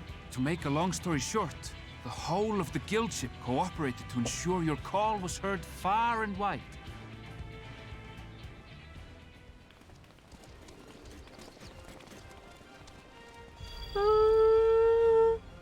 What's this about a ship that can fly to the moon?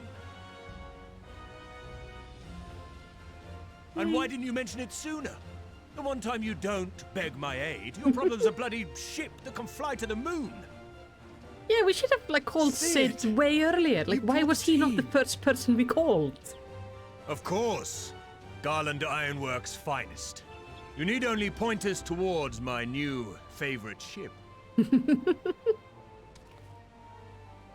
Oh, I nearly forgot. Oh wait, we stopped by Whirlit before coming here and picked up a package from Gaius. With us. He's still of the mind that actions make for better penance than words, contrite or otherwise, so we offer none of the latter. Of course. What he sent is an Allagan relic Valen's used in his weapons experiments. Has a fair bit of refined adamantite in it too. Oh, that's nice. But Alpha's here! Oh, is the little robot with him too? We've also brought adamantite for Mordona's Dalamud shard. Oh, horrible there. I admit to some consternation upon first receiving Kryl's message. So few Scions remain at the Rising Stones now. Far too few for such an expedition. However, the Gleaners were able to secure us reinforcements.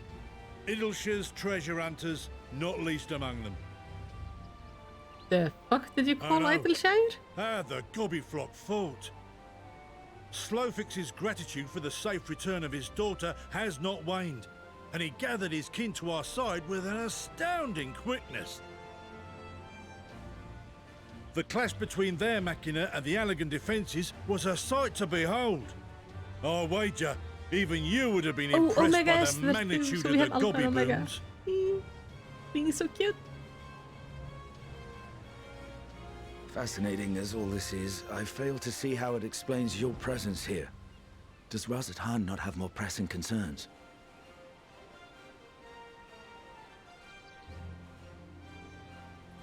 We do.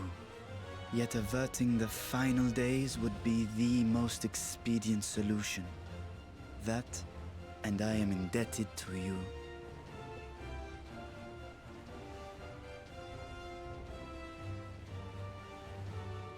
Though they chose to take their leave of Thavnair, those you saved in Galimund remain my people.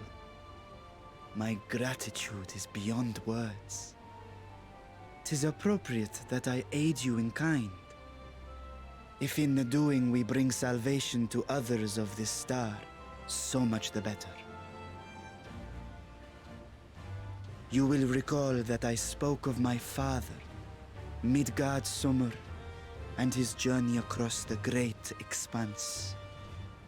As he traveled betwixt the stars, his resplendent scales drank of the ether in those nigh empty surrounds, and imparted to him the strength to persevere. Thinking they might further your cause, I called out to my kin for consent. Ashdaya's answer was silence, as ever. Tiamat and Chrisvelgre, however, responded favorably to the suggestion. My sire, too, stirred from his slumber long enough to speak and say, "Very well." Aww. Thus have I brought you his own worm scales. Fit them to your purpose, and seek a worthier fate for us all.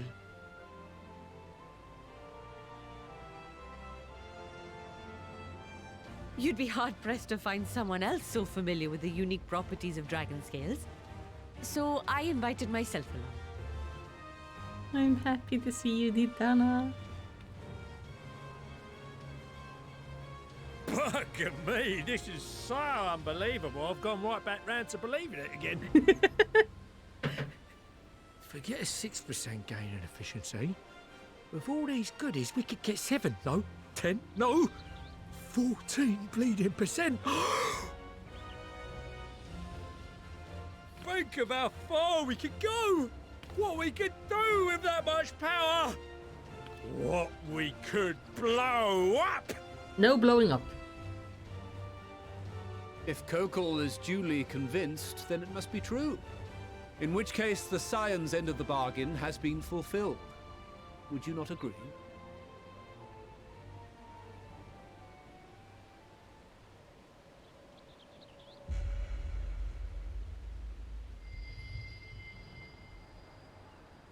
Oh, he's angry.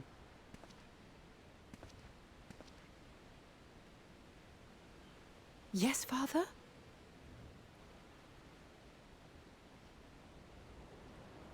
Now you be very careful, old man. I know not what you seek of Hydaelyn, nor for what purpose you would take command of our ship. Yet this much is certain.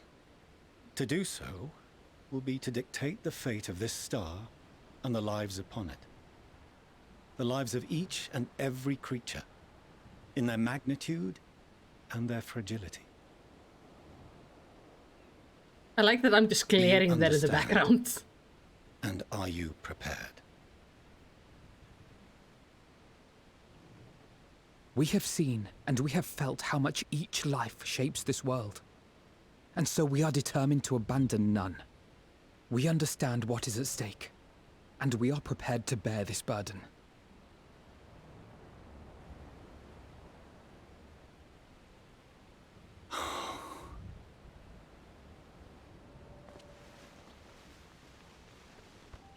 Then I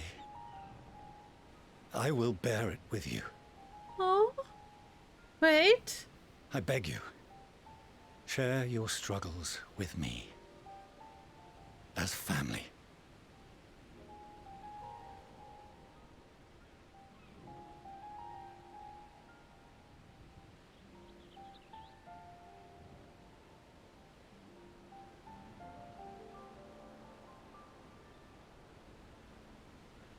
You grasped my fingers with such tiny hands the day you were born.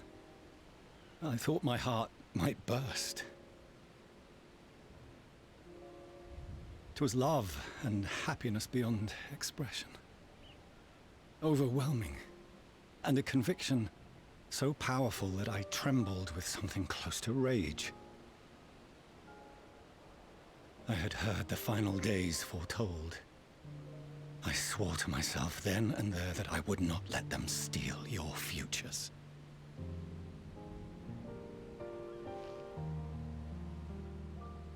The great exodus would succeed, must succeed. No sacrifice or sin was worse than the alternative. If anything gave me pause, 'twas mine own father. The Archon Louisoix openly decried Sharlayan's policies, a perspective which I regarded with increasing disdain as I grew older. Yet even as part of me thought him a fool, perhaps I also hoped that he, of all people, would devise a brilliant means to save my children. A naive hope, but stubborn enough that I could never bring myself to keep you apart.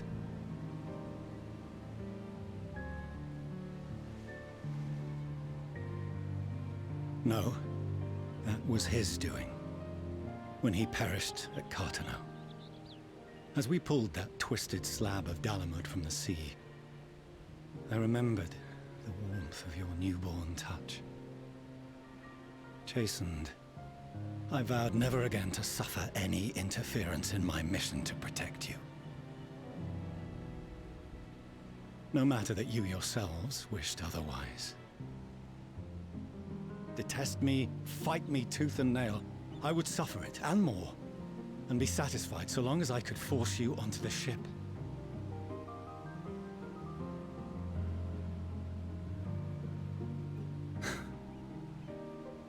I was wrong. You two have grown so much stronger and so much wiser than I dared dream. You have earned the right to walk your own path, and already begun to do so. Good. Because there are things we care about, and people we love, and none of them is replaceable. Not a one. It cannot have been an easy journey for you to have come so far. We shall be glad to acquaint you with the finer details someday, once this danger has passed. All that we have seen and heard, that we have felt and learned in our travels.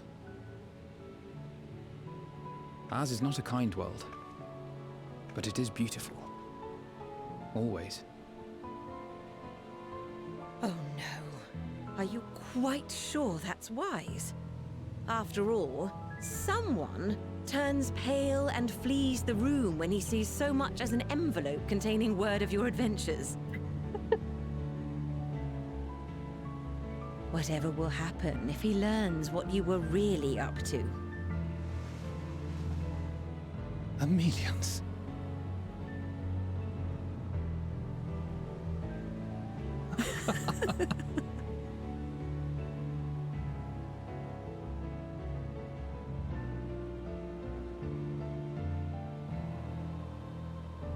Though I have wronged my children most gravely, I owe you an apology as well. I assume that it was the Scion's influence that made them so keen to charge headlong into danger. No, they came with that all on their own. Yours, in particular. I see now that said influence instead brought them together with the many fine people gathered here today. In which case, I hope you continue to guide them.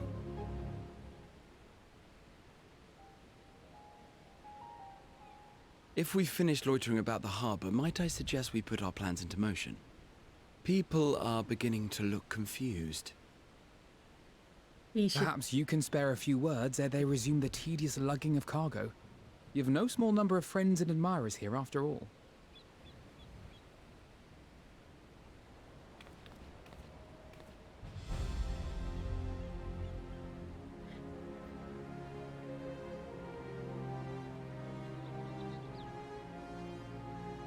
This is like, this is a lovely cinematic.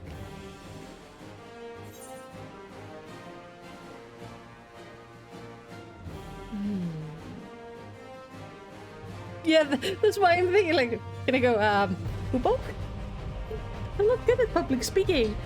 Well, lend us your strength. Mostly your physical strength in carrying these boxes downstairs, because it's quite a walk. So, good luck with that. Yeah, they don't know how far I'm gonna make them carry boxes.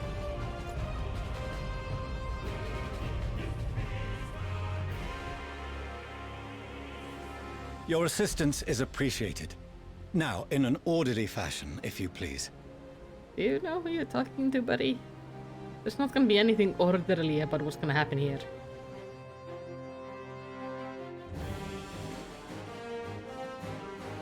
Won't we all be shocked if she ever actually speaks? That would be really alarming. I think, like, the biggest mistake they could make in this game is giving our player character a voice actor. Like, that would be terrible.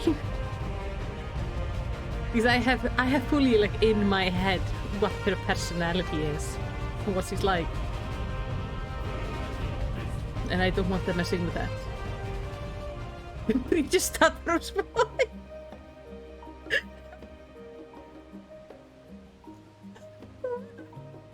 Oh yeah, I can just imagine my character coming like, oh yeah, you're gonna like help me carry these things.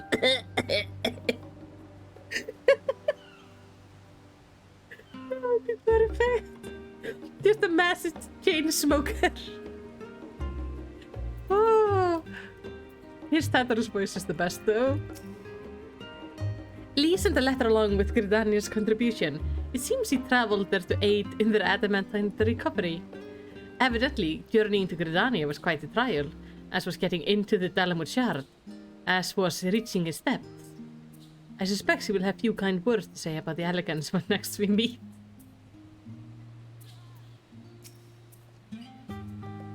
The time has come to claim our prize. Are you prepared? No, because this is, I think, it feels like the end of this quest, so I'm not gonna be allowed to see the ship till next week, which is evil. Unaided, we signed could never have gathered such a bounty. Refined adamantine, relics sacred and ancient alike. I find myself quite overcome. More like Paris Hilton. Oh my god, carry those for me and my bags. Oh, I love the muggles too. If I never see another crate again, it will be too soon. I cannot wait to see what our friends from Ironwurst will do with the ship. Me neither. I had no idea how massive weight it was until he lifted it off my shoulders. But more importantly, his words were an affirmation that the path we walk is the right one. A part of me may have been satisfied so long as my family and friends survived the final days. But to save the star is what we all want most of all. And if those same people believe that I can help see it done, who am I to say otherwise? Come what may, I will fight for this world of ours until the very end. My throat hurts from directing so many people to Labyrinthos, but that only proves we got our money's worth. Yeah, we did. I apologize for not informing you earlier of Erinville's involvement. It was something of a contingency plan. Thank goodness we had him and his fellow gleaners to hand, though it would have been monstrosely difficult to locate Sid and transport the Hannes delegation here otherwise. We finally managed to clear the harbor, which means the rest is in the engineer's capable hands. Meanwhile, Father has issued us an invitation. As we agreed, he will reveal the means by which Hydaelyn may be contacted. We are to meet him at Aporia when we are ready. Given the vital knowledge he holds, I suggest we leave without delay. Next week. It transpires, however, that the forum method for speaking with her is not without risks. I'm curious to hear what those might entail, but regardless, be warned. Most of those who arrive at the Adamantine have offered to stay and see to any remaining tasks that need doing. The forum has already asked for my assistance in overseeing the process, so you needn't worry about a thing. Thank you, Tadru. We're off to Aporia then.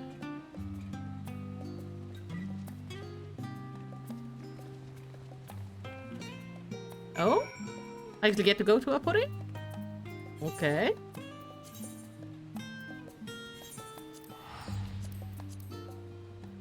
I thought this was the end of the quest. The cinematic was so long, it makes this quest feel like way longer. Flash. Back to the overexcited music. There is another pond like that on the other side. I haven't splashed in this one yet. Just one tiny splash. Okay, I'll feel better. This is why I love Charlie. They have the best architecture. Malicity, I have already shown the other inside.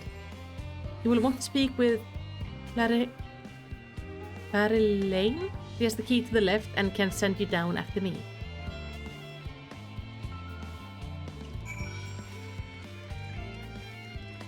Yeah, I'm gonna have to get myself a splash chatting mode. That's one on the list. I'm gonna contact that person and I'm gonna sort out, like, one of the emotes is gonna be a splash chat emote, definitely. You're with Master Fortuno, yes? Is that inside the lift here?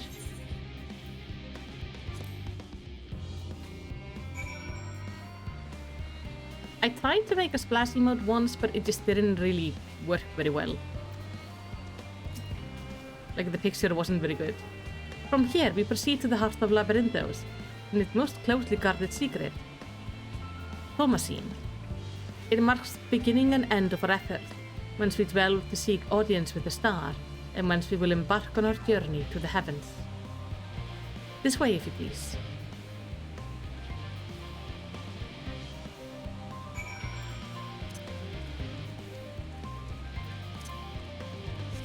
Oh, we're like down here.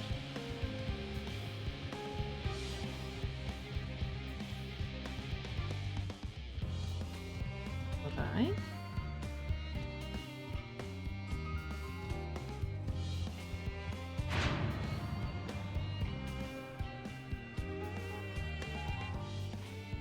I'm guessing that's the ship.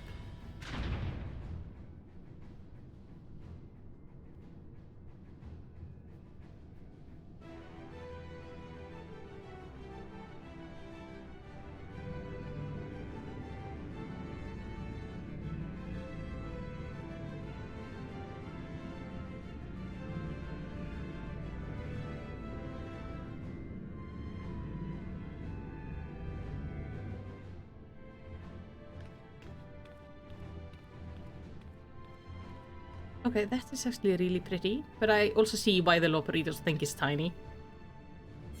Ooh. I bid you welcome to Thomasine. Direct your attention towards the center to behold the ark over which we have long labored. It is smaller than I expected. As you can see, it was designed as a medium-sized craft, the better to reduce fuel consumption. Miniaturizing magic have been applied to its interior to ensure that the thrust-to-weight ratio does not place too great limitation on its freight capacity. Oh, so it's bigger on the inside.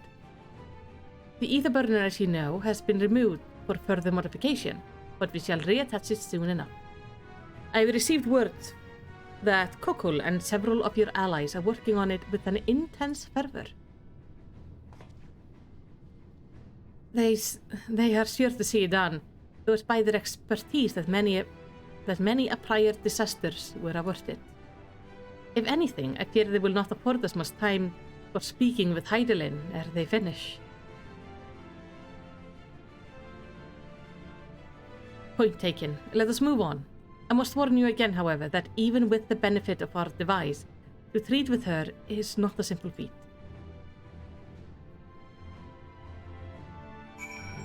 Okay.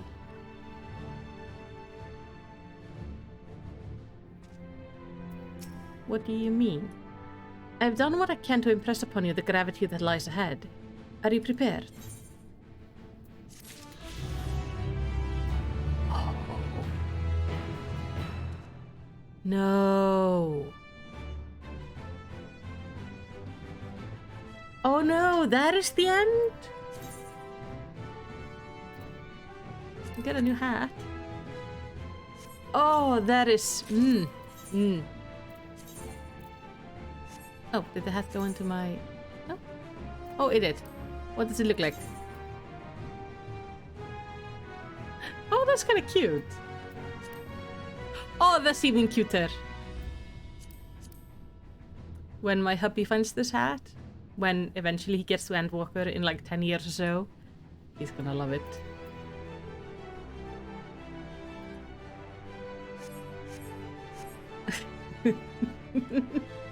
Ape as evil as always, but I love it.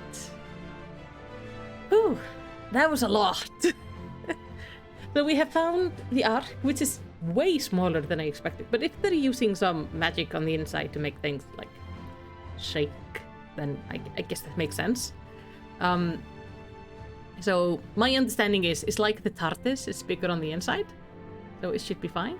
Oh, Ape is running about behind me, I see. So that's pretty good. I highly recommend joining my Discord because I have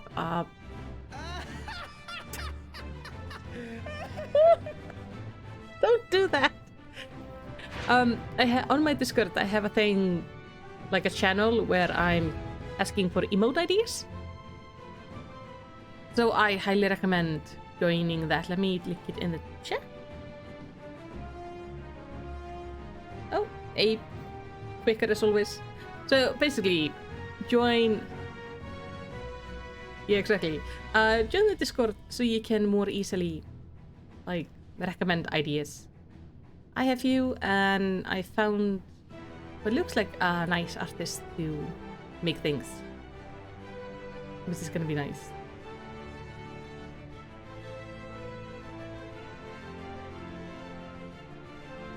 Oh yeah, and videos will be on YouTube. Remember that.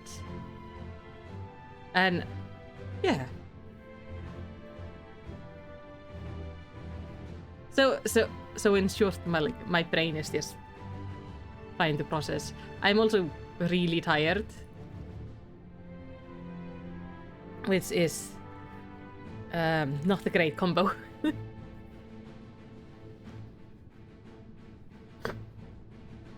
So we're gonna have the chat pretty short today, simply because I want to sort out dinner and get ready for tomorrow because I have work. But next Sunday, it's really important that you're aware next Sunday stream is gonna be long.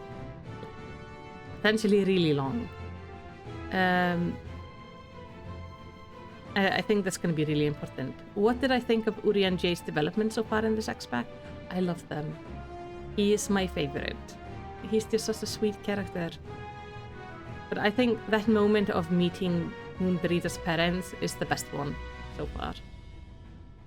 He's more open, he's talking about things, and we're getting to see more emotions from him. And also seeing him, like, he's taking charge and he's sorting out things. He's becoming way more confident. Which I think is something that started in Shadowbringers. Because, like, the time he spent alone in Ilmeg. 16 quests, roughly 6 hours, if not 7. Okay. So, we have had it happen once when we planned to definitely finish expansion. I think that was an 11-hour stream, so just heads up. Katla, oh, sorry.